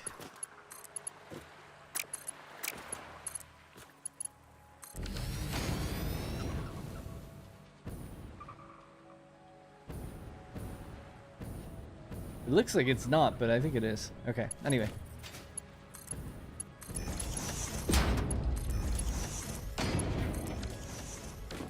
Alright, good. So that's all in position. The rubber is going to roll out. That's everything now hooked up, just not the output. The output's going to go upstairs to this. That's fine. We need to organize the heat sinks being delivered and then just do the refinement of rubber. So we'll try to do that quickly. We don't need much, so I'll just do what I need just to keep things quick. And we just need a tiny bit of fuel. If there's coal in the region, that'd be nice, but if not, we'll just grab... we'll make some fuel, I guess, from the... oil. That's the word.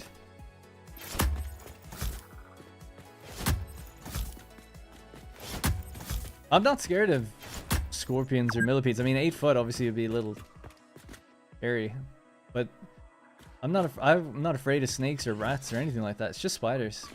I assume it's something to do with the 8 legs. I don't know. I don't know what it is. When I used to stay in my grandmother's house, there was spiders all over the fucking place. And as a kid, I wasn't really that scared of them. But she would joke and be like, the spiders will get you during the night.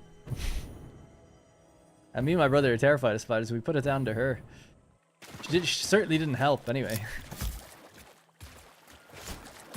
I think she just wanted us to be quiet and not move or something.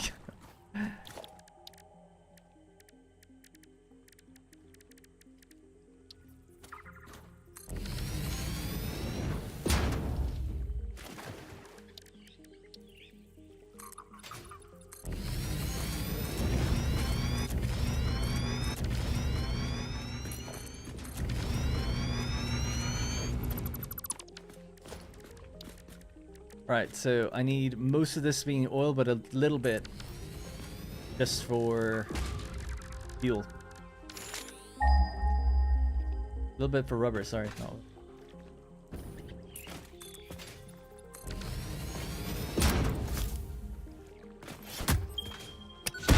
Alright, so there's no coal nearby, so we're definitely going to use this then. Now, out of this, what can we get? 300.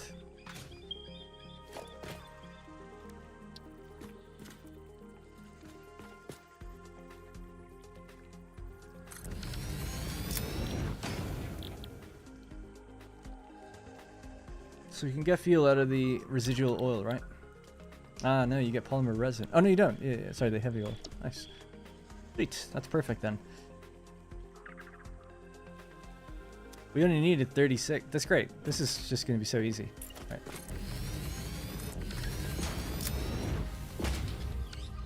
That's all I'm going to make. We'll deal with the necessity for more oil at a future time. Plus, I guess actually we're really low on power, so we don't really have the power to max it out anyway.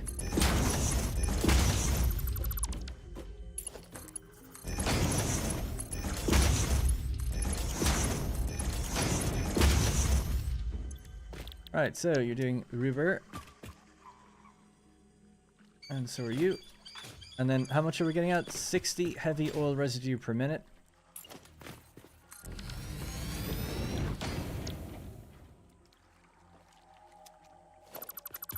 Perfect. 60 goes in here.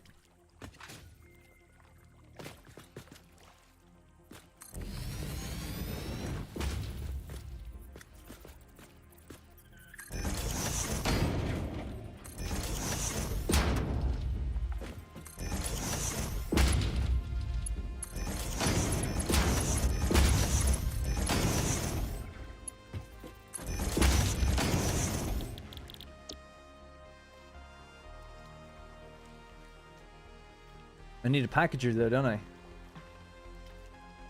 We'd need to make some plastic.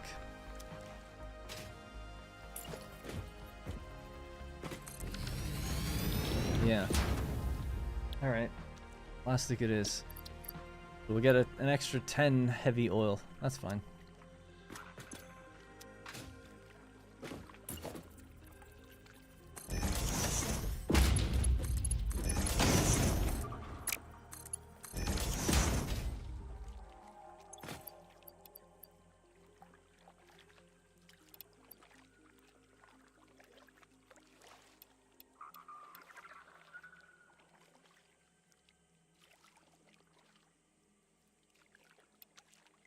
Alright, 70 per minute. There we go.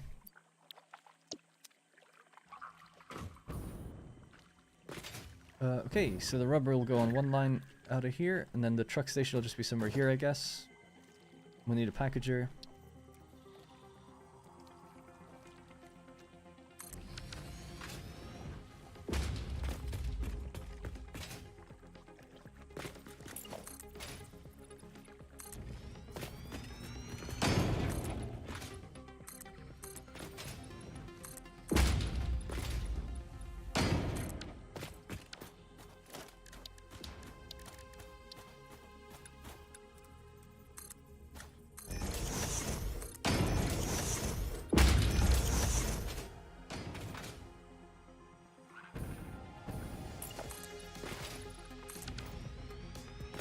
The constructor to turn that plastic into canisters, indeed.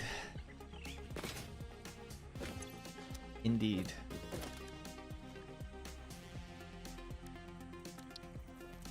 We'll need overflow for everything as well.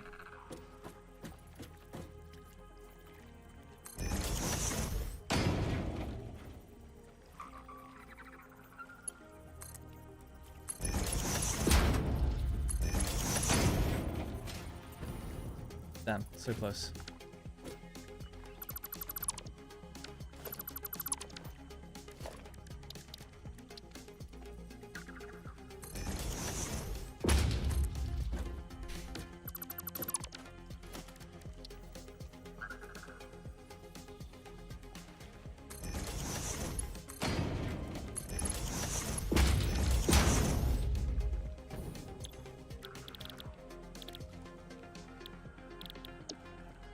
$30 per minute. Oh, we'll just underclock it though. 20 per minute. Perfect. Takes in exactly what it makes. 30 per minute, 20 per minute, 10. That's all handled. That makes our canisters. Then we need a packager.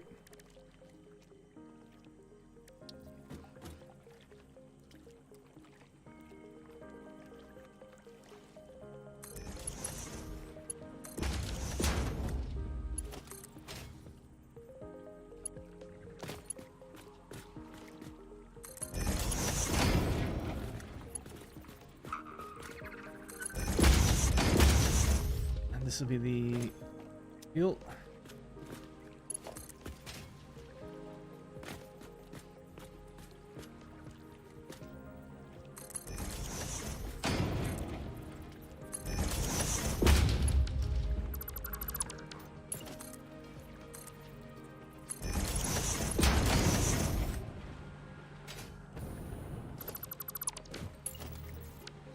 See, stackable pole right before the entrance, I guess.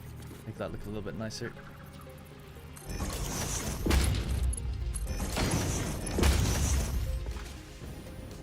That's fine. Alright, cool. That's the fuel in. Package fuel. It needs 40 fuel per minute. What are we doing here? 46.667. I guess I don't need this much.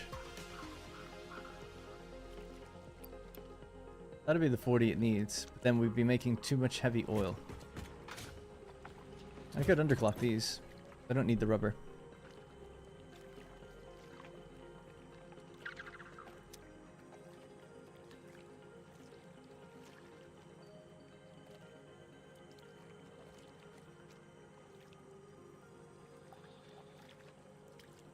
.66.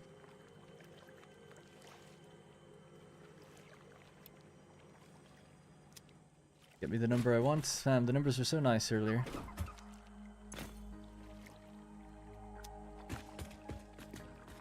Need 75 crude oil for those, and this one needs 30 crude oil. 105, make sure.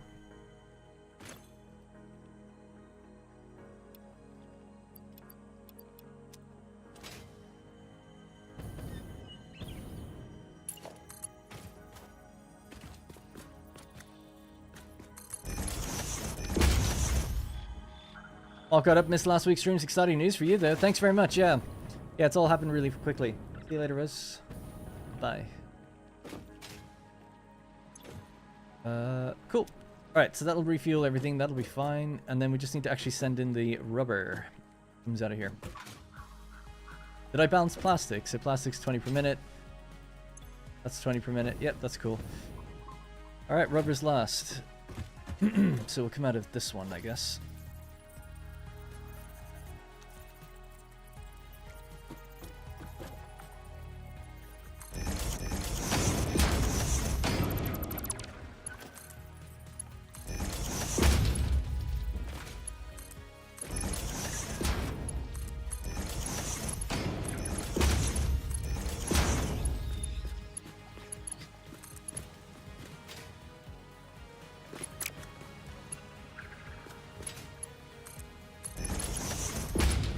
Alright, that'll be rubber in.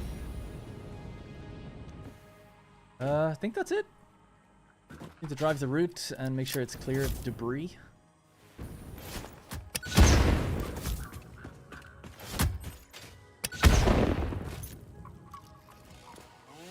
Underclocking an oil node seems like a bit of a shame. There's so much oil up here though, like if I need more I can just get it. And if I need to tap that more I can do that as well, you know, it's just not a concern. I think I need more rubber though later in a different place, so I'll probably tap a node completely. But power is really low at the moment. But I know what you mean. Just like, yeah, it feels wrong to underclock anything. That's a miner, really. Any kind of extraction thing. Okay, good.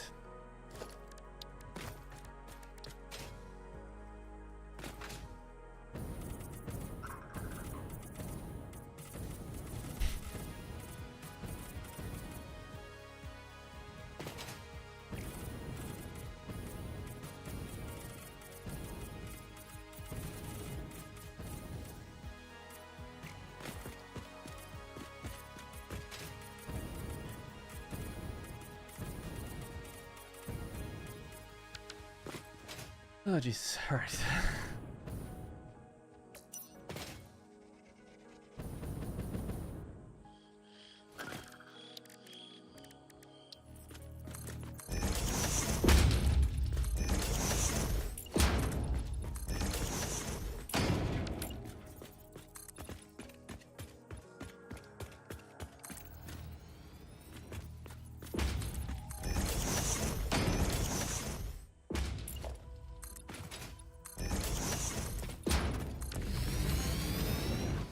Alrighty. Anyway, maybe overflow for the rubber if you don't use it all. Yeah, definitely.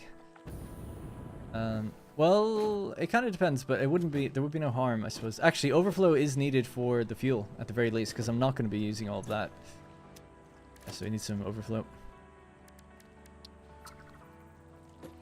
Where can that go though? Build out a bit further, I think.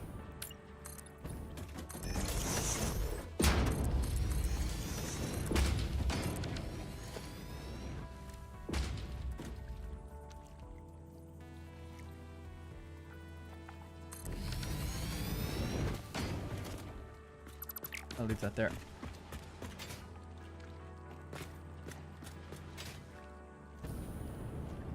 I didn't really give it the best location for that. I suppose really this should be moved. Whatever. I'm not going to do that. We'll just make it spaghetti. It's fine.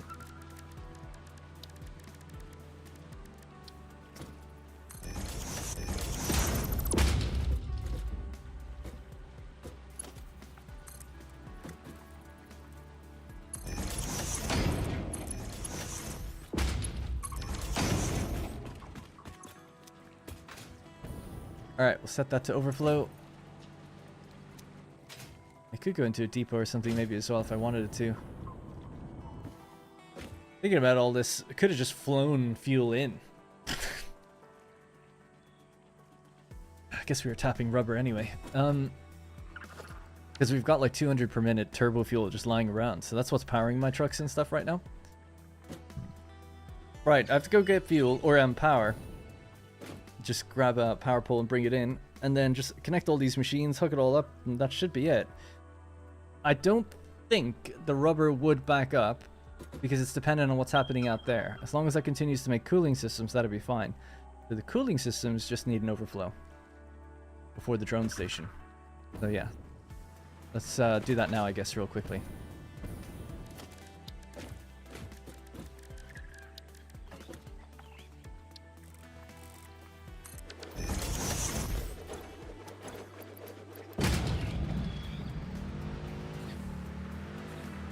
You needed something to do with the byproduct from... Yeah, that's true. Actually, that's true. Yeah.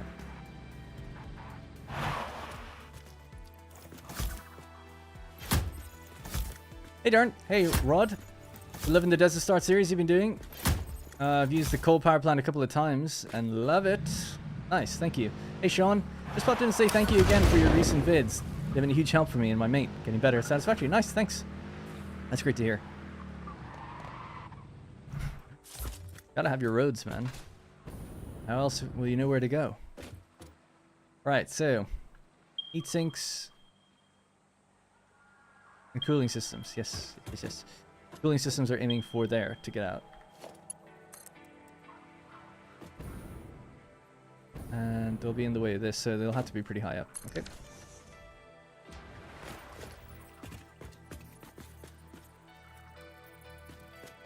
Give it some space, make it look a bit nicer this way, maybe.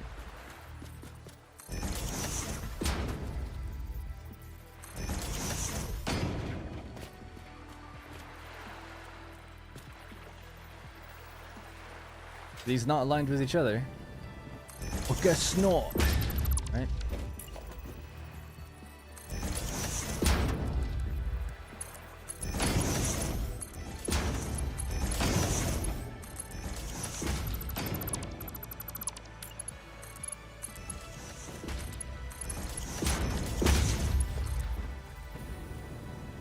Gonna wing it there.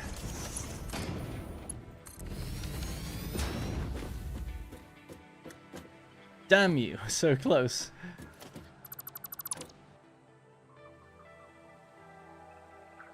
Have to wing it again, but try to get it better.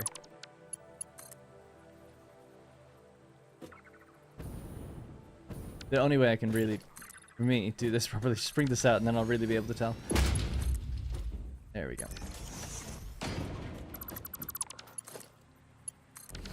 Alright, so that's a way out for these guys. Oh, I did say that it needed an overflow.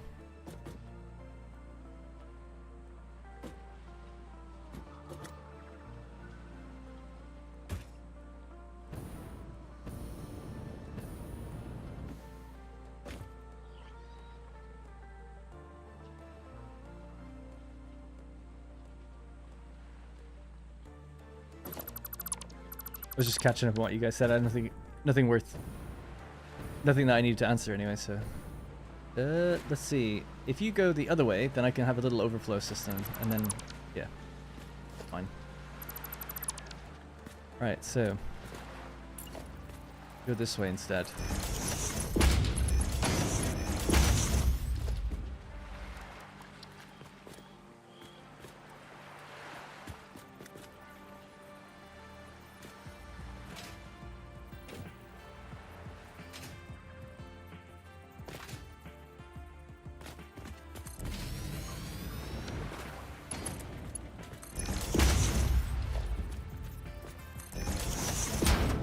there, maybe in the center.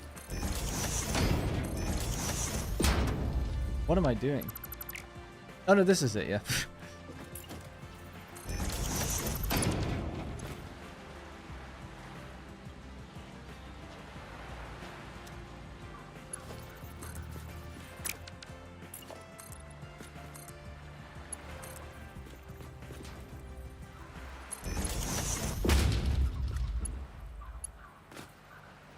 Too long? Too long?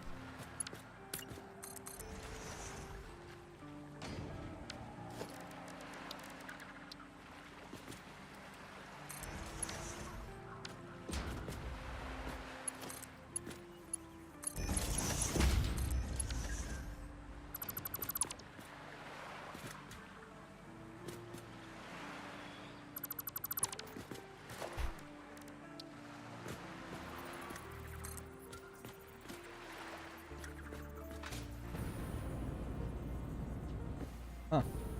That's annoying. Well, too bad. It is what it is. I believe it could support itself. It's a big metal belt. Why not? Alright, and it's built using iron.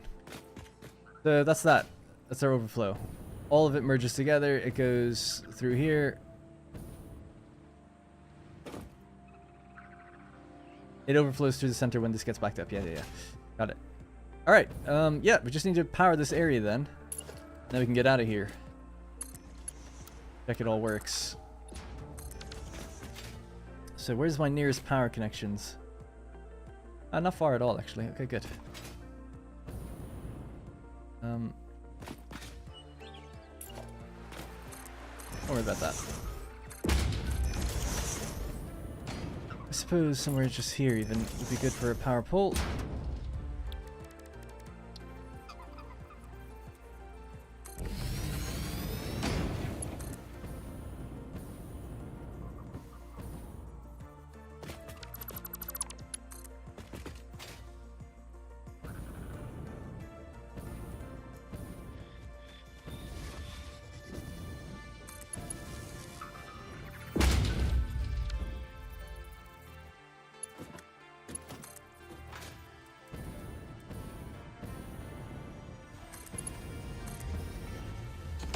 All the tickets link together. They do, yeah. They all act as one magic box where, like, all the machines show you the exact same amount of tickets, and you can pull them out of any machine.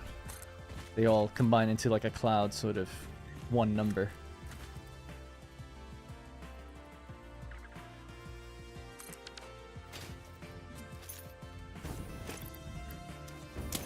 That is not what I wanted to do.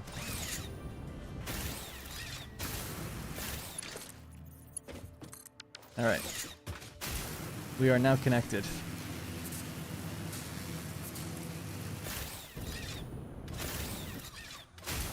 Oop.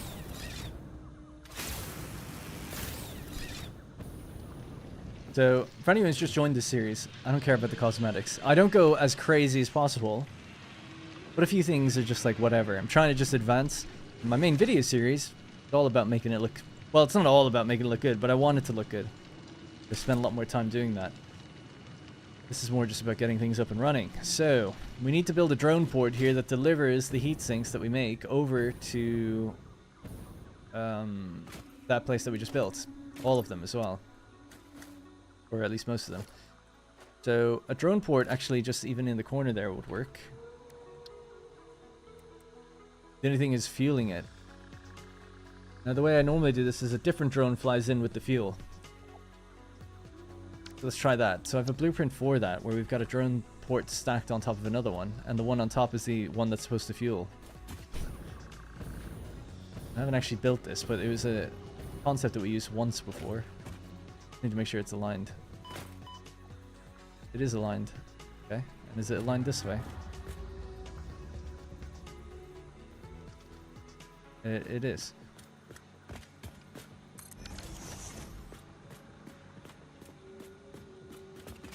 These are our heat sinks. They're kind of going out the wrong way.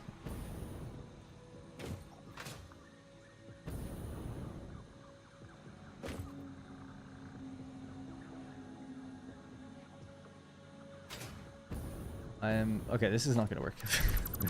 Not like that, anyway. Not like this. We can just build 2 drone ports and figure this out ourselves. So, let's go... Transport.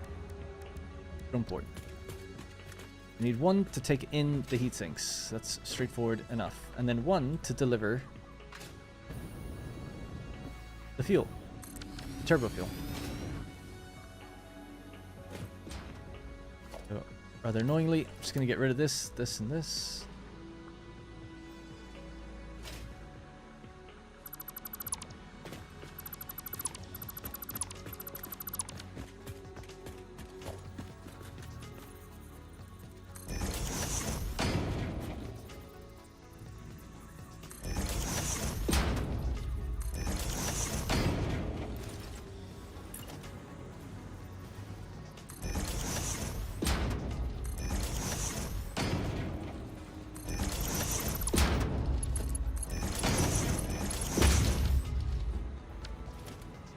Oh boy.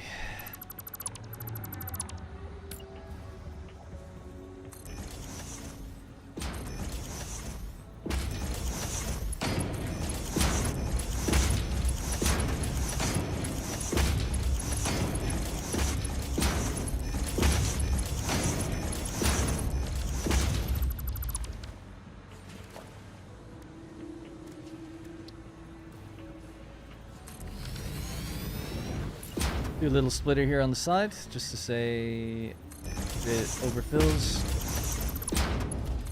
There.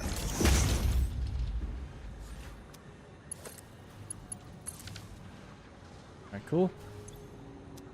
This also needs power. Should be able to receive now. It's receiving this. Okay, cool. This has a name already. It's called Copper Production 01. CP. Oh.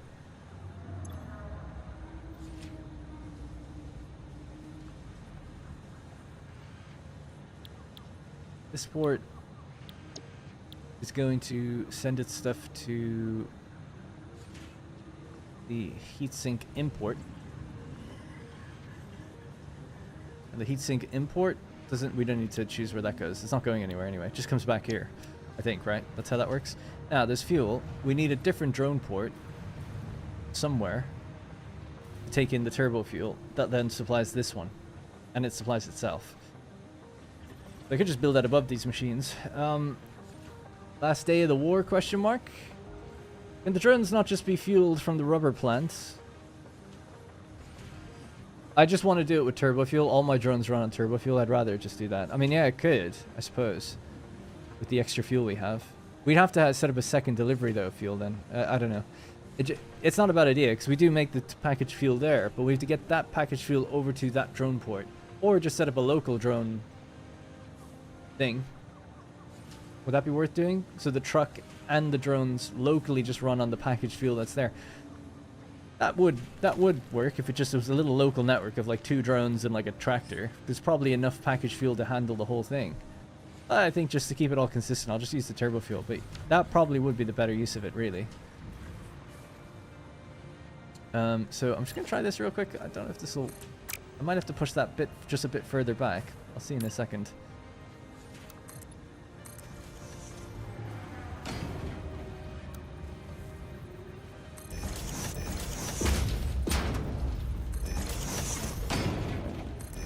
This is just temporary. I'm just trying to get some spacing going.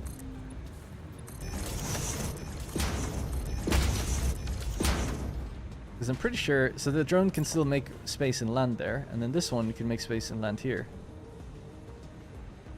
About there. Encroaching another object's clearance, yeah, that's just that. So, just move this back.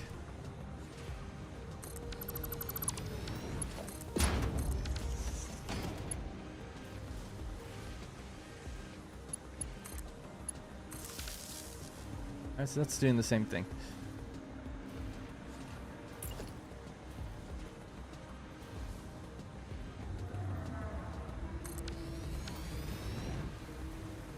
And then what comes out of here has to go into there.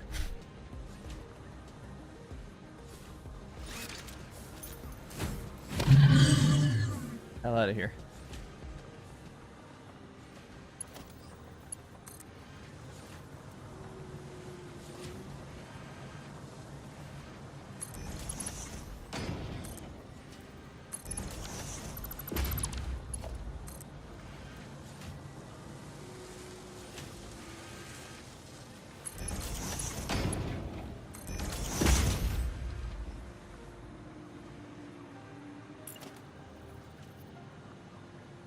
Yeah, as for making that platform look better or good, I don't know what to do with it, really.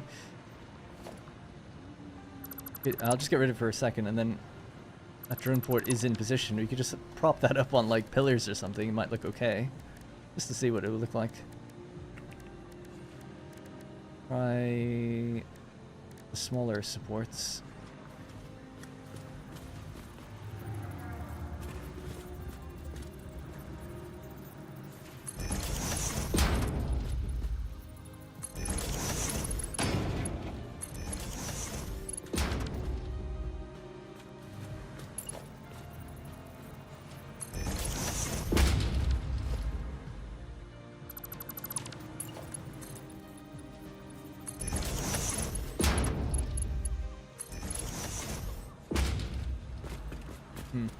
Whatever, it's fine.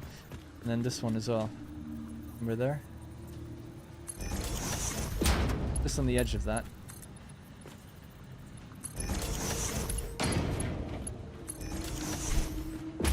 Totally stable. Trust me, I'm a structural engineer. This would have absolutely no problem. I promise.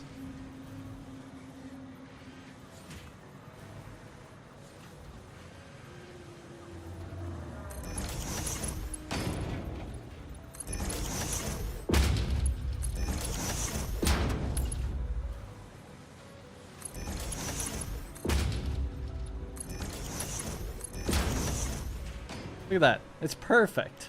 Perfect. There's nothing wrong with that. A little bit, like, you know, questionable on if it would support anything, but it's fine. And I tell you what, that would make it look even better. This is like the finish, the cherry on top, right?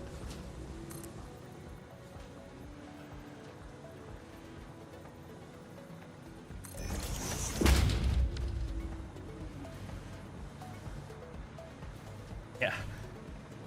I'm a gamer. Alright, drone port 23. This will be... So let's have a look at the other ones. They're called Turbofuel Export. Turbofuel. This would be the same name as the one below, but instead it'll list it for... Yeah, CP01, but Turbofuel.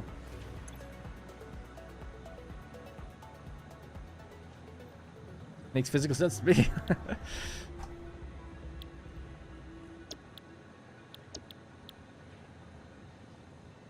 So you don't have a destination. Other ones have to come here.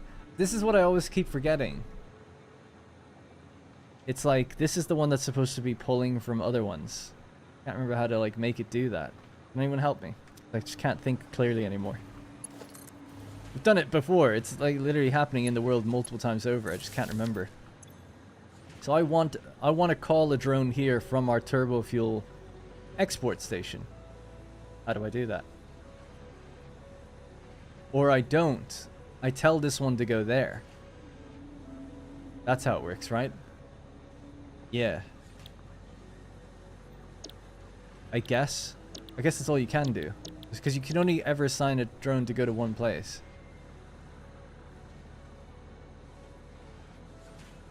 I can't remember the names of these now.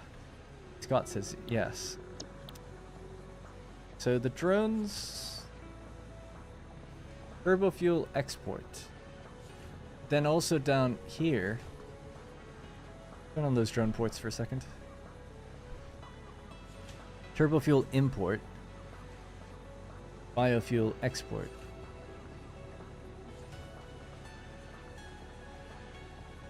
Yes, this is a turbofuel import, and I'm guessing it comes from there. Why ECT? Oh, electronics. That's coming in. Oh, and that's just my own thing. Okay. I'm confused. Well, I just set it to this one. I think that's correct.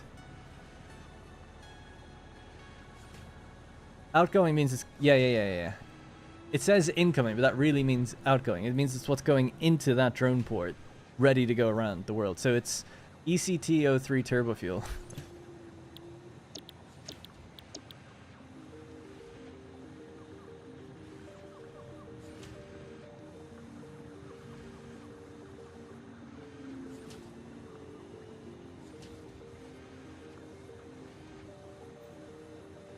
don't have to, excuse me, set anything else, right? I think I just now tell this drone to go off, and I have to give it its first batch myself.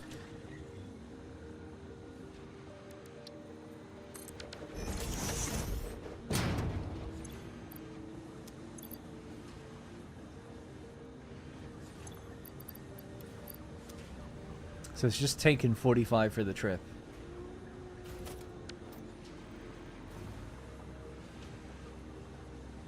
I think this works, right? So this drone should now fly off. It's going to go get turbo fuel. It's going to come back. I just worry, like, is the other port going to be blocked or something? It shouldn't be. They should always go away. No drone should ever just be sat there. Yeah, so these will come back. They'll get their turbo fuel. That'll flow down and into there. It'll also load itself, but we could have it do the same here if I wanted to, I suppose. Although I think it'll be fine. I think it'll get it from the other place. I think. If it doesn't, I'll feed it from this side as well. It actually doesn't look half bad. Right, Godspeed. I don't know where it's gone. It's gone already.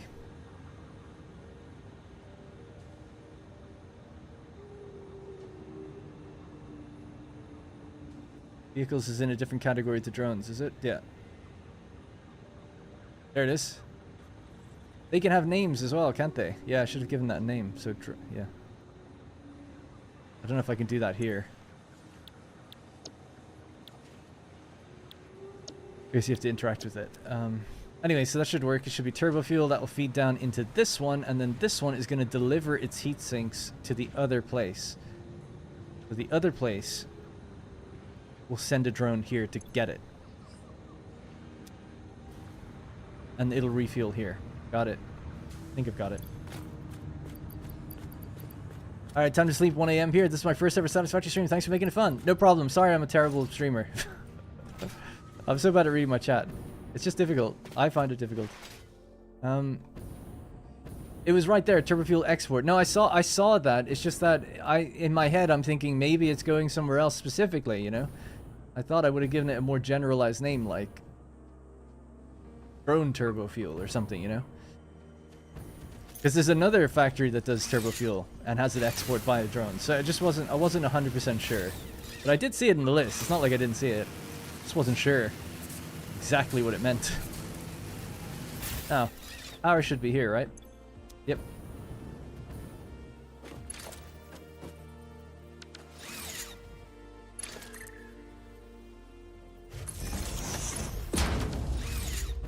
Okay. You do fine. I would be a terrible streamer. I would never check my chat. I know, but it's supposed to be my job.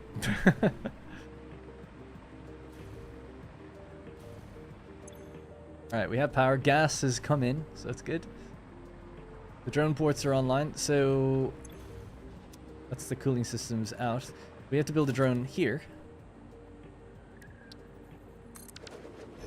And I have to tell it now to go fetch its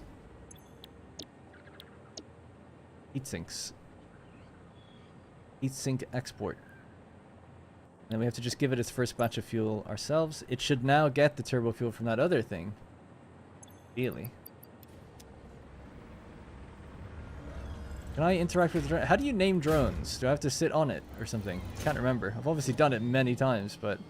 Or maybe it's just naming them in this list. Got 2 now. This one's on the way back, by the way. It's about to do its thing. Yeah, I can't interact with it, so I don't remember how you name drones. Obviously done it, but I don't remember.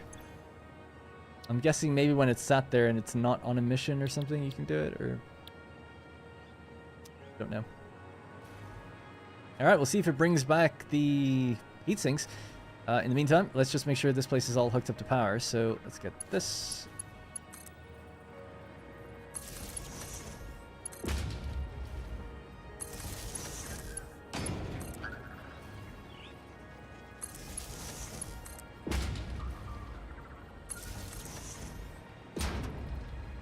I have to drive this route as well, don't I?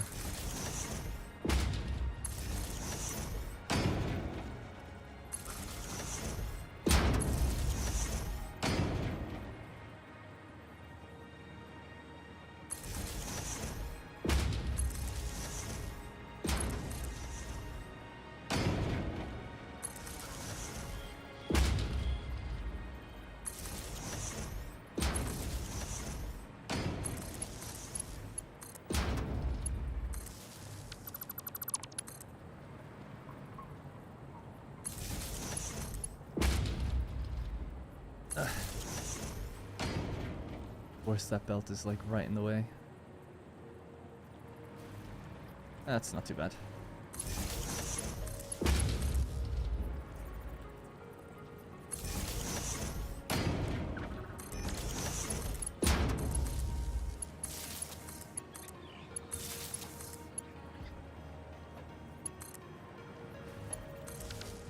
Alright, and just the extractor around the back, I guess.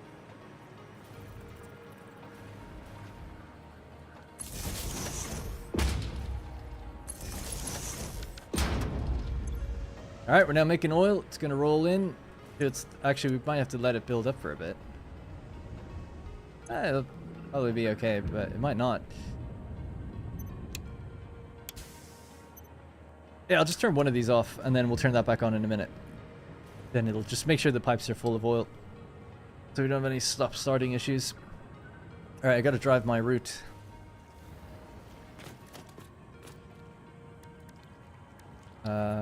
Hopefully I've got some fuel on me of the same type. Yep. What it's gonna be taking.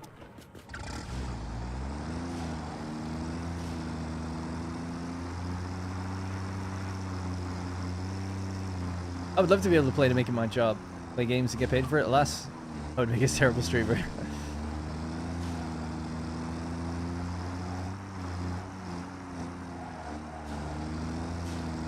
You never know.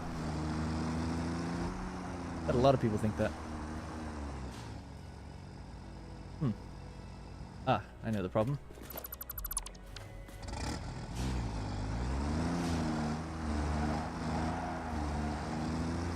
I think that'll probably just work.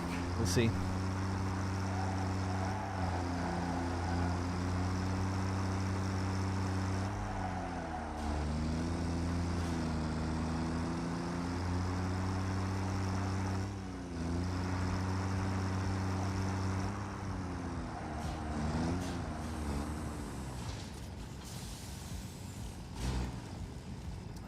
Something is broken with trucks where you have to get out.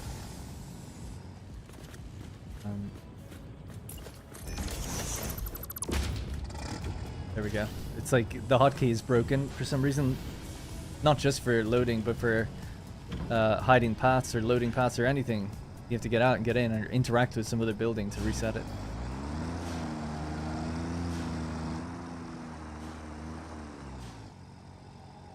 Now, this is, I don't know, man. Rubber production 1. Oh no, it's rubber production 2 because we have one. Going to CP cooling, no, cooling systems 1. Delivering rubber.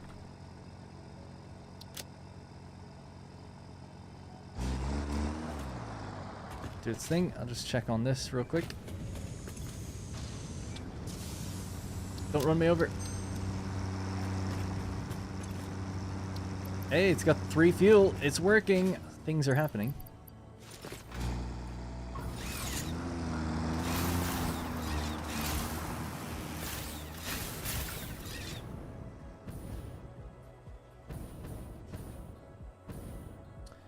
Yeah. Good. Ah, is this set to vehicle settings unload? There we go.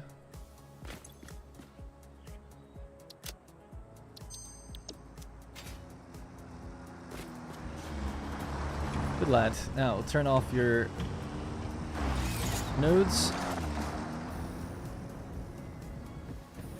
Oh, there we go. The heat sinks are here. Love to see it. It's such a good feeling when it just works. It just works. Thanks, Todd. Oh, it's amazing. We'll just have to see if the turbo fuel is working where they're replenishing themselves, but why not?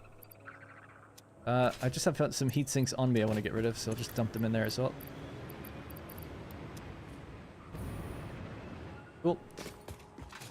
Oh, and rubber's here as well. So this will be our first little batch of cooling systems. And then we can dump them in there if we want. But I still have to make the fuse frames and I still got to make the turbo motors. So what does it take to make turbo motors? Maybe we could even just manually make the last batch. Obviously I need to automate it later, but... it'll require rubber, cooling systems, radio control units, and motors. I mean, we have all these things, so maybe I could just make the 50 required to get particle enrichment if we want to just get some sort of milestone done today. Thanks, Blue Devil. Excited to see what breaks. Yeah, indeed. A nice, tasty blue liquid.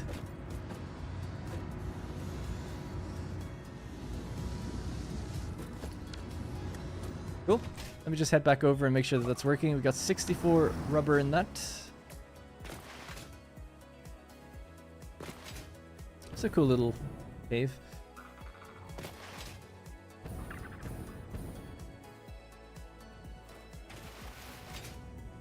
Now, I can turn that other machine back on and everything should run okay then.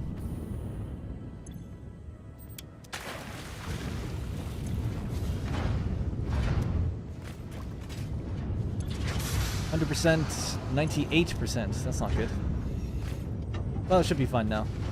And this one, 95. Okay. Copy those settings. I'm just temporarily going to give this a boost just to flood the pipes. Just smash some oil out there. I'll admit I'm waiting for something to break. Yeah, we'll see. Did I make any mistakes today? I don't know. Any logistical ones, anyway.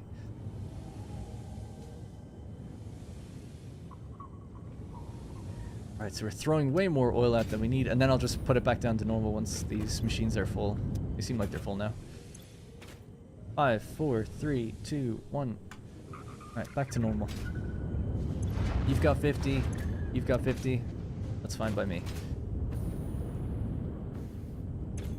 We're at 71. So we expect all this to get up to 100%.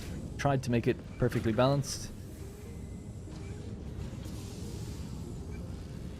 A cute little loop. Right. Let me change up the music again.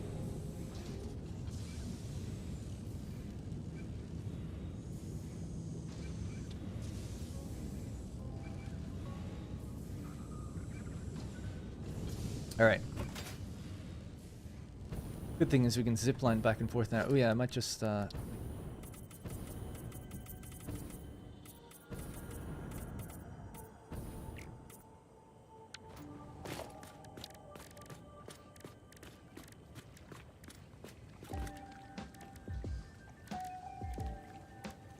we go.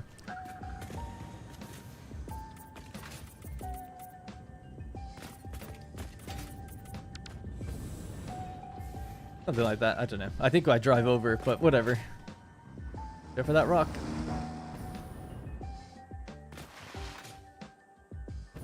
This is a pretty fun session today.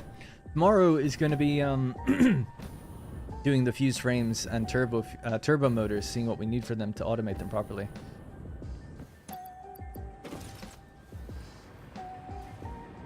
And then if we need more gas, we know where to go to get it. That took a little while building that gas pipeline. But there we have it. Cooling systems are rolling out. We'll give it a few minutes and then we'll check the efficiency of the machines, because this one, what's wrong with you? Yeah, we'll have to wait for rubber to get piled up. Actually, I'll just help you along, feed you some right now. We're making the exact... Oh, no, are we making the exact amount, or are we making extra rubber? Can't remember, actually. We needed 36. Let me hop back one more time and just see, dude. I can't remember if I ended up making just a little bit more or not.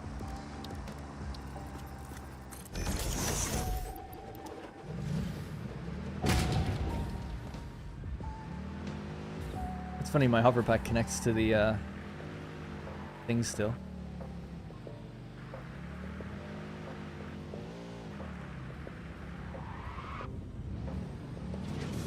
Nailed it.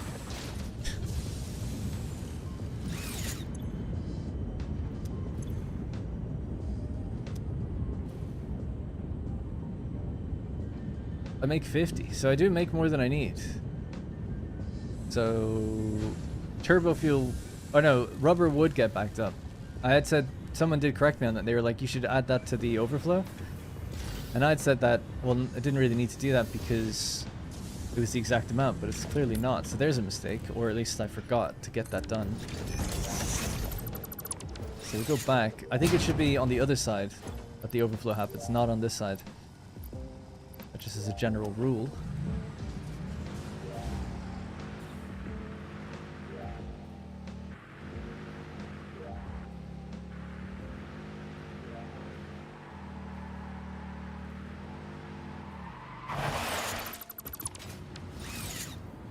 Yeah, so it's a good thing that we make too much now, but ultimately we need like a smart splitter somewhere here to go into that same thing over there.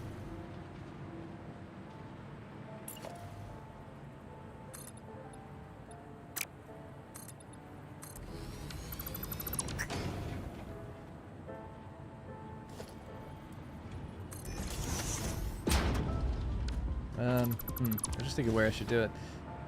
Could push this further back. Get them to merge up somewhat.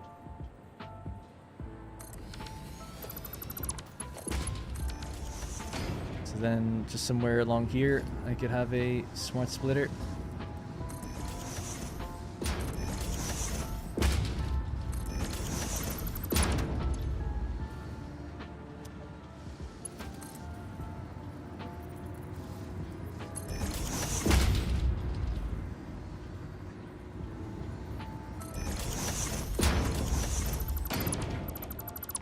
I mean, that would actually probably have been fine. Maybe I didn't need to get rid of that just now. Maybe a bit more room might help, just a small bit.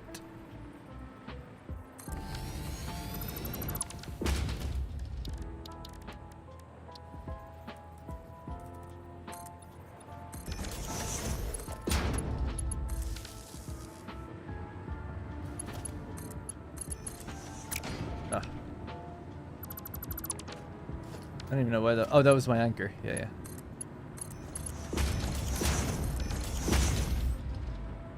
Alright, well there we go. That should be fixed now. So there's an overflow for the rubber, as we do make a little bit too much of it. So eventually these machines should get backed up. First one's at 50 now, so that's good. It obviously needs to get to about 100 before it passes itself down properly to the next in the line. It'll still take a little while. You can check the cooling system box in the notes. Yeah, I normally wait until I make sure everything's running correctly, but it's done. And then, yeah, we just have to decide where to send these. So, turret cooling systems. Let's have a look. Oops. Used in supercomputers, turbo motors, and thermal propulsion rockets. So we need turbo motors to make thermal propulsion rockets. The cooling system is going to have to be divided between both. Which is what are we doing? 6, 12, 18. Yeah, 18 is an okay number, I think, to divide between them. Gas seems to be fine. So yeah, I'm just going to run back real quickly. We can zipline over now, be a bit faster, just to check that the turbo fuel drones and everything are working okay.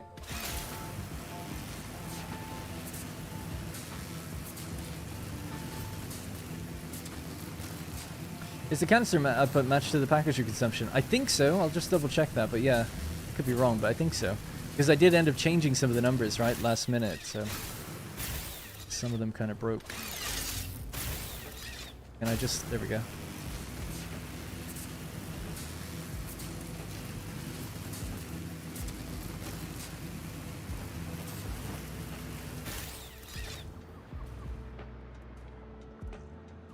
That was weird. Getting some strange flickering. I need to reload the game just in case. But anyways, yes, we can see turbo fuel is being fed down there. This one's got tons in it. Is that going to be okay? He's on 26. I just feel like it's maybe... Oh no, that should be okay, because he should be picking some up from where he goes. It goes. I'm calling he. Oh, he's going to sleep. That's so cute. His little ears went down.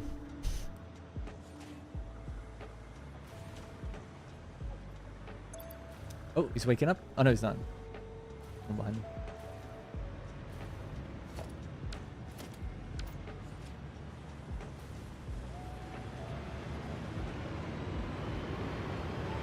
Didn't see if anyone said how I can name them.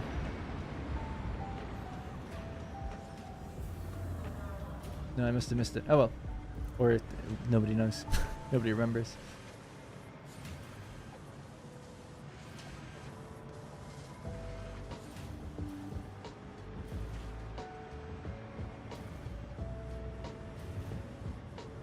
Quite like this system. I think I could have gone even lower, really, because it's not quite in the way of that. So another pillar lower, 4 meters down, it would actually slot right really nicely.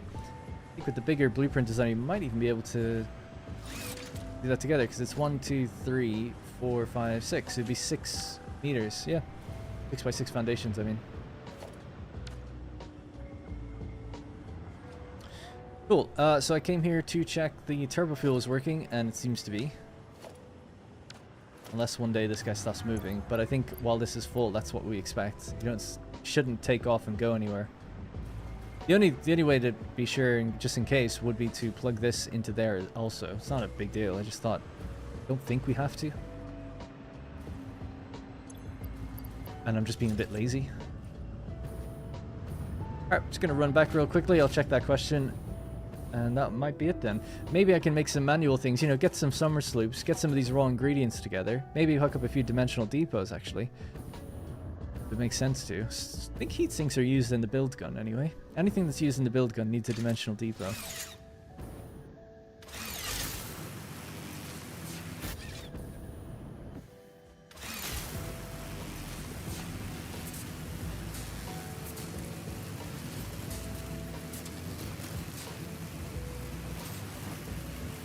Hey Jordan, how's it going, man? Hope you're well. I've just managed to catch up on all the live streams. Gonna go back to the beginning of this one and catch up from there. Thanks for making great content. Thanks, Jordan. Appreciate that a lot. Thank you. No build gun use for heat sinks? What am I thinking of then?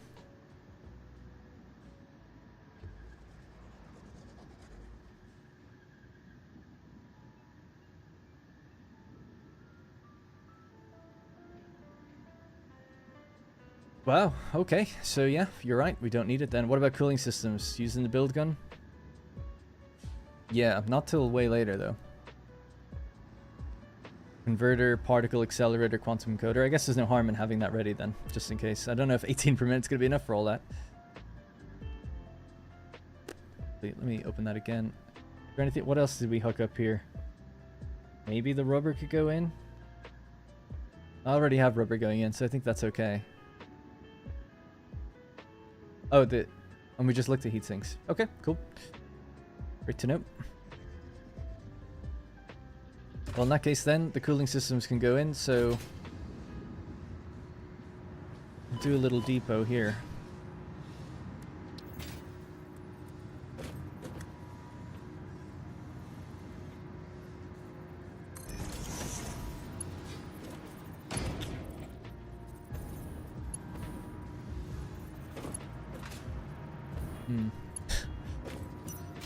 I was gonna just fit it there, but it looks weird then, clipping through that, so...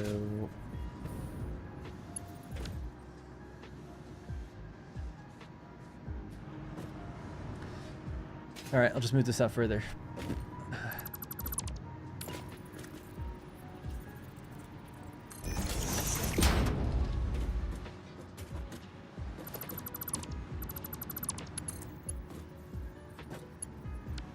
Okay.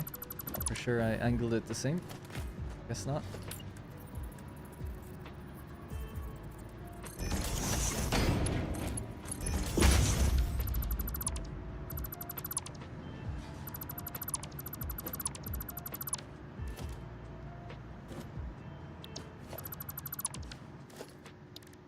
Alright, so you just slide this on over, make sure it gives enough room for that thing to come in again. Not going too far over the edge.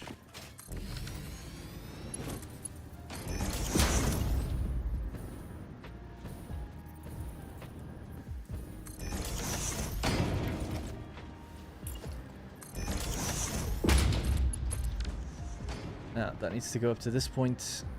Maybe from the inside might be better.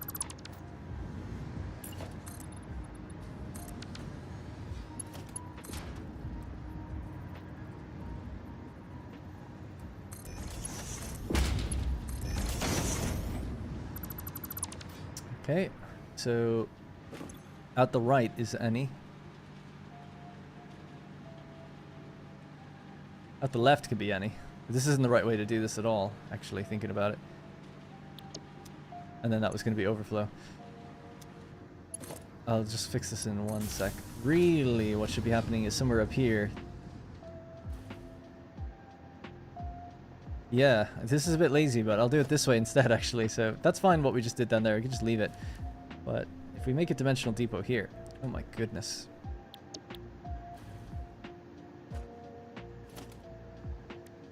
AI.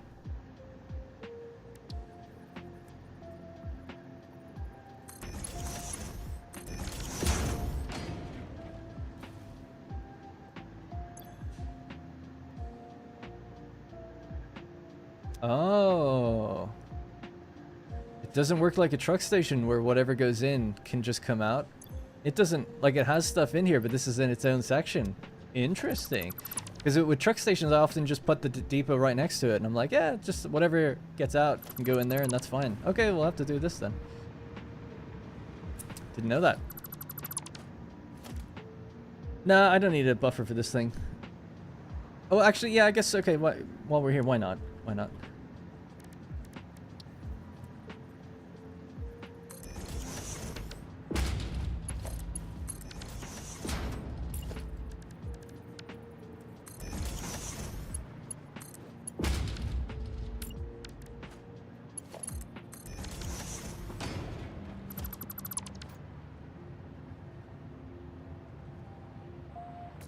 Right, so now we're evenly dividing the two.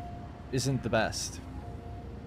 Either that or use 2 smart splitters, which is what I did in that video, and I was saying, like, is there a way to avoid doing that? And people have all these different theories, but I couldn't find an answer, so it does seem to be. And hey, Mila.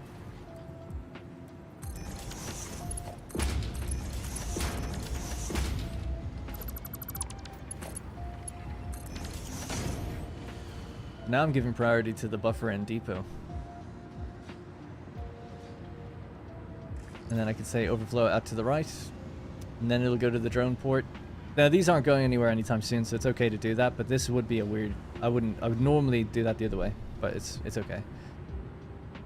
It's not going to affect anything. And that goes at the right, and then it overflows into the sink. Yep, that's fine. So basically, cooling systems roll into here. They go into the storage depot first. That's our priority. Once this is full, which is going to take a little while, they'll roll out this way and then go up and into the drone port. So I'm just going to steal the ones out of the drone port now, to be honest.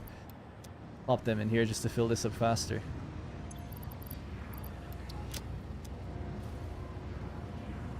Anyway, once that gets full and backed up, then it'll go out this way. So the problem with this system would be that as I build things and draw from it, it would take away from whatever factory is relying on it for a little while. Overall, if we're producing more than we need, it would be fine, but it could cause like stutters in a factory, so I wouldn't normally do it that way. Normally, this splitter should be there, and that one should be here, if you know what I mean. But just the way it's laid out, it's like, whatever, I'm not going to change it now. I'm going to get rid of this, though. We don't need that anymore.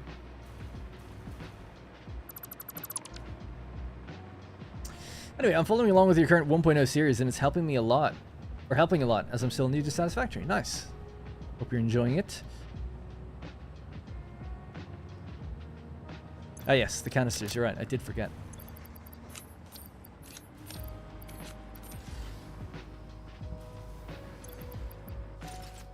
Why not just switch the belts and keep the splitters? I don't know. Just look a bit messy. I feel like if I wanted to redo it, I would want to move things around. It's maybe my own brain blocking me from doing anything. I don't know. To me, it's like, to redo that, I have to remove both splitters, remove all the belts, and just realign things and then connect them again. It's like, what's the big deal? You know, it's gonna fill up before I ever build a factory that needs things.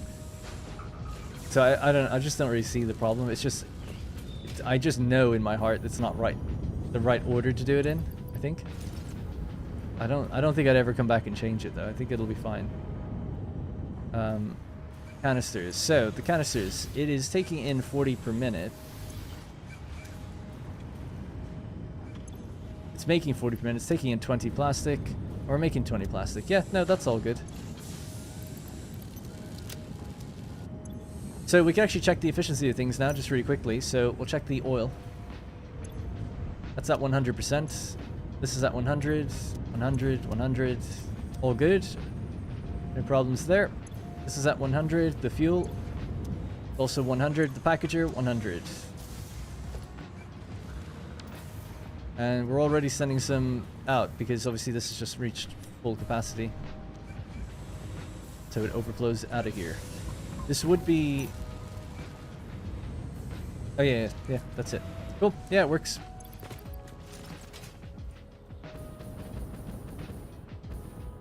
Hey, Major. Have you dabbled in nuclear yet? No, I've just never gotten that far. Or I did get that far once, but I had so much power I didn't need to. But I planned on doing it eventually, and then I just ended up not finishing the series. That was update 7. My first series. As for update 8 and 1.0, I just haven't gotten there yet. Yeah. I just set up my first nuclear plant with plutonium recycling. Took a ton of troubleshooting. Yeah, people say it's really difficult and it's not really worth it, to be honest. But I'll still do it. I think it's fun to try. I'd like something that has that kind of level of challenge and can go wrong and mess up stuff. So that's cool to me. So this has been running for a little while. We can check it now. So you're up to 100 on this one. The rubber is finally filled up. You're up to 100 on this one, which is great. And we're at 100 on this one, although we did kind of give it a little extra. Although it doesn't seem to matter. It's gained from what we gave it. Cool.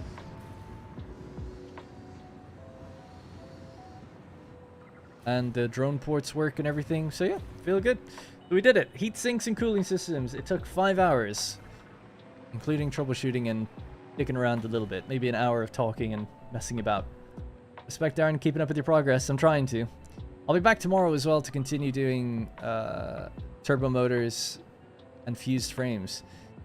So we need 200 cooling systems. I'm going to pick that up right now. Although it's presumably a lot of them have just gone in there anyway. Give me that. Give me that.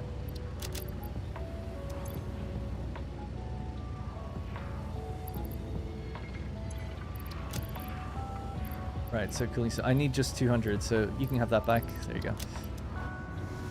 Take that with me. For making turbo motors. And then can I make... I just wonder, could I do particle enrichment now? Because I've got a little bit of time to kill to stay online just for a little bit longer. To make turbo motors, we need radio control units, motors. See, all of this stuff I have in dimensional depots. So we could probably make 50 using Somerset loops. So I'm going to go to the base. And we'll just see if I can manually craft some stuff. The fused frames, I guess I'd need some gas. So I might have to maybe do that back here. I'll do the cooling systems of turbo fuel or turbo motors first.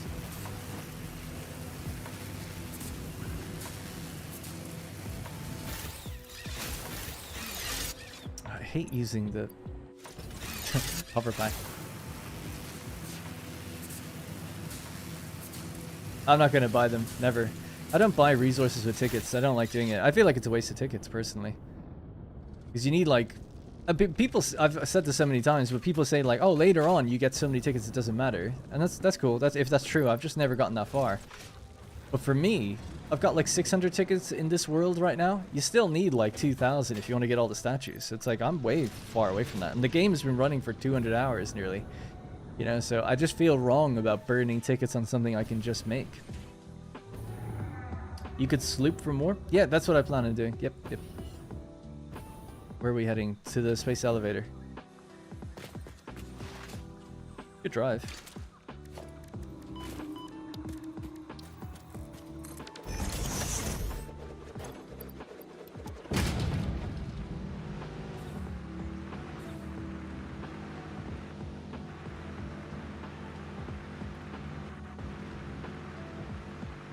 It's complicated but worth it, yeah. Yeah, I bet. I think it's just fun, yeah. Some people like say like, oh, rocket fuel is so good, you never need nuclear. And I think that is an interesting point to bring up for like balance reasons and stuff, but why wouldn't you want to just try it anyway?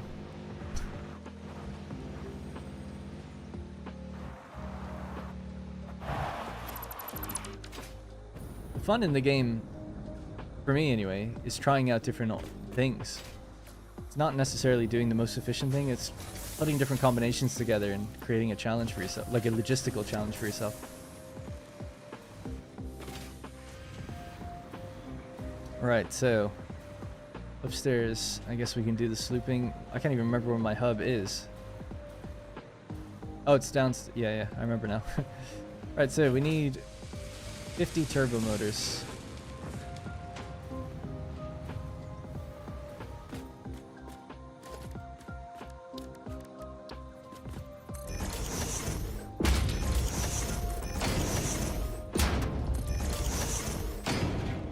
Now, are turbo motors made in a blender?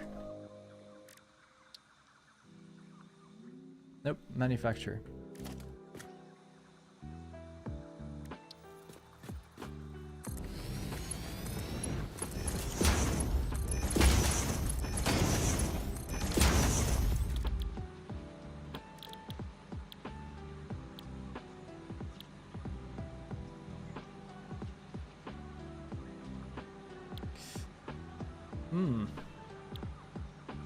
I think originally I was actually supposed to go for this one, because I have a lot for electromagnetic control rods. If I build a stator factory, I have something like 100 high-speed connectors per minute, so if I just make a stator factory, we can have a huge amount of electromagnetic control rods. I think that's what I'd said before. Anyway, we'll consider that tomorrow. But for now, we could just get this going.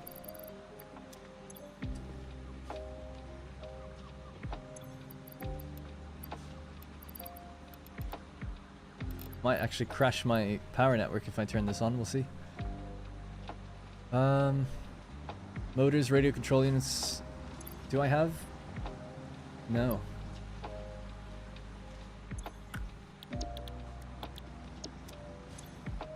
Cooling systems, radio control, motors, and rubber. Yeah.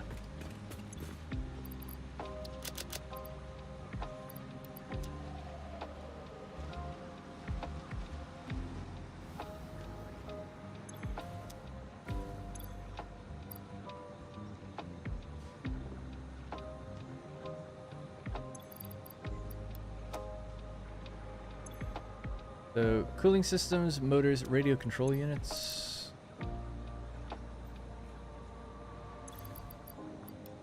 And then rubber.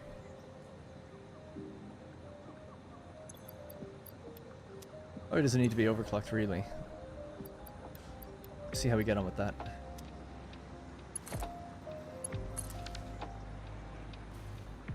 Cool. What am I planning? We're actually just at the end of the stream. I'm building... We just set up today heat sinks. Automated heat sinks and cooling systems. So that was needed to get to the next part of the milestone, which is particle enrichment. The next phase is thermal propulsion rockets.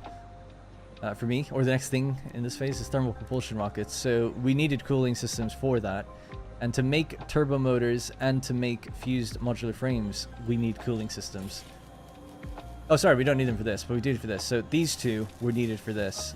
And cooling... I'm being so silly. Cooling systems are needed directly for thermal propulsion rockets, but also for turbo motors. So basically, we're setting up making cooling systems today, and that's just been done. So we make 18 per minute. It's not a huge amount, but it's an okay amount. Tomorrow, I gotta do fused frames and turbo motors. To make fused frames, we have everything except for heavy modular frames. We need a bit more of those. Not a huge, massive factory for it, just a few extra per minute. So just find somewhere, source some materials, pull them together, and get it made.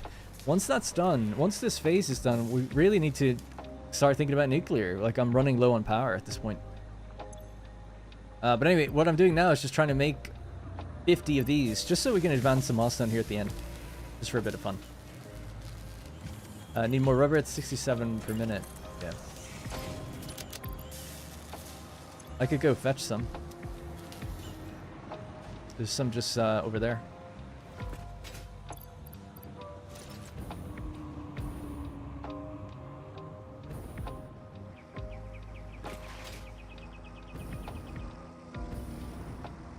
When you get to where you're sinking the space elevator parts, you get so many tickets. Well, I'm sinking space elevator parts right now. I'm sinking whatever that one is and that one. Magnetic field generators and assembly director systems, but not these two yet. And I have been for a while, but I don't make anything in very high volume, so. Everything's been made at like 1 or 2 per minute. In this world. In my Let's Plays and stuff, I'll challenge myself a bit more.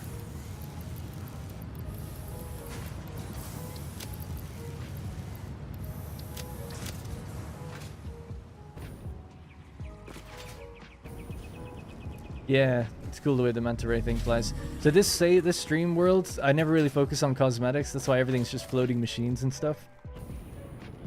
But that's kind of a cool effect. It goes under. You could kind of dive off the road and jump onto it if you want. For those who haven't seen my Let's Play world, we might hop into it just at the end in a minute. Right, let's throw in the rubber more manually here. That do its thing. Yeah.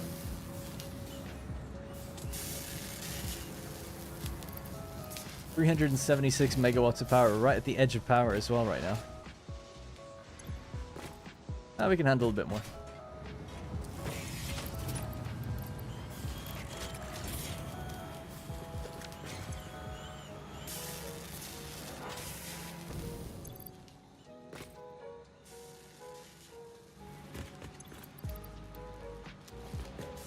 Nice, now we wait.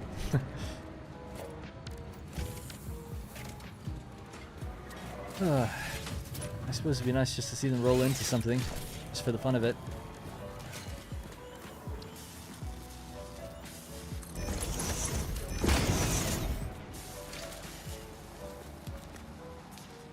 And we need 100 fused modular frames. I have to go out to the gas place to do that. I think we could do 100, so what does that require? It requires heavy modular frames. We have 750 casing per minute now, so there's loads of that. It's no problem. And then just the gas. So all I need to get this done is just pull down some heavy modular frames into my inventory for a minute, and then we'll go out there and manually make those as well. Because we make some, in fact we make them here, just very slowly.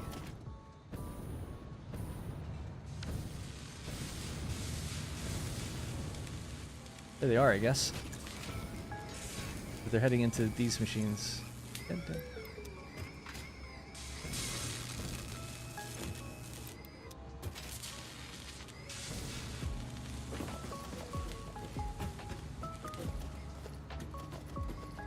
You should use a hyper cannon. I don't really like them, but thanks. I know about them, though. Thank you. I don't know why that. Yeah, portals. It does feel like if they're gonna do teleportation, you should probably put that earlier in the game.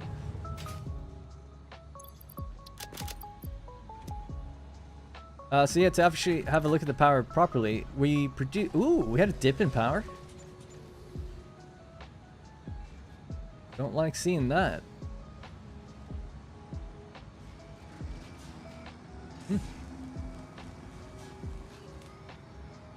Very weird. Like one machine went off. Anyway, we make 37,400, or we should do, but I guess maybe not all the time.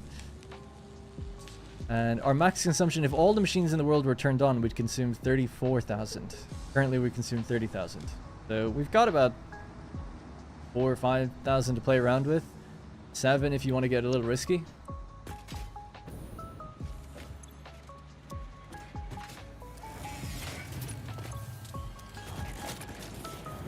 We almost have our 50 and we can bail out of here.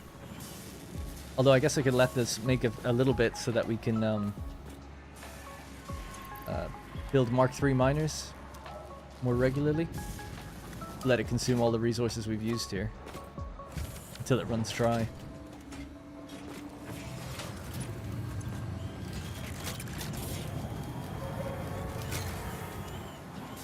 That being said, I just turned on a machine that consumes 730. Obviously, when this isn't running, we've even more to play around with. Wonder, do I have any on me? Turbo? No.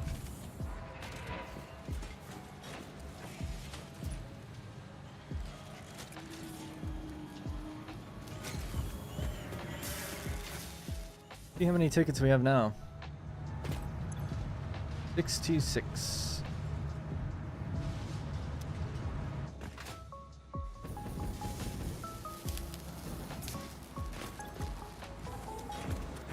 Alright, just one more after this, one more batch. I don't really understand how we have an uneven number. Oh, I guess it's 9.375. Should make them in batches of 2, though. Oh, the first one probably came out just 1, yeah. Okay.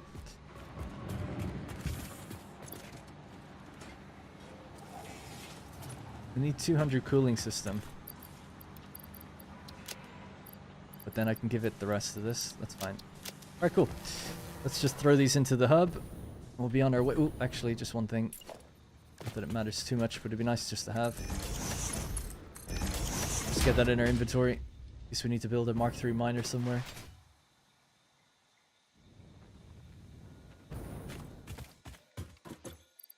Alright, boom, finally.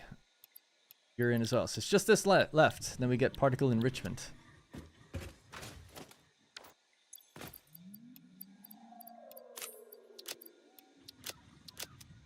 Okay. And then heavy. Take this with me as well. On the music again.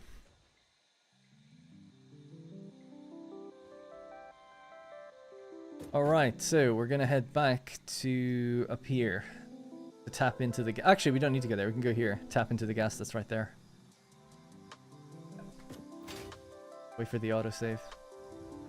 Go on the depot, yeah, just feel like whatever, it's only gonna make about 10 or 12 more probably or something like that. Around there. You know, not that much, but it'd be good to have just for future miners, I suppose.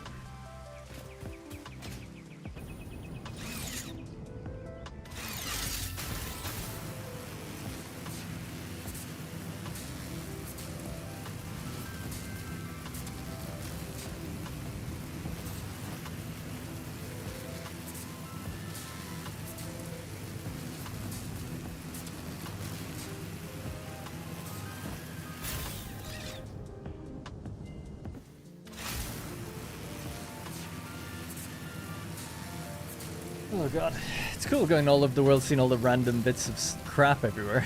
I wish these factories looked good though.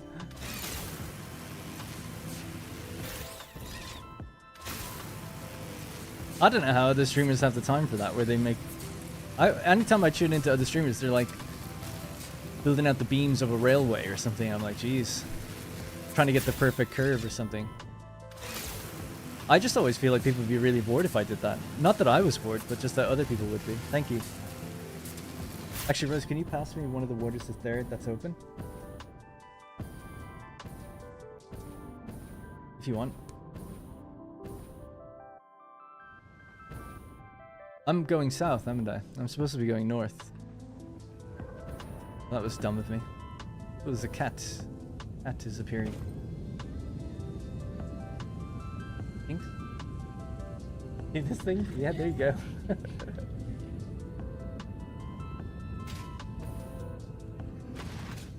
Anyway, went the wrong way.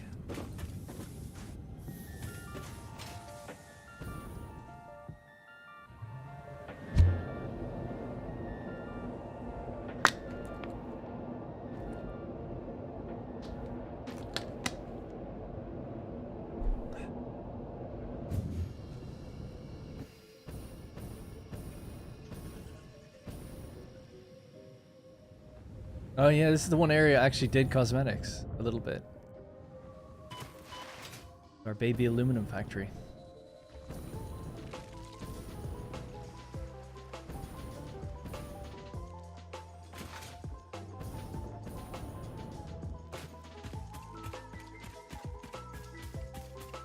Make my way out here, I could just drive. It'll be pretty quick then.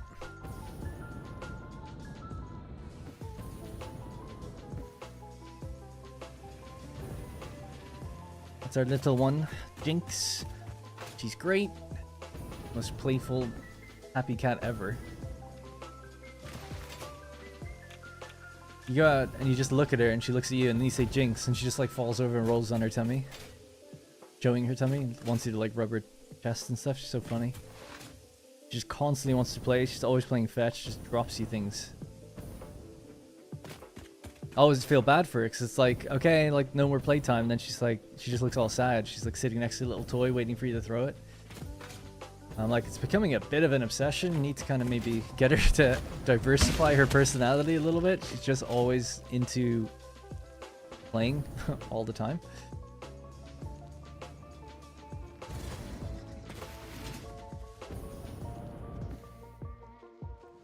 But she's really good. Very cuddly cat. Oh, wow, what a shot. Good shot.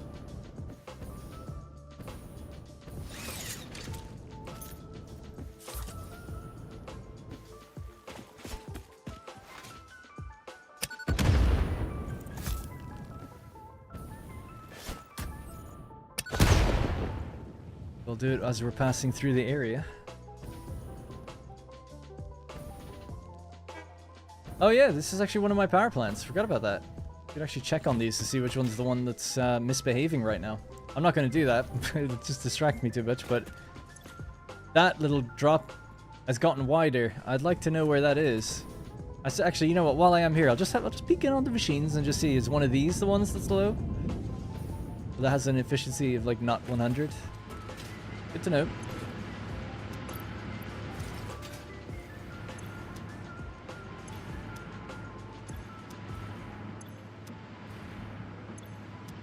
These are fine.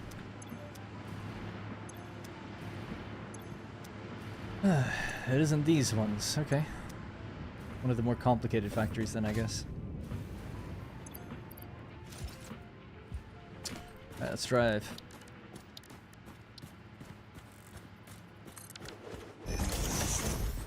Is she a fan of Arcane? Oh no, she's not actually named after that. I have seen I've only seen the first season of Arcane. We named it. Did we name it? Oh no, I guess we did name her after Arcane, but it wasn't from the show. We had another cat called Nyx, and we just thought it would be a good name for her. Like Jinx. Because when we got her, they said like she was what's the word?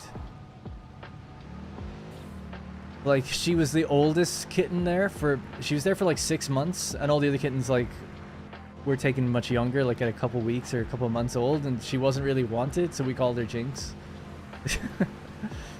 And it's a good name for her, really. She's really clumsy. She like tries to jump and just like falls and stuff. She's got like, you know the way you see wobbly cats, or if you ever look online, there's this thing where there's some cats that are wobbly.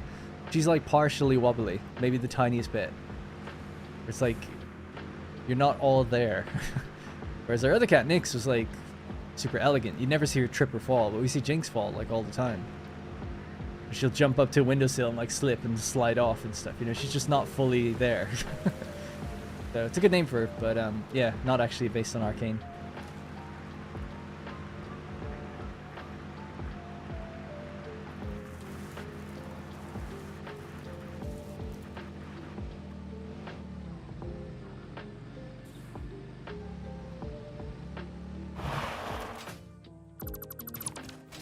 All right. Good, we can make our 100 fused frames out this way now.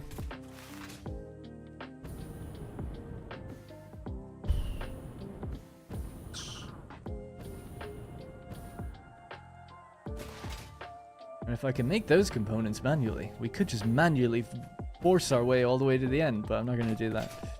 Tempting as it could be. Acts more like a dog? Yeah, totally. I mean, really, for real. Like, the way she plays fetch and the way she likes to be pet and played with. She's never scratched me either. Like Nyx would scratch. Well, Nyx hadn't scratched me in a long time, but had before. Nyx is just, she does really just act kind of like a dog, a little dog. She wags her tail when you say her name and stuff. She's really funny. She still does cat things, but yeah, definitely has many dog-like behaviors. It's really interesting having indoor cats. I think indoor cats are cool because they pay attention to you a lot more. Outdoor cats, I was never really a fan of them. Like, they look pretty and everything, but you don't get anything from them. Whereas an indoor cat, we've learned, seems to really bring out their personality, because I guess they have to socialize with you and understand you and pay attention to you a bit more. What am I doing? I'm trying to make fuse frames. Right, it's in a blender. That's it. I need to do it near the gas, which is over here. This is our big gas pipeline we built today.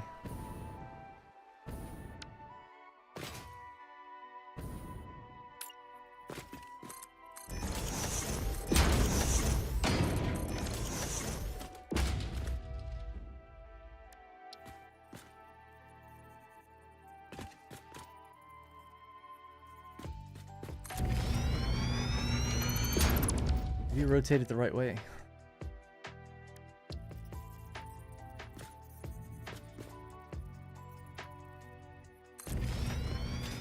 Alright, so gas. We'll grab a 600 pipeline, plug it in. Ah, there's no power here, so just quickly connect that. And we'll manually fill the rest of the stuff. So fuse modular frames. Gas is filling up. We love to see it. Love it. Fill this out temporarily. Let's create a few containers. Is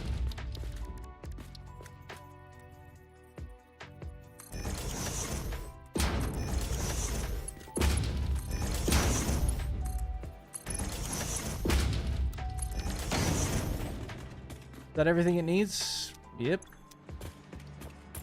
Here.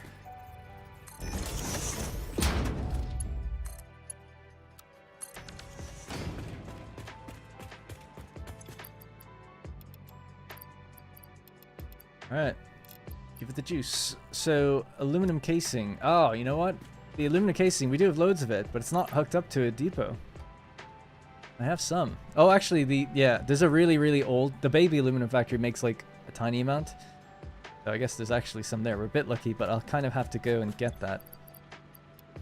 There goes the aluminum casing. There goes the fused modular frames. This will take a while to... One cycle to get its double output. 187 per minute.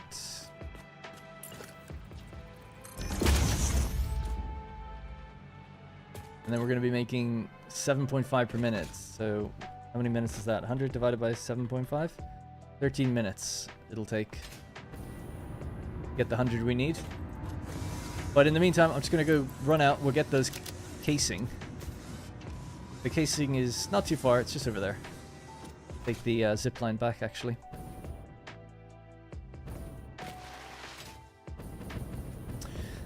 And just as a final reminder, I'll be back tomorrow, same time, 3 p.m. UK time. And continuing to save, we'll have a look at doing fuse frames and turbo motors. And in between streams, I'll have a look at maybe what recipes I'm going to plan on using. Getting ever closer to actually beating the game. And getting to stuff I mean, I've never seen any of this stuff before, but the next tier of stuff is like all foreign to me, you know?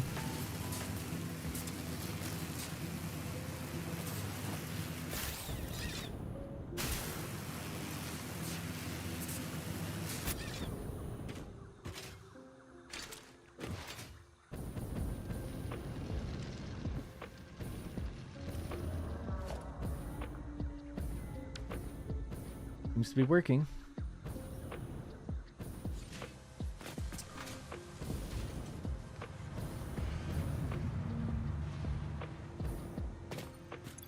There we are.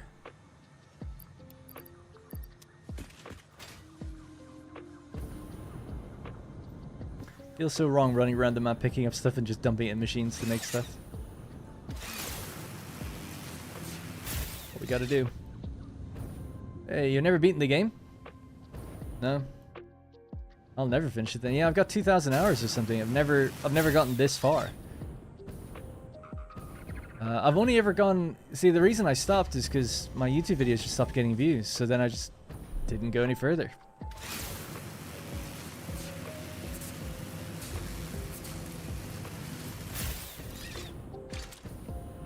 So it wasn't that like I just burnt out of the game. It's just like, oh, people stopped watching. So I stopped playing it.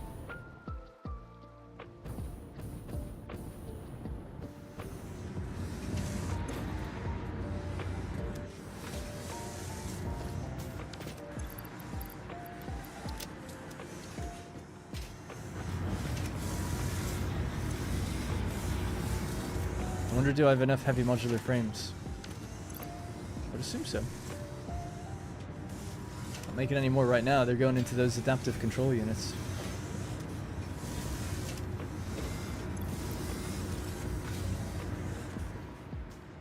Alright, it's really a waiting game. We've got 15. We need 100. Do I have any in my...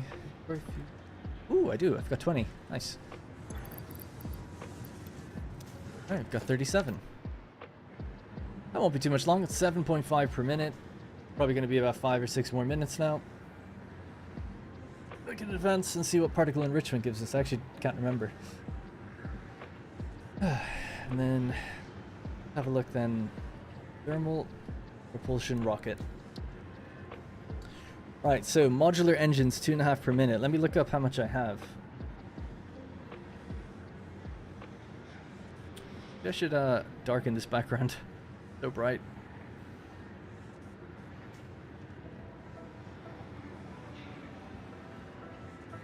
Yeah, we're gonna go with this recipe. Well, I actually can't remember. That was what, if we set underclocked it, we could use 14 cooling systems in 2 machines. That would use all of our radio control units. We'd need more motors though, I think. I don't think I have that many motors. We make 4, yeah. And then we'd need more rubber.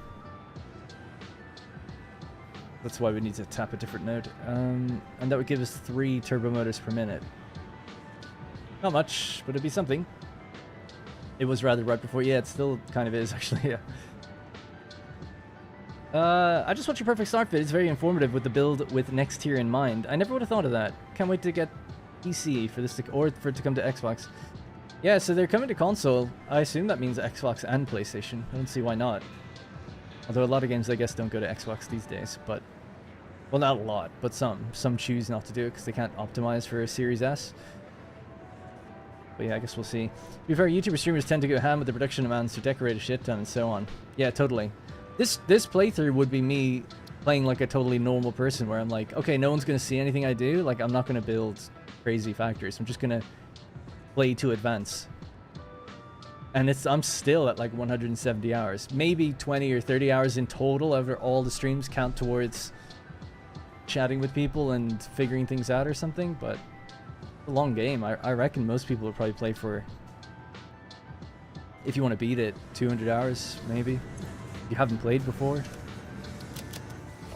If you're a veteran of like Factory or something, it might be quicker, things like that, but otherwise, yeah, I don't see how you could be that quick at it unless you're just really in simpatico with the game's design and like how you bring things together and stuff. Anyways, so those thermal propulsion rockets, rubber. We actually have 75 rubber left over.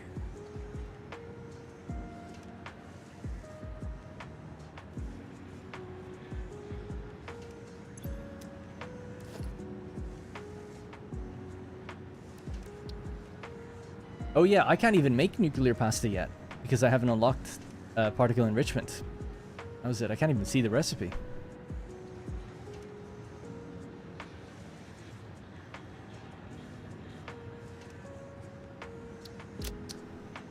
We have the gas and the casing. It's just the heavy modular frames.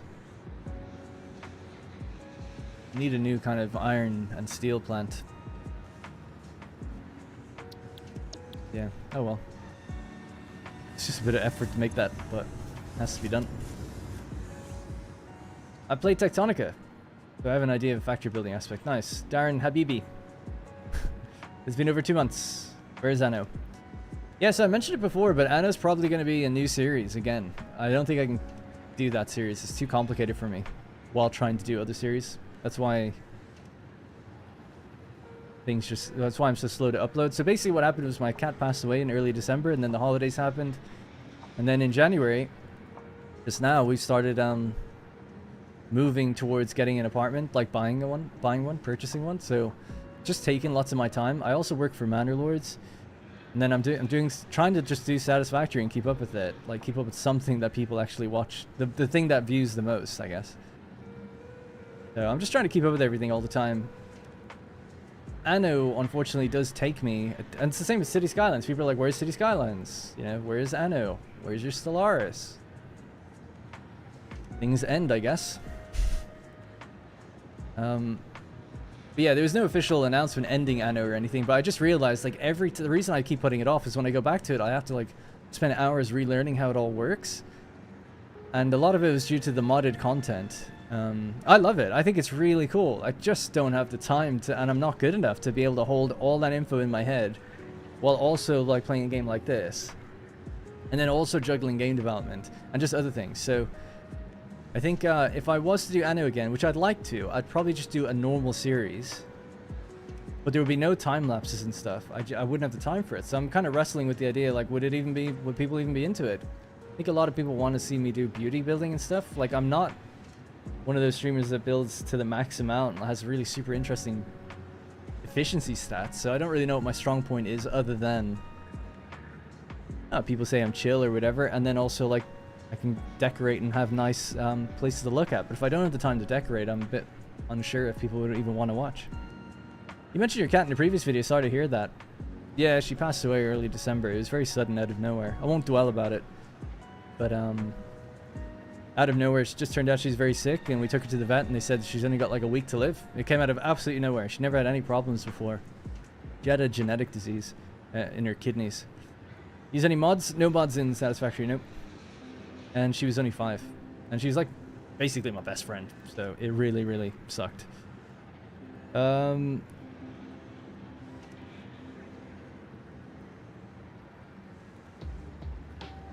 really enjoyed your Anno videos, always looking forward to it, but I can relate. Yeah, my fear, I'm always in my own head about these things, my fear is that it won't be good. That's why you haven't seen a video. I'm always like, no, it's not good enough. Or if I do a new series now, I could easily just play, like I could just play the game and just sit and chat, just like these streams. But I think people who watch these streams compared to the videos and see the difference. And that's the difference of spending 20 hours behind a 1 hour video and just sitting down playing the game. So it's like, that's what you get with Anno. Funny thing with Anno is actually some of my streams for Anno were my best viewed streams ever. So I don't know, maybe I should just stream it or do something like that. I am looking forward to 117, yeah. I don't know anything about it, but Roman era is like my favorite era for anything. So couple that with Anno 1800, which is one of my top 10 strategy games ever. What's not to get excited about? Although I'm extremely cynical and jaded, so I just need them to show it to me. I need to see it before I care. So seeing a little teaser screenshots, nothing. Does nothing to me. This is why I'm a terrible YouTuber. Other YouTubers will be like, oh, new screenshot. And it's like, here we are talking about the new screenshot that was just put out. Here's the tweet that we're going to break down and analyze. And it's like, that's great. I just don't give a damn. Just show me the game and I'll play the game. So I look forward to it though. If it's anything just like 1800 with a Roman setting, great. That's all I need. We're almost at 100. Almost there. Can you make the heavy modular frames up at the factory making the aluminum casing? Maybe. Yeah. Well, the plan was to do it somewhere over here, but I guess if the gas pipeline could just be fed over that way, then yes, we're not that far. So the pipeline would have to extend down into here.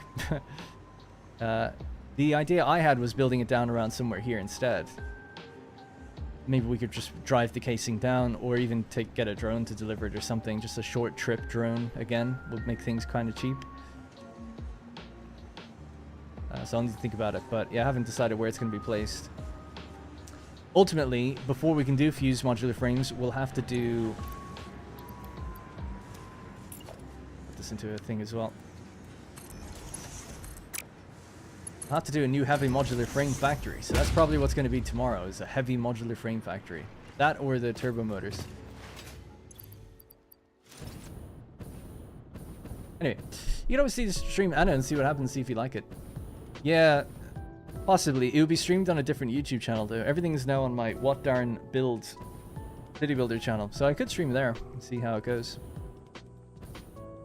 I would have no problem doing that. I love streaming. Frankly, it's, you know, quote, easier than playing, like, all the editing and stuff that goes in and planning everything. For normal videos. So if I could only stream games, I mean, that really would be, you're just paid to sit down and play games. I mean, who wouldn't want to do that? So it might be worth trying over in the City Builder channel and just being like, okay, every Monday we stream Anno for a couple hours. Or just on some day of the week, I record like 5 of them, and I cut it up into 5-hour videos, or 5 40-minute videos. That's what I do at the moment for Rome 2. I have a Total War Rome 2 Let's Play going, and that takes me literally like 4 or 5 hours a week. It's really not that much, because I know that game like really well. There's no planning needed. The AI is so random, you can't plan for anything, you just have to react. So it's like, this is great. It's just a supplemental little extra thing, and I'm doing it just because I want a palate cleanser. I like the game, so it's fun to play. Just doesn't feel like it takes much away from anything at the moment, and it's growing the strategy channel that I have. So I've got 3 channels. This one, which is the main one. Why am I here, by the way? Oh yeah, we're heading up back to base. I've got the main one, and then I'm experimenting with like, okay, what would it be like to have a city builder channel and a strategy channel, like two separate things where I don't affect the Satisfactory content. We just keep Satisfactory videos here. I'm seeing mixed reception, not just to how people feel about that, but for the analytics behind the scenes. But I need more consistent videos to really know. Another video I was thinking of doing is Space Engineers 2. I got sent a key for it. It might be fun to play that or something, do a one-off video and see how that goes. Heading that way. Anyway, Timberborn, great. Yeah, I love Timberborn. It's really good fun.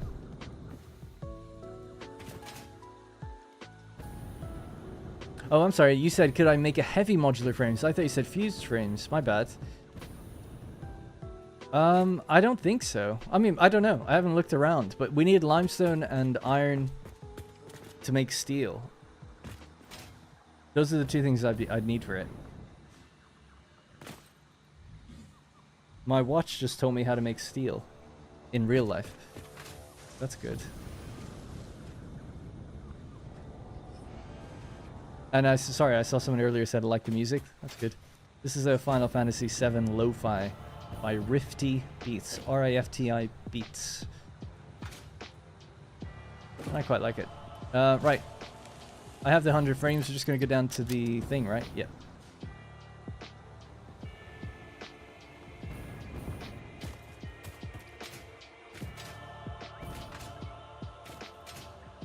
Side stories I create are captivating. That's awesome to hear. Thank you. Bonk. Particle enrichment. Never unlocked that before. It's all new. Hey! That's tier 8 complete. Nice. So that's given us nitric acid. Packaged nitric acid. Oh yeah, I've never heard Ada speak about this actually before. By the particle accelerator into plutonium. Okay, I guess I didn't save it, but I did. The minds of their creators in unexpected ways. On an unrelated note, your infrastructural choices have been interesting. Yeah. Okay, well, I kind of missed it, but let's see. Nitric acid, packaged version of it, non-fissile uranium, plutonium. Plutonium fuel rods encased plutonium, nuclear pasta, pressure conversion cubes, copper powder, and particle accelerators. Good music for this Sephiroth theme. We're reaching the end game now. So now we can't advance until we complete this phase. So it really is down to the thermal propulsion and the nuclear pasta. So what does it take to make that?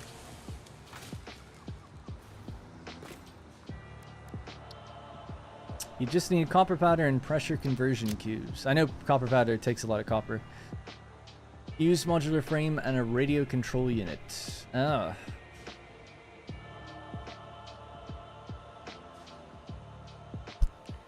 Damn.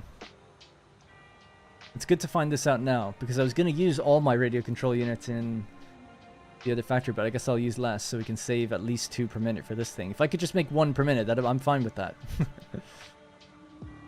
I'm fine with that. So it's used in this, and it makes 0.5 per minute. That's okay.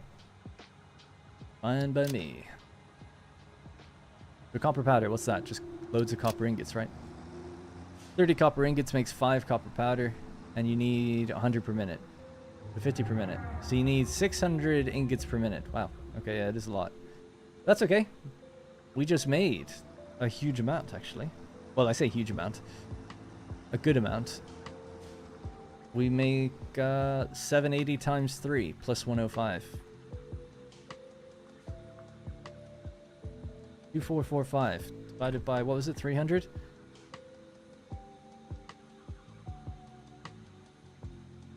We could build 8 of those machines making copper powder, and it would make, that's 300 per minute.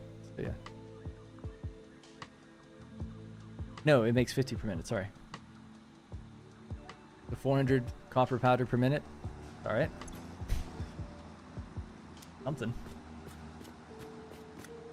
Yeah, then we won't be building many of these late game machines. It'll like be 1 or 2. I have no idea what's after this though. I genuinely have never seen it. Like, I know there's time crystals and just whatever I've seen referenced in the game, but I actually don't know, like, space elevator wise what you need. I don't know.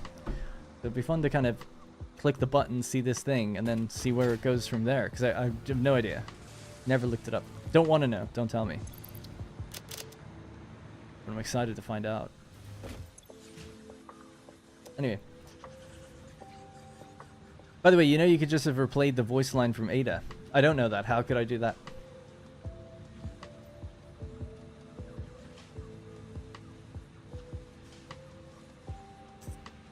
I have a bug if I use the hover in my refinery power factory, the machines lose efficiency. If I change to jetpack, it's back to normal after some time. Do you know something about this? No, don't know anything about that. I know that a hover pack uses power from your network, but it shouldn't drain the efficiency of machines. I've never heard of that. There's an alternate recipe for it, just iron, right? No limestone. I need the limestone to make concrete. I need the iron to make steel. I need that to make heavy modular frames. The question the person asked me was, would you build a heavy modular frame factory next to where we're doing aluminum? And I was like, yeah, but I would need iron for modular frames and for steel pipes. And I would need limestone for the encased industrial beam and for the concrete. Or I could do this recipe, but I'd rather do this one. So, I'm not saying it's impossible, I just haven't looked. I just need to see what's over there. This is not the Dune Desert save, no. This is a different save that was started at the 1.0, the launch of 1.0. Oh, press O and you can listen to all the recordings? Did not know this.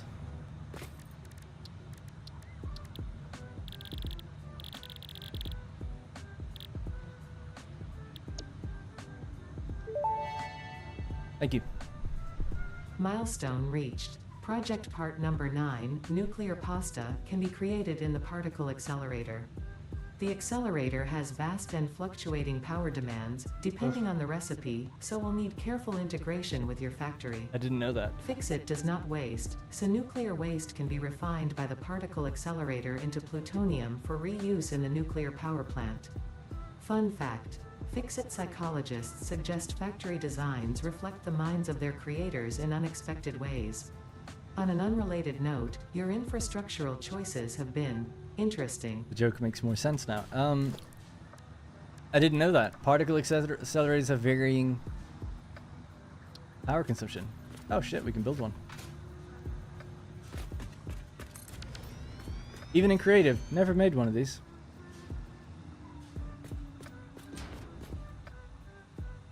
Wow. Okay.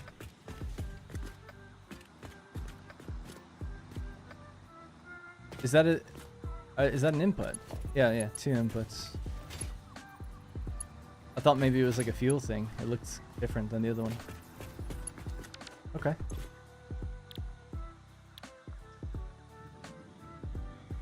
I don't know anything about nuclear either. I've never made it. But we might have to, either not in the next stream, but probably the next week. We need power, so probably we'll do that. Oh yeah. Oh my god. Right. That's so cool. I had no idea. 200 copper powder and a pressure conversion cube. Oh yeah, we'll do this. This will be fine. This is all new territory though for me. Big time. Well, I can't promise I'll know what I'm doing at all at this point. They take a lot of power as they ramp up. Yeah, I guess I have to learn how to mitigate it or balance it out. I guess power storage and stuff? Something? I don't know. Cool. Alright, so tomorrow we're going to come back and it'll be the final steps to get our thermal propulsion rockets. So, thermal propulsion rockets, as mentioned, we need modular engines, we've got that. We need turbo motors, cooling systems, we have the cooling systems now. So now it's about making turbo motors and fused modular frames. For the fused modular frames, we have the aluminum, we have gas abundance, that's fine, and then we need to make heavy modular frames. We've got some, but just not enough. We make like 1 extra per minute. So we need a factory that just makes a little bit more. So I'll probably build a factory tomorrow that uses this recipe. And we don't have much power available, a few thousand megawatts, so nothing huge, but just something that gives us like maybe 10 or 12 or something per minute would be nice. So, you know, 4 or 5 manufacturers pulling this stuff together. That's really what we're going to be doing tomorrow. If there's any time left over, then we'll look into the turbo motors also. So the turbo motors will require our radio control units. We're not going to use this recipe. I think it's this one, is it? Ah, yeah, I did want to use this one. I keep saying this. I need to make a stator factory. It's such a pain. But yeah, it's not that difficult, but it's just annoying that I have to do another thing. And then we'll have a huge amount of electromagnetic control rods. And then we can make turbo motors.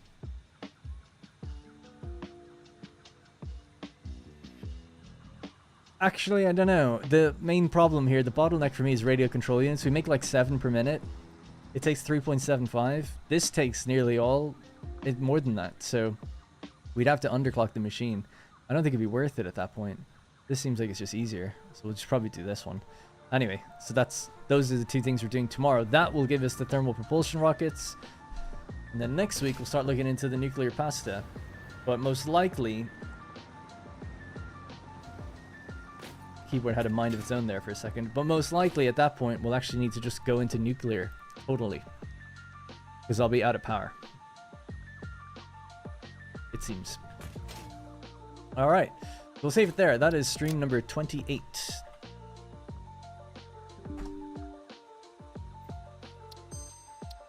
And for funsies...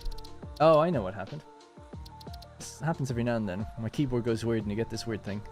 Ignore it. I'm sure it's fine. This is the actual save file for the series at the moment. So I thought I would just show it for anyone who hasn't seen. And do consider checking out the video series if you haven't seen it. There's only 5 videos? 6 videos in total now. I'll just catch my chat in 1 second. I just want to move this.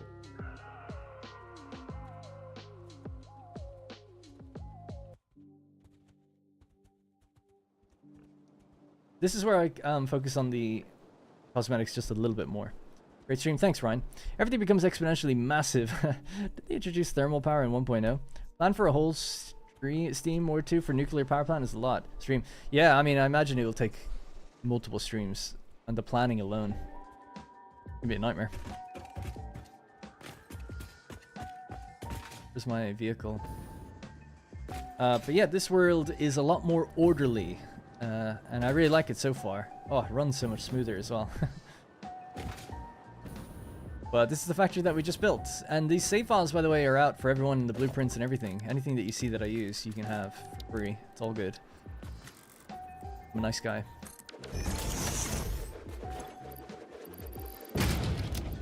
Might not have a better fuel source than that, coal?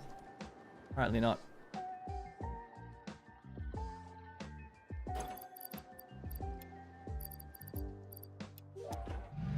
There we go.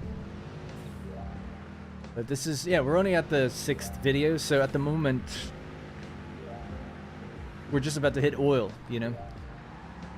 But I'm really happy with this factory at the moment. I think it looks pretty cool. It's running really well, totally efficient. Looks good. Thought I would just show it to people in the live setting. That hidden mam is awesome. The mam cave is love? Man cave? Oh, right. Yeah. That's funny, the mam cave. Yeah, we can have a look at that actually really quickly. Driving wasn't so bad. Oh yeah, and I want to tear down the original iron factory, so that's almost on its way down.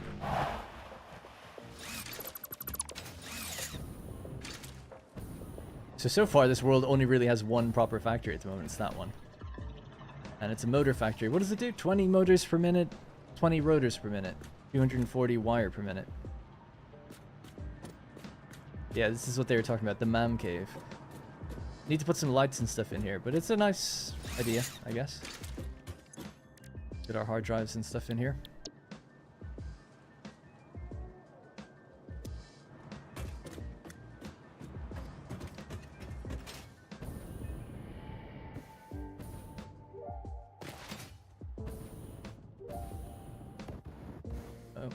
Oh yeah, I keep forgetting I don't have biofuel or anything like that. I just have solid biofuel. And then I suppose the coal power plant actually looks kind of decent. We could drive out to that for a second.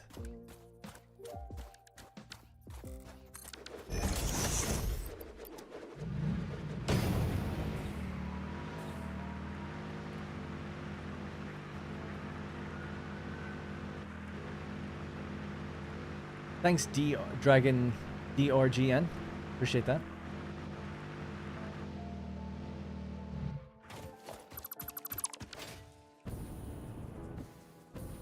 Just imagine if you decided to drone over your nitrogen instead of the pipeline. You'd probably be delivering your first tank right now. Yeah, I know. It would have saved me so much time. God, I'd be probably pulling any hair I have left out. Trying to figure out what was wrong with the drones or something, I'd imagine. Or the canister amount got like backlogged and all the gas was leaking. I barely remember where things are in this world.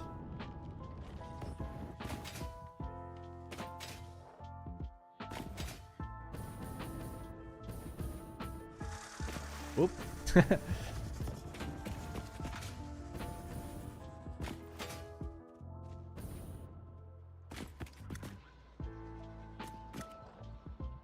Quite nice looking, I must say.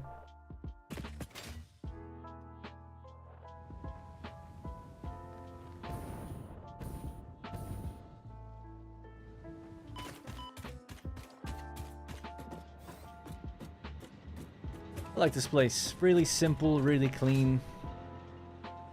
Easy to follow, understand. My proudest builds so far for an early game coal plant, anyway. A solid 100%. What is that? Why is that there? That must be a mistake, right? I want to go upstairs and see.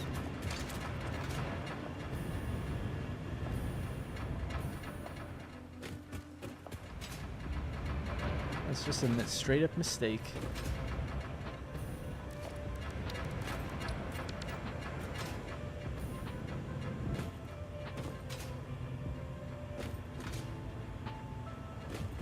I was trying to hear the window bang noise. Can't hear it though. Oh my god. Do I have that piece yet? I think I do now, actually.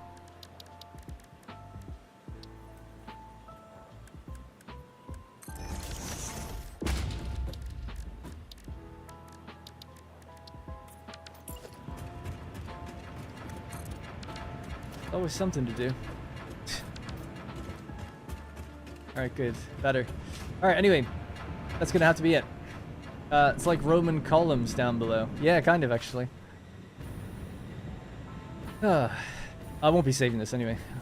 I'm trying to keep the playtime really tight, just for the videos.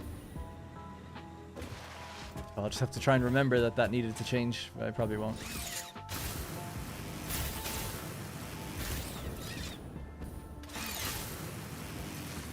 Missed lots of spots, it looks like. What? You guys are joking. I haven't missed anything. That better be in the YouTube video. Fixing my bad designs. Maybe one of the odd videos, like all the catch up on all the little problems that exist everywhere. Just a whole video dedicated to fixing things. Well, not even fixing things, just cause... Well, I don't think anybody would care, right? It's cosmetic errors. A stream for that might be kind of fun, right? Rather than an actual video.